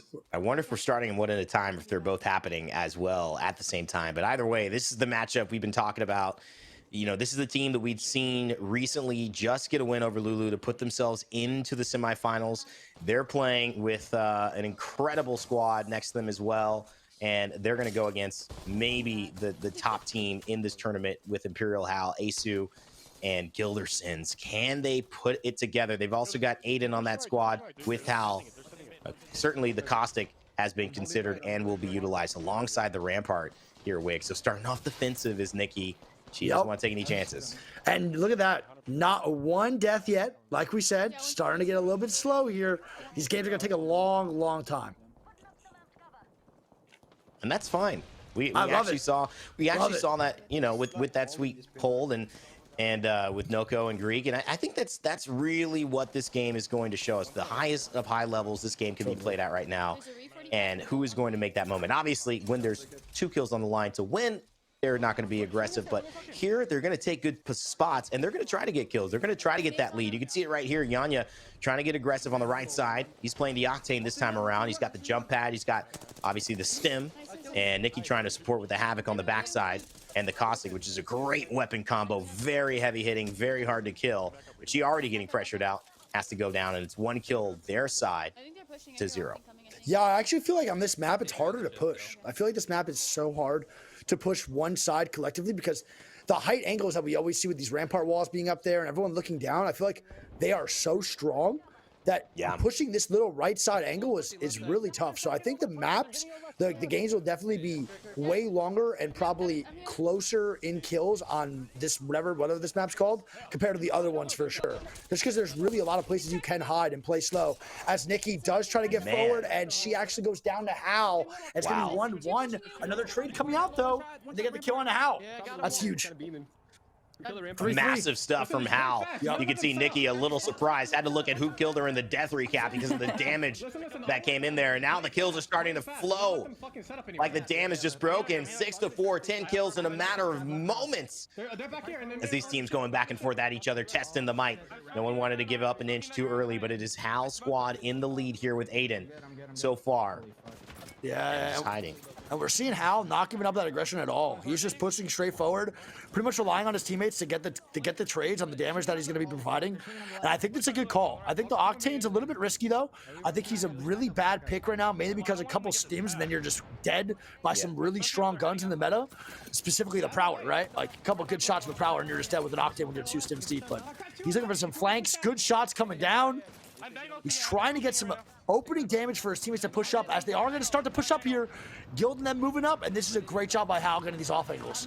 And that's when you're not running that fuse again. There's no pressure that can come. Grenade's already been used. You're going to get another one when you die, but that's the thing. Everyone's been staying alive so much of this game, and this is a huge push. Gildersons picks up Huskers as well, and this is the squad that's been holding height on that other side. Hal knows he's got a lot to do here with the Prowler, and does enough to allow Gildersons to clean up 3.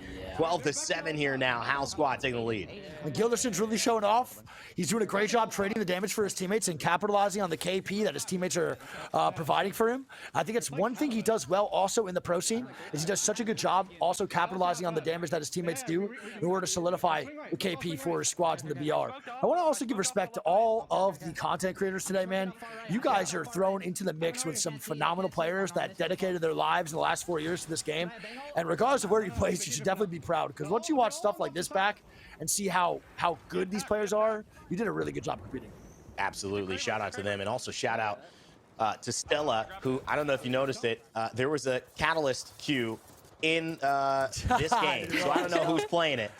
But Catalyst has made an appearance somewhere, somehow. Right here, you see her playing? I don't know who that is either. I can't see the name, but that is fucking awesome. I think it's a great pick.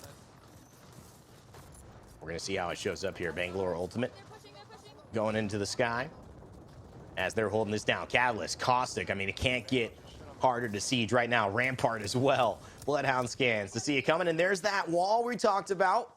The piercing veil. It doesn't go far enough, though.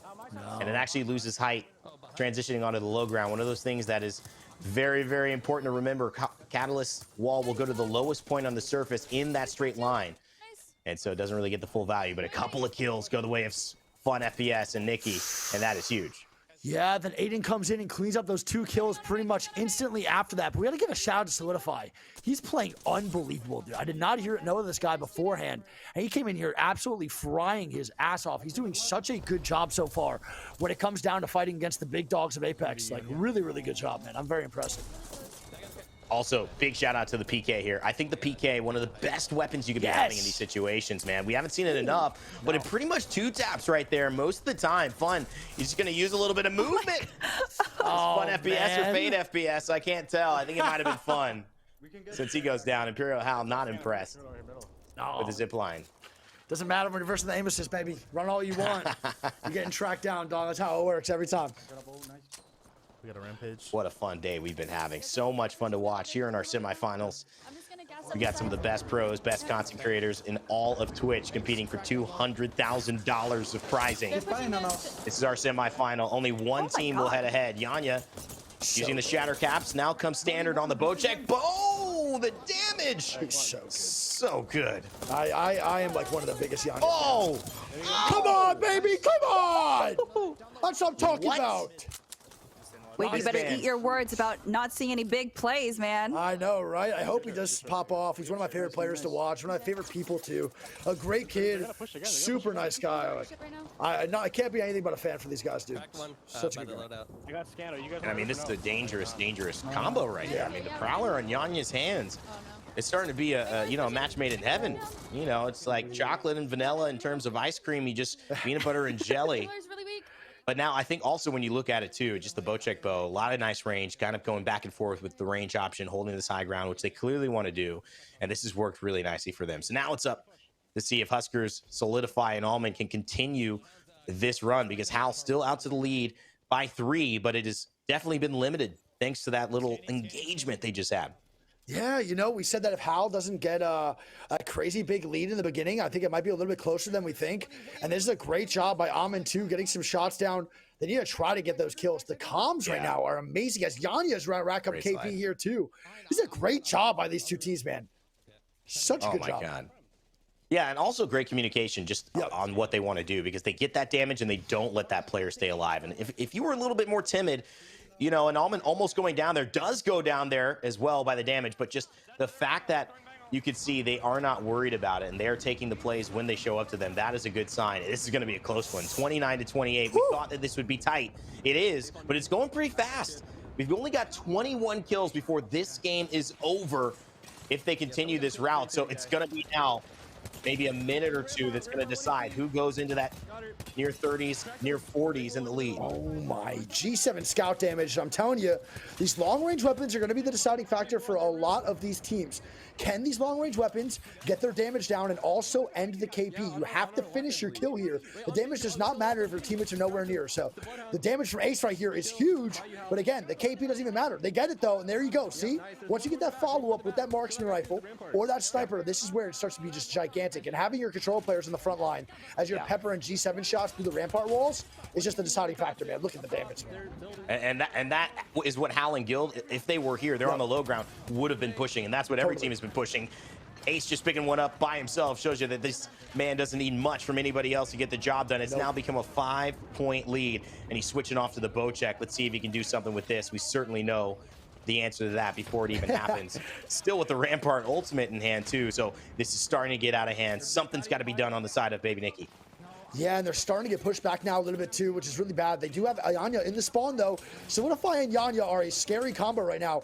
Ace almost going down as well. Yanya getting some more KP. And look at the comeback! 34-34! Domination from Baby Nicky's team. This is huge as Ace is also gonna go down and the tides have turned. What a phenomenal job. Holy crap, man. I'm playing slow. Yeah, play slow. I cannot believe it. It's Yanya as well. I mean, look at this. Baby Nikki, Yanya, and Fun have totally turned the tide here, and now they've taken the high ground away from Hal, Asu, and Gildersons, who got a little bit more aggressive than they needed to. When Asu got under pressure, no one was there yet. Hal and Gildersons died, and then it became Asu and Fun and Yanya's territory as well. I mean, excuse me, X-Set Fun, Yanya, and Nikki's territory. What a moment there. And now things certainly have slowed down and shifted as 36-34, 14 kills before Nikki now in the lead is able to take this game home and advance to the finals. But I'm sure this is not the end of it, Wig. I'm sure we just saw a little bit of a side quest in this story. The main act is yet to follow as these two teams set up across the way here and are getting a little bit less aggressive. Yeah, I think we're going to see probably the slowdown now happen. We're going to see teams just take their time, reset a little bit. No, like especially Nikki's team. They just had a huge turn of events. Great KP, a 6 KP turn.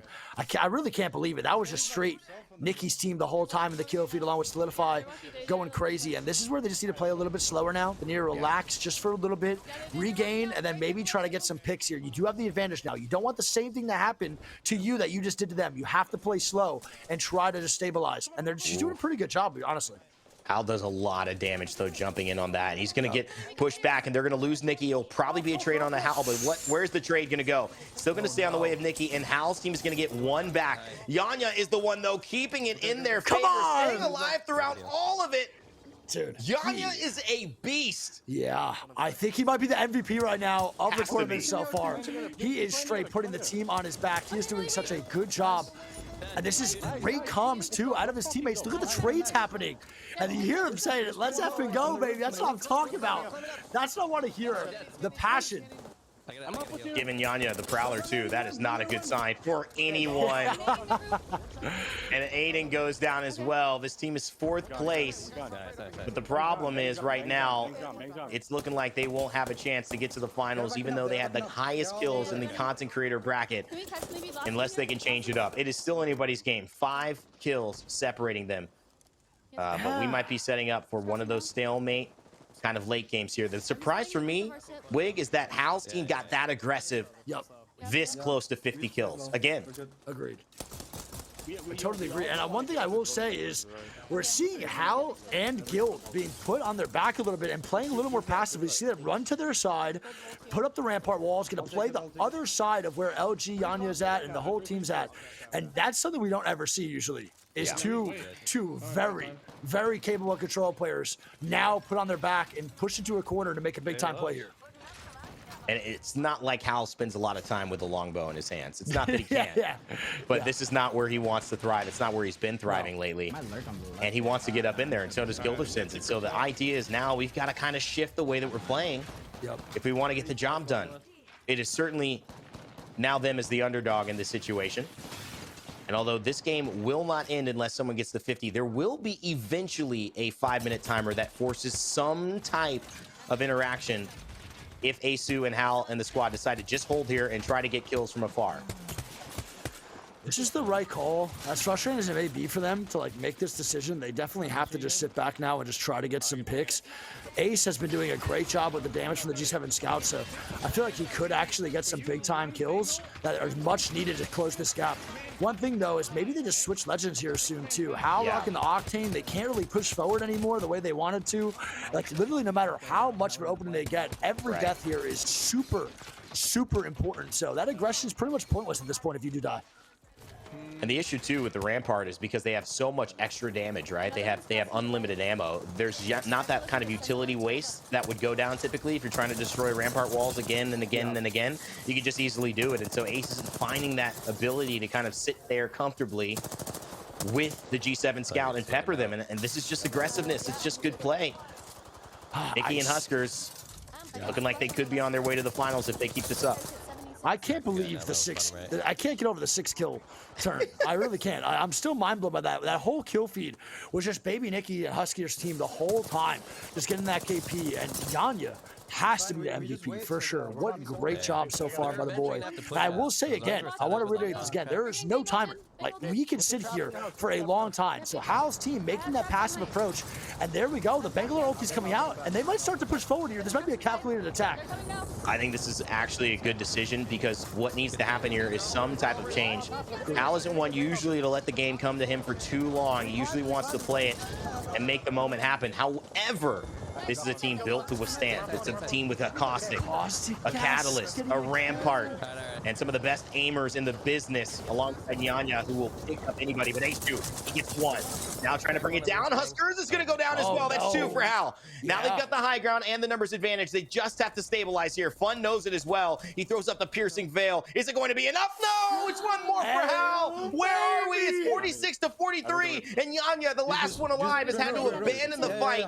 And it's 46 to 44 now. They're still in the lead, but the high ground is shifted over the way towards TSM Imperial Hal. Oh my God, what a great job right now by Hal. Oh no, it's a bad death by Aiden. He gets caught out big time. That is gigantic. They're going to start pushing forward now. Oh my God, wait, what? I don't know if I agree by that push. Oh my God. That was a pretty aggressive approach from Yanya. It's going to be 48-46. Here we go. The couple last kills coming in. Can they do it? 1 goes down, 1 more. And Nikki and company take the W. Let's fucking go. My goodness, Nikki, Fun, Hal, Yanya, they take it to Hal. And Aiden, and they say it is our game to win. What a semifinal. And they have knocked out your first place team, and they are now headed to our finals in our Twitch Rivals TDM. What a game.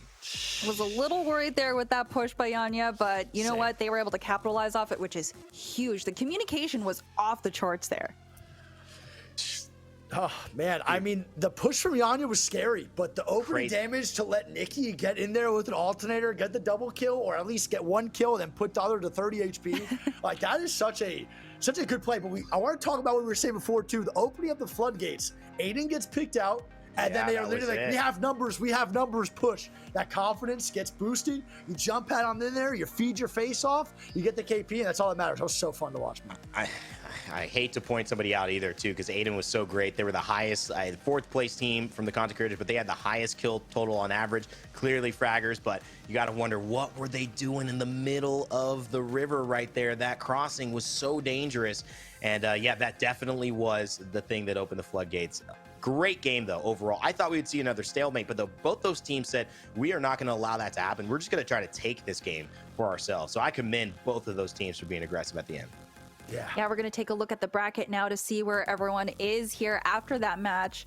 So, I mean, okay. Ooh. Wait a second. We got a household fight here. Baby Nikki and Sweet Dreams. Who's sleeping on the couch? If this goes wrong, I mean, it's got to be Sweet, right? There's no way Nikki would sleep like that. That would. Yeah. Yeah. It's either Sweet or nobody, right? This is pretty wild, man. I'm not really surprised by the teams for sure. I definitely think I'm a little bit surprised maybe by Coven's Fire Dragon and Nick not making it to finals. It's a pretty solid roster. Yeah. I mean, the 2 top teams, guys, we looked at Nick and Hal. They actually are the ones out in the semifinals first. So maybe that just says there's a little bit of confidence. Maybe the way that they were playing, got shifted. I did mention, still as well, like if Hal and them didn't get out to a big lead, it would probably be tough for them. And it definitely proved like they didn't know how to slow play that fight. And they kind of were used to just aggression. Yeah, I mean, we did see Baby Nikki's team and Team Huskers playing very methodically. So I feel like we're going to continue to see that because they had really strategic pushes. So I feel like we're going to see them do that, maybe take more of a passive route because they did start out not by pushing. But I don't know. We know Sweet likes to get aggressive, and we know that he also likes to make pushes and make plays first. So I don't know. It's going to be a weird, it's going to be a weird game of tug of war, basically. It is really interesting, though, to see these players who are very used to Battle Royale tactics have to suddenly adjust. Because just because you're good at a Battle Royale doesn't mean you're going to be good at Team Deathmatch, which, Yes, it is basically like, you just need to go in and kill, but there's so much more to that, especially with Apex, because everyone has these different abilities. So I don't know. And it's like, what would you say is the biggest change from Battle Royale to Team Deathmatch that you got to keep in mind? Honestly, I would say probably the biggest change for this is going to be I would just say it's the pretty much just the blatant, you have to just kill to win. There's no rotations. It's pretty much just all working on your gunfights and really don't have to worry about rotations. It's kind of just like playing your numbers, playing your strategies, which is similar in like the 3v3 situations of Apex, but sometimes you have to stop taking fights in order to rotate. You have to do this in order to rotate and move. So you don't have to worry about gas. So pretty much you're strictly worried about how your team is approaching fights, where in other situations in BR, you have to worry about how your team's approaching rotations, different abilities, Falco. It's like so many different things. This is just straight, how do you make your team fight correctly every time, which is really fun to watch. Yeah, Rain Day, what kind of comps do you think we're going to be seeing in this last game? Oh, well, I think you wouldn't do anything differently unless you're on Skulltown. To me, I think maybe you would drop a catalyst for something that might be a little bit more high ground oriented. I mean, we've seen a couple of Horizons on there. You could also maybe see a Wraith, but I think you might just go with one Caustic and then switch off that Catalyst character that we saw Fun holding down. But it ended up really working out well for them to kind of keep the Rampart, go with the Caustic, and I think that's kind of what we're going to be looking at here. But depending on how we see it maybe be Habitat, I could definitely see, I think we're going to see a Bangalore guaranteed. I think that's been a huge staple of TDM and high level. We could end up seeing a Pathfinder. Yanya was on the Pathfinder for Catalyst. He was on the Octane, I think, for this one, but it was Pathfinder for, the last game of Habitat, because you're able to swing around those rocks really well. You can kind of rotate pretty easily into those aggressive positions and snowball 1, 2, 3 kills.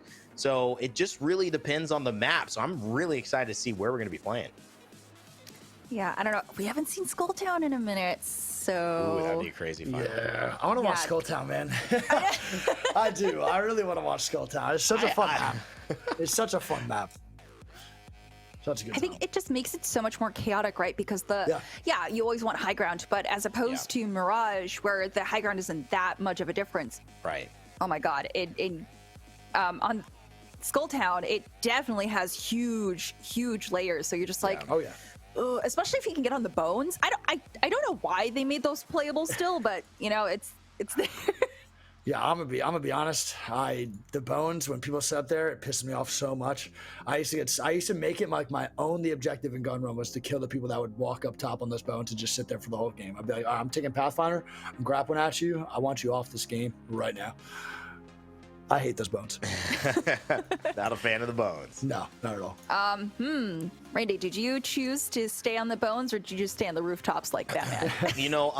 I like the Batman rooftops, to be honest. I think that could be my aesthetic. You know, Batman on the rooftops. If you thought about me that way, I wouldn't blame you. I wouldn't be mad at you. Okay, I could see that, right? I kind of have a Batman thing going on. But no, all jokes aside, I like the bones. I like I was saying, the zipline elements of the Pathfinder on Skulltown are really helpful too. And the aggression, the ability to transplace, where you are, obviously get to high ground easily. It's a very versatile map for this type of format of TDM. And we all know that each map is going to give us a different story, especially for these teams. So that's the challenge they've got to face. I think better decision making is probably going to be the difference. But I also don't know. I mean, I haven't seen it on the other side. I just don't know who's going to be able to stop Yanya, Fun, and Nikki. The way that those three are playing, the aggressiveness, the execution, the snowball moments. I just haven't seen anybody in this tournament do it the way they have over multiple games. I'm telling you, man, Yanya's different. There's not many like him, man. He's different. The guy can shoot any gun at a long range. He can shoot any gun at a close range. It's like, it's pretty crazy to watch. And we see him just going big for his team. And I think he definitely is like one of the biggest upcoming names within Apex. Like more and more and more, we're only going to see better performances out of him. So I would like to see maybe someone try to stop him here and see what, if it does succeed, what does stop him. Like, what's going to be the reason that he doesn't play well or they lose? Because right now I don't really see a world where they lose. I think they're playing really good. Wow. Okay, so you're betting on Baby Nikki and Husker's Yeah. team then. Oh yeah, for sure. Okay. They're on fire right now. Oh yeah, Randy, you too. I see you nodding. I'm gonna go the opposite because I don't Okay. want my man Sweet to sleep on the couch because it's not comfortable. Trust me, I've been on the couch here and there. I think that ultimately, he's listen. I would say Hal, who's got the title, best IGL, no doubt about it, because of the win in London, but. Sweet's right up there. So even though he's going up against a team that is undeniably good, I think strategy and the team comp is going to be very important. I think Sweet's going to have a hand in that, and I think ultimately I'd go for them in this game. Yeah, I'm definitely on the side of Baby Nikki because girls got to stick together. But also, I know that my partner, so there was this one sign at ALGS that was like, it said, if my girl and Sweet Dreams were hanging off a cliff, I would save Sweet. And I he would said- save Sweet. He was like, I identify with that. I was like, okay, I great, identify thank you. with that. I side know was he's on so Sweet's well. side, so I was like, all right, great. Yeah, you got to That split the sounds- household. Exactly. That's fine. That sign was Yeah. awesome, dude. So stupid. I think it was like if my girl and Sweet were hanging off a cliff, catch me at my girl's funeral yelling NRG. That's what it was. That's what it was. That's even worse. Oh my so god, that's good. even worse. That's so fucking. Can't believe I'm laughing That at that. is That's so- terrible, but that's funny. That's not. It's funny. It's a good sign. It's funny.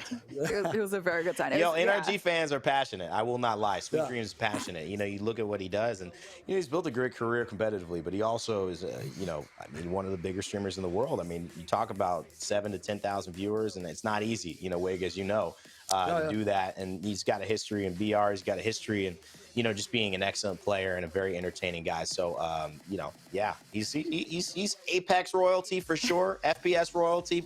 I'm sure at the end of his career, he's going to be considered that. And, it's just one of those guys it's hard to bet against. Agreed. And again, I want to give a huge shout out to all the creators today. You're thrown into the mix pretty hard. You're versus a lot of top players.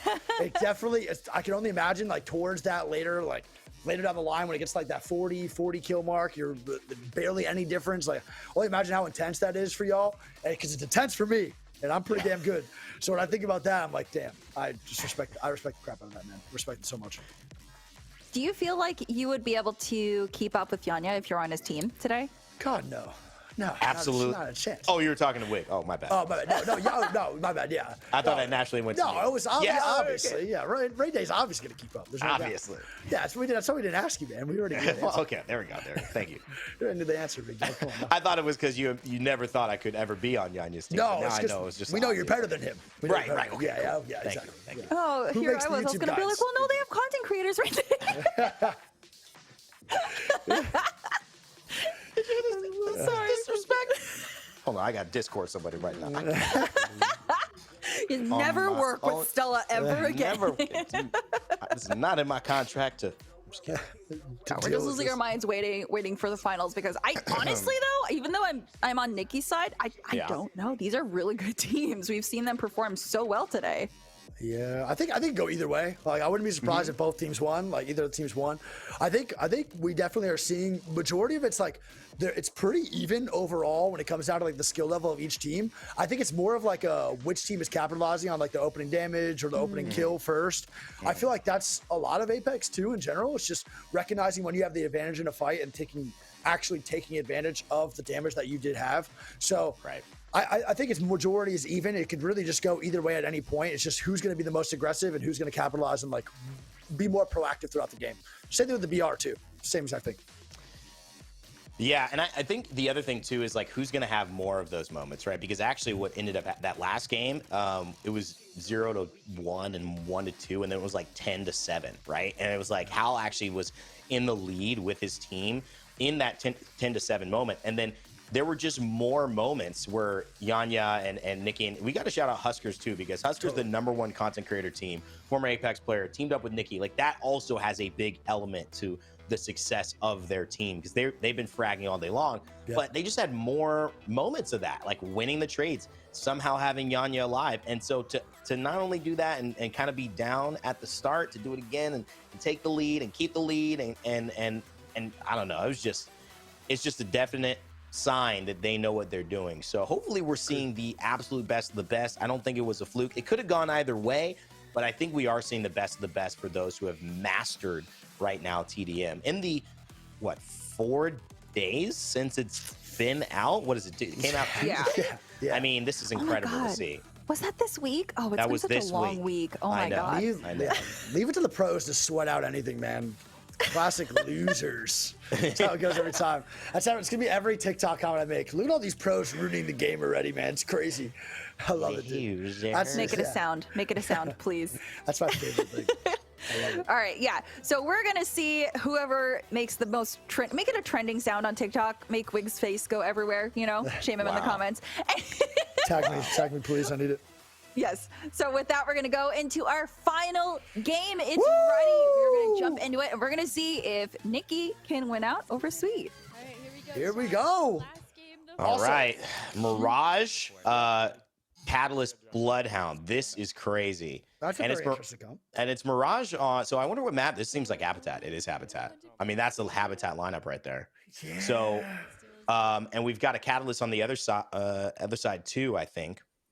So this is going to get interesting as we look at the loadouts here as they come a little bit randomized. They're not pretty much randomized too much, but you will get a different type of kind of long range or short range weapon with an AR or assault or an SMG. And of course, right here, you can see this lineup has been working so well for them. Nikki and on the Bloodhound and Yanya now on the Mirage. He's going to not be able to get as aggressive as he was on the Pathfinder. And so we'll see if that, which has been kind of the star element of what Yanya has been able to do, Wig, impacts him or not in his performance this game. I mean, we'll see how it goes, right? For sure. I wonder what the strat's gonna be here. Once you get that opening pick like Fun just did, do you start to take angles or do you wait for more damage to come in? Because I feel like for me, I'd probably wait for in a game like this intense, I actually probably wait a decent amount to where I can successfully like almost guarantee a very, very helpful push. Because when you start to take those risks, it could turn the tides real quick and you get 4 down, 5 down, and then you can just go really bad from then on out. So I would actually be pretty patient and wait for that really good opening spot. As you see them all rotating on this right side, man, to get ready. And they're kind of just swapping spots. They're literally one side or the other, and nothing's really gonna break out yet. I think you have to actually. This rotation is so difficult when, like, Yanya, if he can look to his right here where you see, there's just so many ways to shoot, and it's very easy for someone to actually spawn behind you. And that's kind of the difficulty of this first Habitat round. Spawns do not end up basically where your base is. So you might end up killing someone who shows up behind you, able to flank you and kind of take away the position. So typically these teams are going to rotate together and kind of square off side to side, front to, you know, north to west, or sorry, north to south, excuse me, instead of east to west here, as you're seeing. And, you know, with that 30-30 repeater, with the 3 times, opting away from the digi threat, as you should with this long range weapon, it's going to be Yanya trying to find some more openings.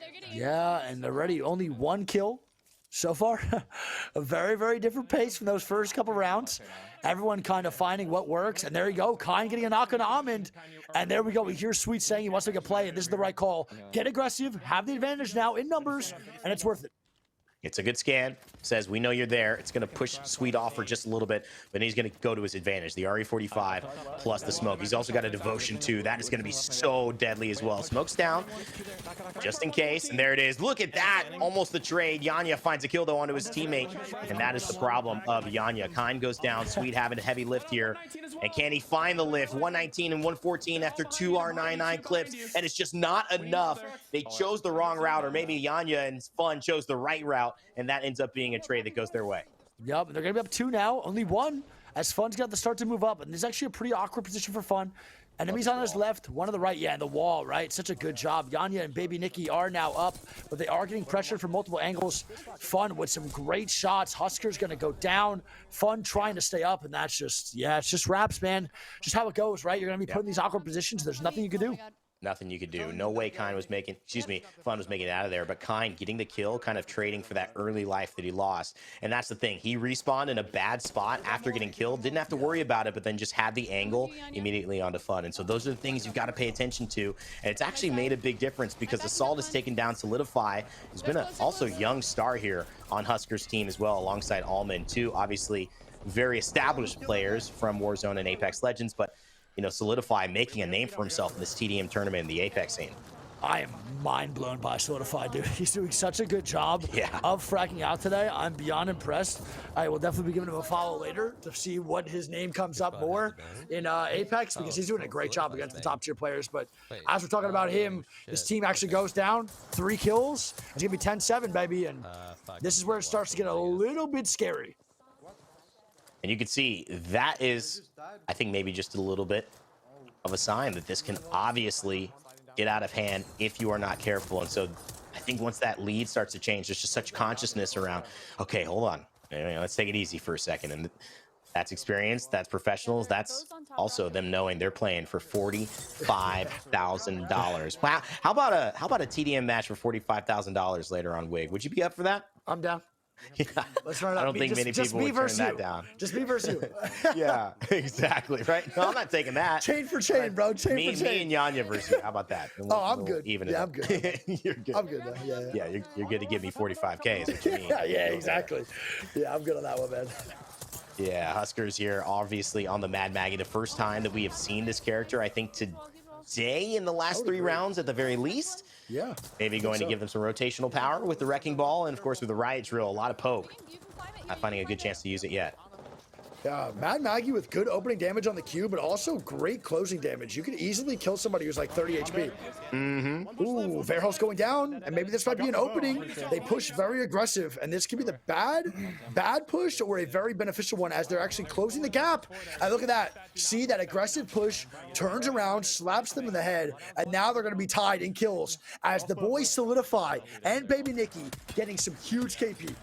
Part of the reason why you do have to slow down after you lose a couple kills, just because everyone isn't up yet. Agreed. Right? So you don't want to jump back in there with a disadvantage in terms of teams and members, and obviously keep going down. So they've stabilized again. There's been a 3-person trade before, a 3-person trade again. Verholz grabbing the high ground with the 30-30 repeater. This is going to give Sweet a lot of room and a lot of pressure from afar. One more shot will do it. He gets it. Verholz takes down Maybe Nikki from the top.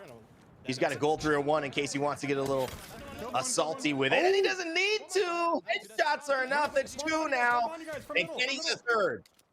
Wow, that is big time plays and good trades though. And there it is, Amund fragging out right now with the Prowler. We're seeing the Prowler be used in Fun. Fun and Amund, the dynamic duo. Fun has fun. Getting some more KP, and it's gonna be 16-16. Just like that, that gap just keeps being closed by some great trades from Baby Nikki's team. That is really the difference too, because when you see those early fights happen, it's because teammates from Verholz were getting aggressive. Verholz able to hit 1 shot and finish it off. But now at this point, those teammates have not been able to reestablish any sense of cohesion, and they are falling 1 by 1 to the damage and pressure from Yanya, who is now running around with a Prowler. And whether it's close range or far range, you know they're going to get the damage. Yanya, another one under 72 hours. It is a 3-kill lead here in the finals. Yeah, and it's Yanya again, getting the angles, getting the little bit of momentum swing here. He does almost get put down to 1 HP. He's gonna have to pop a medi. Good grenades though. Very good. Nope, gonna get the heal off. This can be Verho's getting the knock onto Huskers. So this is Bass. Yeah, you see how that aggression is again gonna turn around and actually hurt them. And it's gonna go 19-18 now. That gap is then closed again. Yeah, think about it. Take 2-3 players out of that fight. There was fighting going on. They tried to get involved into it, and now it's just a big push, and that's Verholz cleaning up Yanya. Easy peasy, lemon squeezy. Solidify will take down Chap in response, but Sweet's going to get Solidify. Verholz going to get Nikki. Husker is going to respond and get both of them. That's a great job. So we're at 22-22. Yes, sir. It's back and forth, back and forth. It is not slowing down. Kine cannot go down here. This will open up the floodgates, I believe, for Baby Nikki's team and Husker's team to really start to push up. So my boy Kine needs to stay alive. He's got to get a kill. He's got to do damage because that's the only way to do it. Nothing could be done. At least he's traded a little bit. Maybe, just maybe, Verholz can kind of try to clean up on that. He did get a kill, but it was not enough. Fun, Yanya, Nikki back out with 3 in front. That's a great job by Yanya's team and Huskers in general, bro, to get those KP and to start to move forward. Goodness. And there we go. The trading again happening. And there it is. It's going to be 3 kills back to back for Sweet's team. And this is not looking good. The numbers are starting to dwindle here on this backside near the bridge. I don't know about this. They pushed, and the reason they pushed is because they know that if a fight went down, certainly those players have not had a chance to have their shielding regenerate. You can't pop a shield bat in this one. You can only pop a med kit or a syringe. So that's why when those players went down, Nikki, Yanya, and Fun said, we got to go. We have an advantage as a 3. The problem was Nikki went down first. And so then Yanya and Fun could not find the kill. That has turned things back towards Sweet's favor. It is a seesaw in terms of this competition, back and forth. Who's going to finally make a statement here? And it looks like it could be... Oh, that was a Bangalore. I'm not sure exactly who that was, but it was enough to get a kill onto Fun. It was Assault. Yeah, we got to give the respect to Assault right now, man. He is frying 13 kills for his team with some insane damage. He is absolutely frying the lobby. Not an Apex player either. I think he's been playing Apex just a little bit, but still, unbelievable job. He is the difference maker right now for Sweet's team, but big time. 4 kills. 4 kills. Yep. 4 kills for Sweet, 4 kills to separate. That's it. Great comms here from one of the better IGLs. Some say the best in the building. Is this going to be Yanya and Sweet going at it again? 2 ALGS Pro competitors. Sweet's going to get the better end of that one. Yanya goes down, and can Sweet stay alive? It's now, however, just 1 kill that separates them, and Sweet's going to have to fully pull back. This is not a fight that went in their favor. I gotta say, oh, nice shots by Sweet. The repeater is just an absolute menace to society right now. It is doing so much. Ahmed's going down. Assault picking up more KP. Fun going down to Assault. This guy Assault is built different right now. He is really doing a great job. Nice, good job. We're all grouped here. I'm medkitting right now. Wow, they're doing a really good job. You see how much they're grouped together right now on this top side? They are moving together as just one big unit. This is very impressive. Sweet making the calls clear. Yeah, very clear.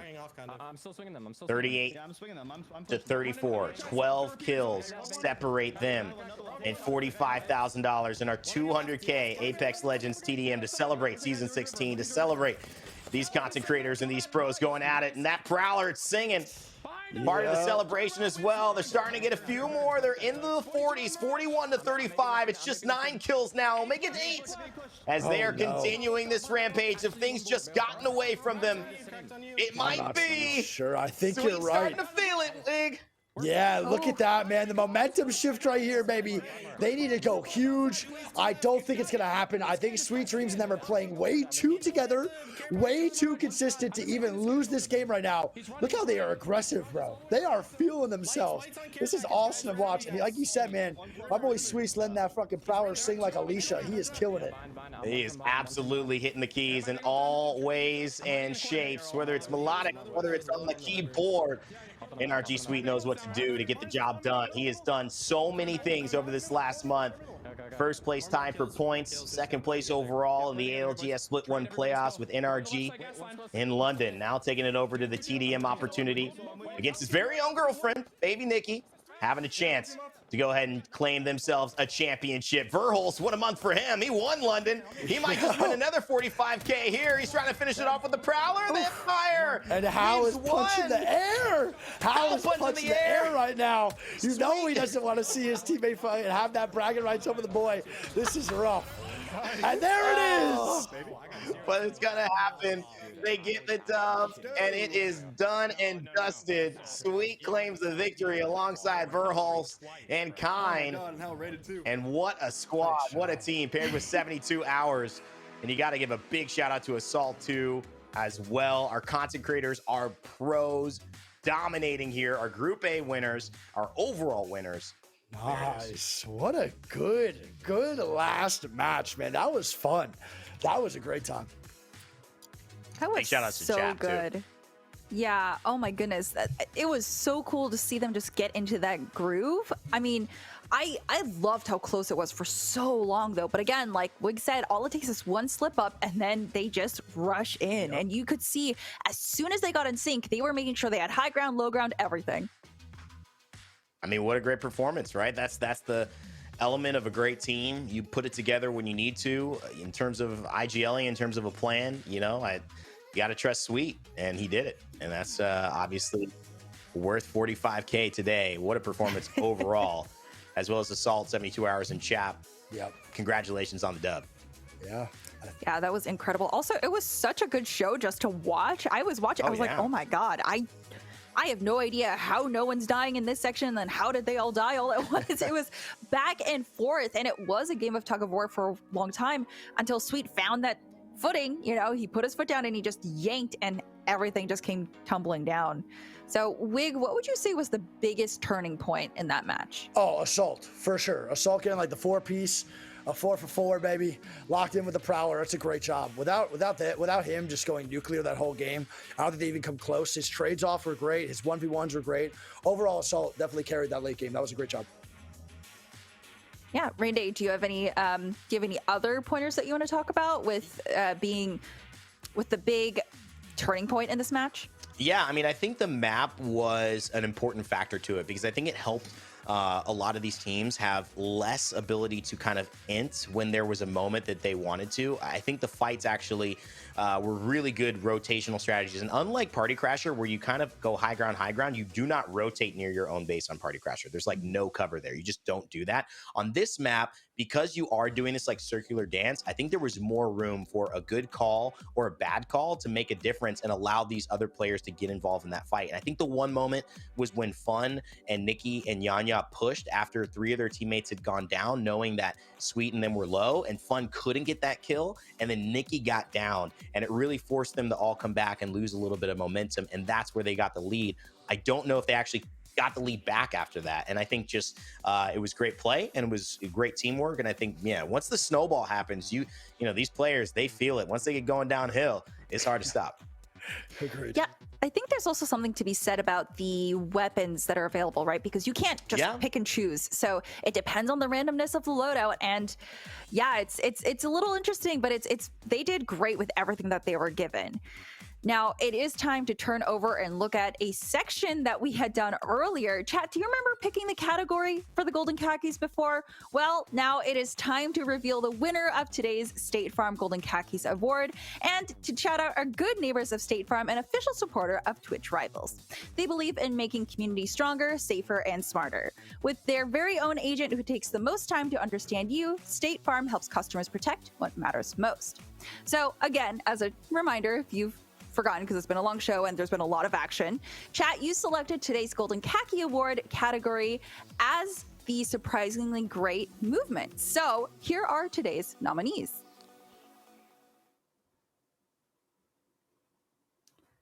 All right, so we've got all of our nominees here: Beast of the Hunt, the Bow Headshot, Launchpad, High Ground, and Fire Dragon on Fire, unsurprisingly. So we're gonna let you vote. So you're gonna jump into the poll and decide who is today's Golden Khakis trophy winner. So you're seeing a replay of all the clips here. Look at the emoting, of course. That's, you know, a little salt to the wound, but it's fine. And then we do see the Bow Headshot here with this incredible zip line to the top of that infamous bone spot that we all hate. And the Launchpad to the High Ground spot here. So you are able to see all of the highlights. Remember to hit whatever choice you want in your poll so that we can vote. And we will be awarding today's Golden Khakis trophy winner. All right, and just a reminder, the Beast of the Hunt was Nick Merckx. The Bow Headshot was from none other than It's Timmy. The Launchpad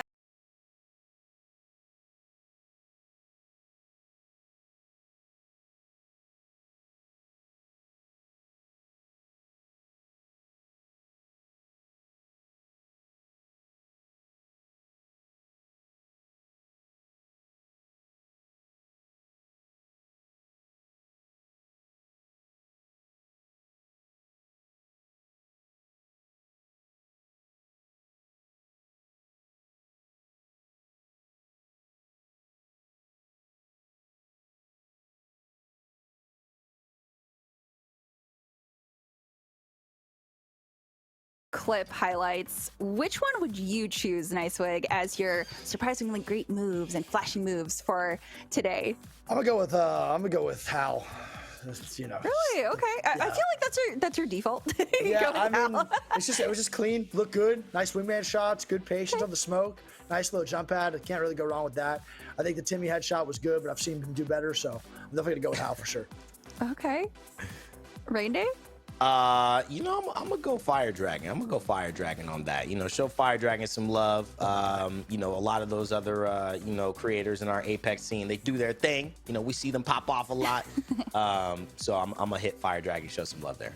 Okay. Yeah, I think I liked the Beast of the Hunt. I think I liked the emoting just because I don't think we saw any emoting, actually, like not That's much at true. all. Because everyone just started, as soon as they realized, oh wait, this could get really sweaty, people just started like heads down, just really focusing. So for me, being able to take that small little break after a kill, you know, I can respect it. I can respect it. True that. True that. Ooh, and the winner is the Launchpad High Ground. Ooh. All right. Who would have thought? Yeah. Who'd have thought? Man, so that goes to TSM Imperial Hal, and Wig guessed it. I guess it's always safe to go with TSM, huh? Yeah. Oh my God. Who'd have thought? It's crazy. Congratulations to TSM Imperial Hal. And a quick reminder to join the State Farm Good Neighbor Squad. Like a good neighbor, State Farm is there.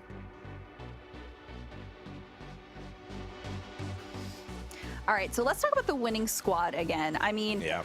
there was so much action, and there's so much that you probably want to break down. So I'm going to start with Rande. What are your thoughts after having seen that incredible battle between Nikki and Sweet's teams?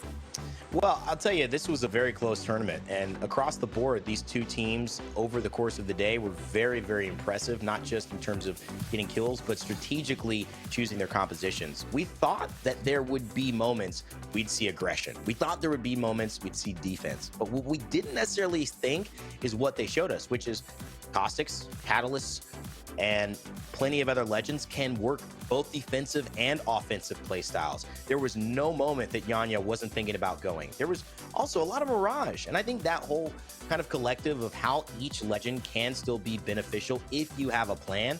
Like I say, a bad plan executed well is always better than a good plan executed poorly, and I think that everybody in this tournament started to have better and better plans. So this gave me a wide breadth of knowledge for how I can be more successful. Hopefully a lot of players in the chat can be more successful in their future TDM games. Okay, so then going along with that, Wig, do you feel like you learned anything about how you can play better in TDM by watching these players today? Yeah, I mean, when you always watch the pros do something to like the sweatiest effect, I definitely think you'll learn a lot no matter what.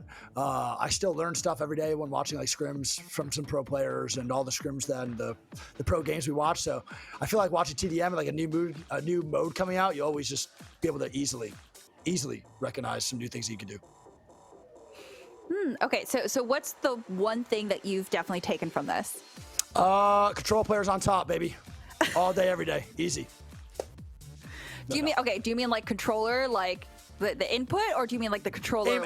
Aim assist on top 24/7. Okay, great. Okay, cool. Because I was gonna say there's the new category of controller legends. So That's right. No. Nice, Stella. Nice patch notes. See, yeah. All right, so we do have an interview with the champion captains. So we're gonna go ahead and go into that interview real quick. I'm so excited.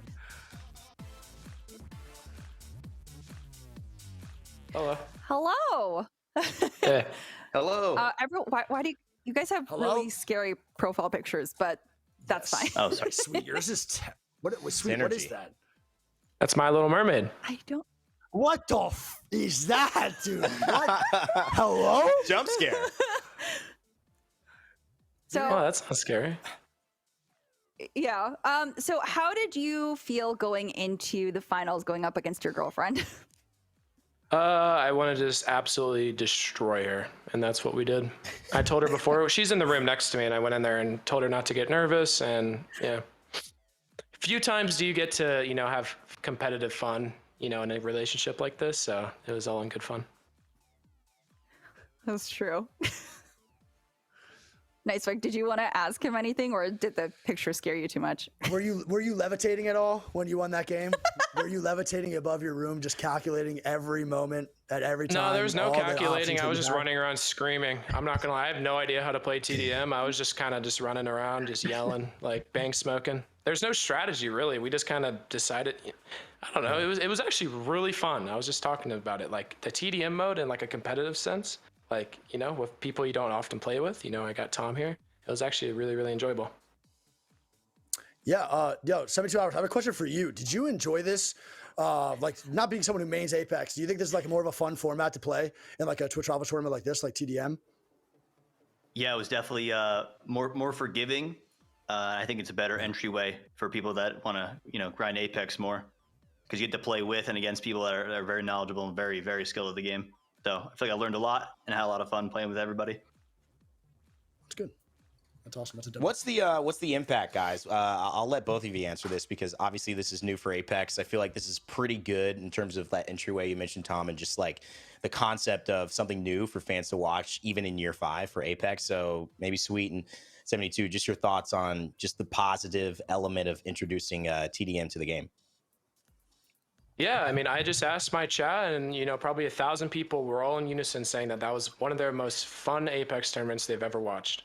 Like, it's a shorter match where it's all kills and comms, and it's like how the most exciting part of an Apex Battle Royale game is the end game, where it's high energy, a lot of people talking.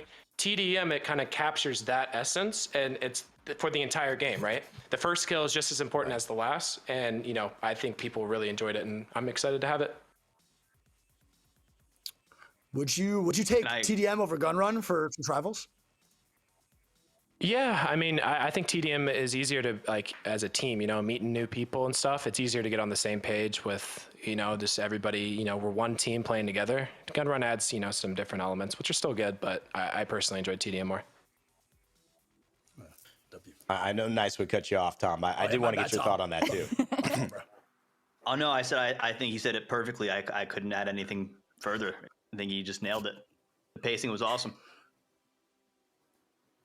Yeah, I was going to ask Tom, it's been a minute since you've been on Apex, right? How does it feel to be back and see so many changes to the game after like 4 years?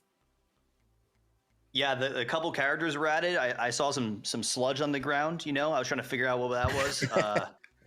So it was definitely a change, but yeah, not too many people were running into me with that character, but the Mirage meta or developing meta of the Mirage TDM was a wild wake-up call, and I had it with Sweet Dreams. I think against Nick the first time we faced them on that exact map that we just played in finals. So that was a wake-up call for sure. Yeah, it was funny. Our first time playing with 72's team, we played Nick Merckx's team, and we literally got destroyed, 50 to 20 something. And then we came back for the semis and the finals and won both. So that was a good little comeback story. Yeah, I mean, 4 hours, you're bound to learn something and correct stuff. So it was really great to watch you guys work together. Thank you so much for speaking with us. Appreciate it. Of course, thanks for having me. Yeah, thank you. Shout out my teammates. Shout out Verhol. Shout out Kun. Shout out Sweet's teammates and my teammates and not me. And Chap. Carry boys. And Thank Chap. you. And Assault went crazy too. Controller. Controller, baby. Controller on top, baby. Controller on top. Controller fall asleep. Sound aim assist. Oh my God. He keep what going. He would keep become? going. He started talking about zones, I'm telling you, controller on top. It's just that simple. It's that simple. I've also I actually spent a few hours trying to relearn controller because I started out with controller on FPS.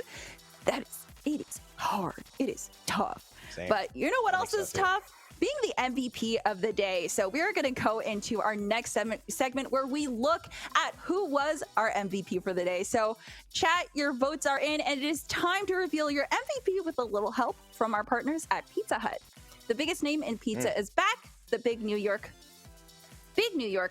with the 6 extra large foldable slices. It's a big pizza and a bigger deal, and just like no one out pizzas the Hut, no one could stop today's MVP in game. So let's unbox our MV pizza and see who their winner is.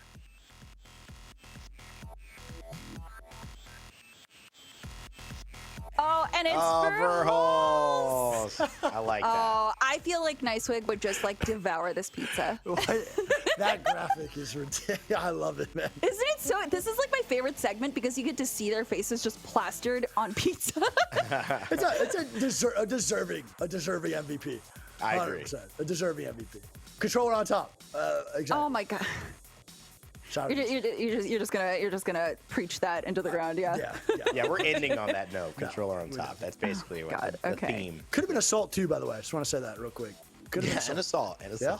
There were a lot of great players today, and I think a lot of them, they didn't even play Apex for that long. I mean, Nikki Justine was a what was it, Rocket League player, and they all held up really well. I mean, they all got a lot of kills. They were all able to kind of learn because it was 4 hours of just straight fighting. It's not like Battle Royale where you loot, you run around. learn the map. You just go head to head. So I don't know. They all did great today, but Randy, who would you pick as your MVP?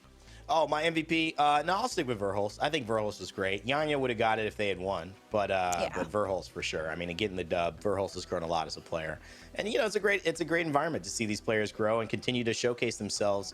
Twitch has done a phenomenal job of doing that and building the community. I think Twitch and Twitch Rivals has been actually super good to the Apex community as well. I mean, from TwitchCon San Diego and these events that have happened, it's just a great showcase of our talent and our game. And so just shout outs to everybody involved, in the process behind the scenes and Twitch Rivals, and obviously, all the players and people who show up for this. I mean, you don't have MVPs if no one's watching and no tournaments going on. So yeah, it's been great all around. Yeah. Speaking of all of the amazing plays that we saw today, there were so many, but only one has the power and speed to be our Samsung Galaxy highlight. So we're going to take a look at the clip that made our Samsung Galaxy highlight here, and I want you guys to talk about it and kind of run me through, because we saw a lot of action. So here it is with Timmy here. Now, Wig, I want you to break this down for me. Break it down like a B-Stream official casting or what? Yeah. Give me that B-Stream casting energy. Well, I'd be doing a lot more cursing, but this is a good play by Timmy. Good hold. I think the Nemesis in his hands is pretty diabolical. He's just ripping people apart, just left and right. That is just disturbing. That's a great job. I mean, it's just aggressiveness on that gun can just be so dynamic, whether it's like far range or close range. So overall W. Overall, huge W.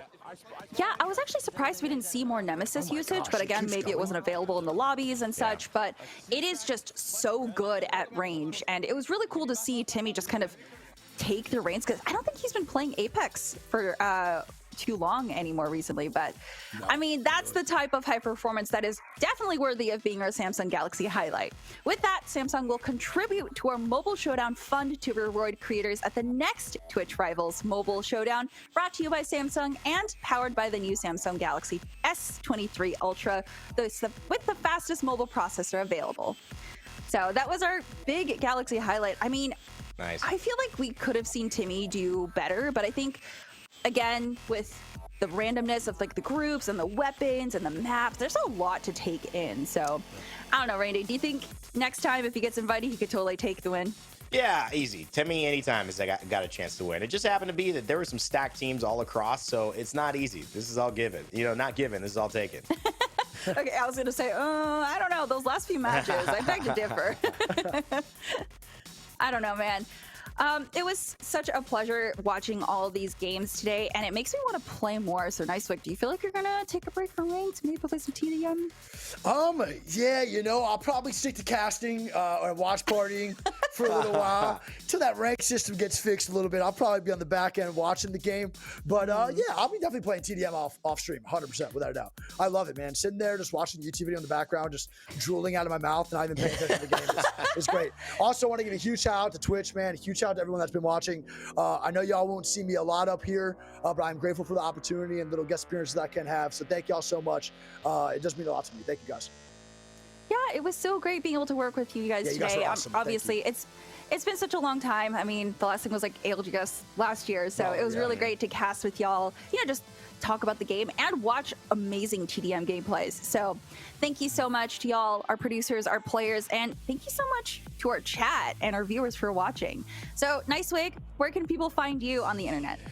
Find me twitch.tv/Nicewig. Nicewig everywhere, 2 G's, don't get it twisted. Even though I am sponsored by Twisted Tea, but we do a lot of watch party. If you're interested in ALGS or anything of the sorts, and you want to learn a little bit more about the professional side of Apex, you're probably at a good channel over at twitch.tv/Nicewig. And thank you guys again for being so good. I know I'm no professional like y'all, but it was actually really fun. Y'all made it really easy for me, which is great. Great. Rainday, where can people find you? Oh, twitch.tv/RainDay, baby. We're actually live right now. If you want to head over, give a little follow. I'm going to be definitely going off here because I got to say hi to fiance. Just came back from a week-long trip, so we're going to have some dinner. But overall, as well, on YouTube, RainDay Gaming is kind of where I started and continue to upload usually high-level stuff around Apex Legends and all.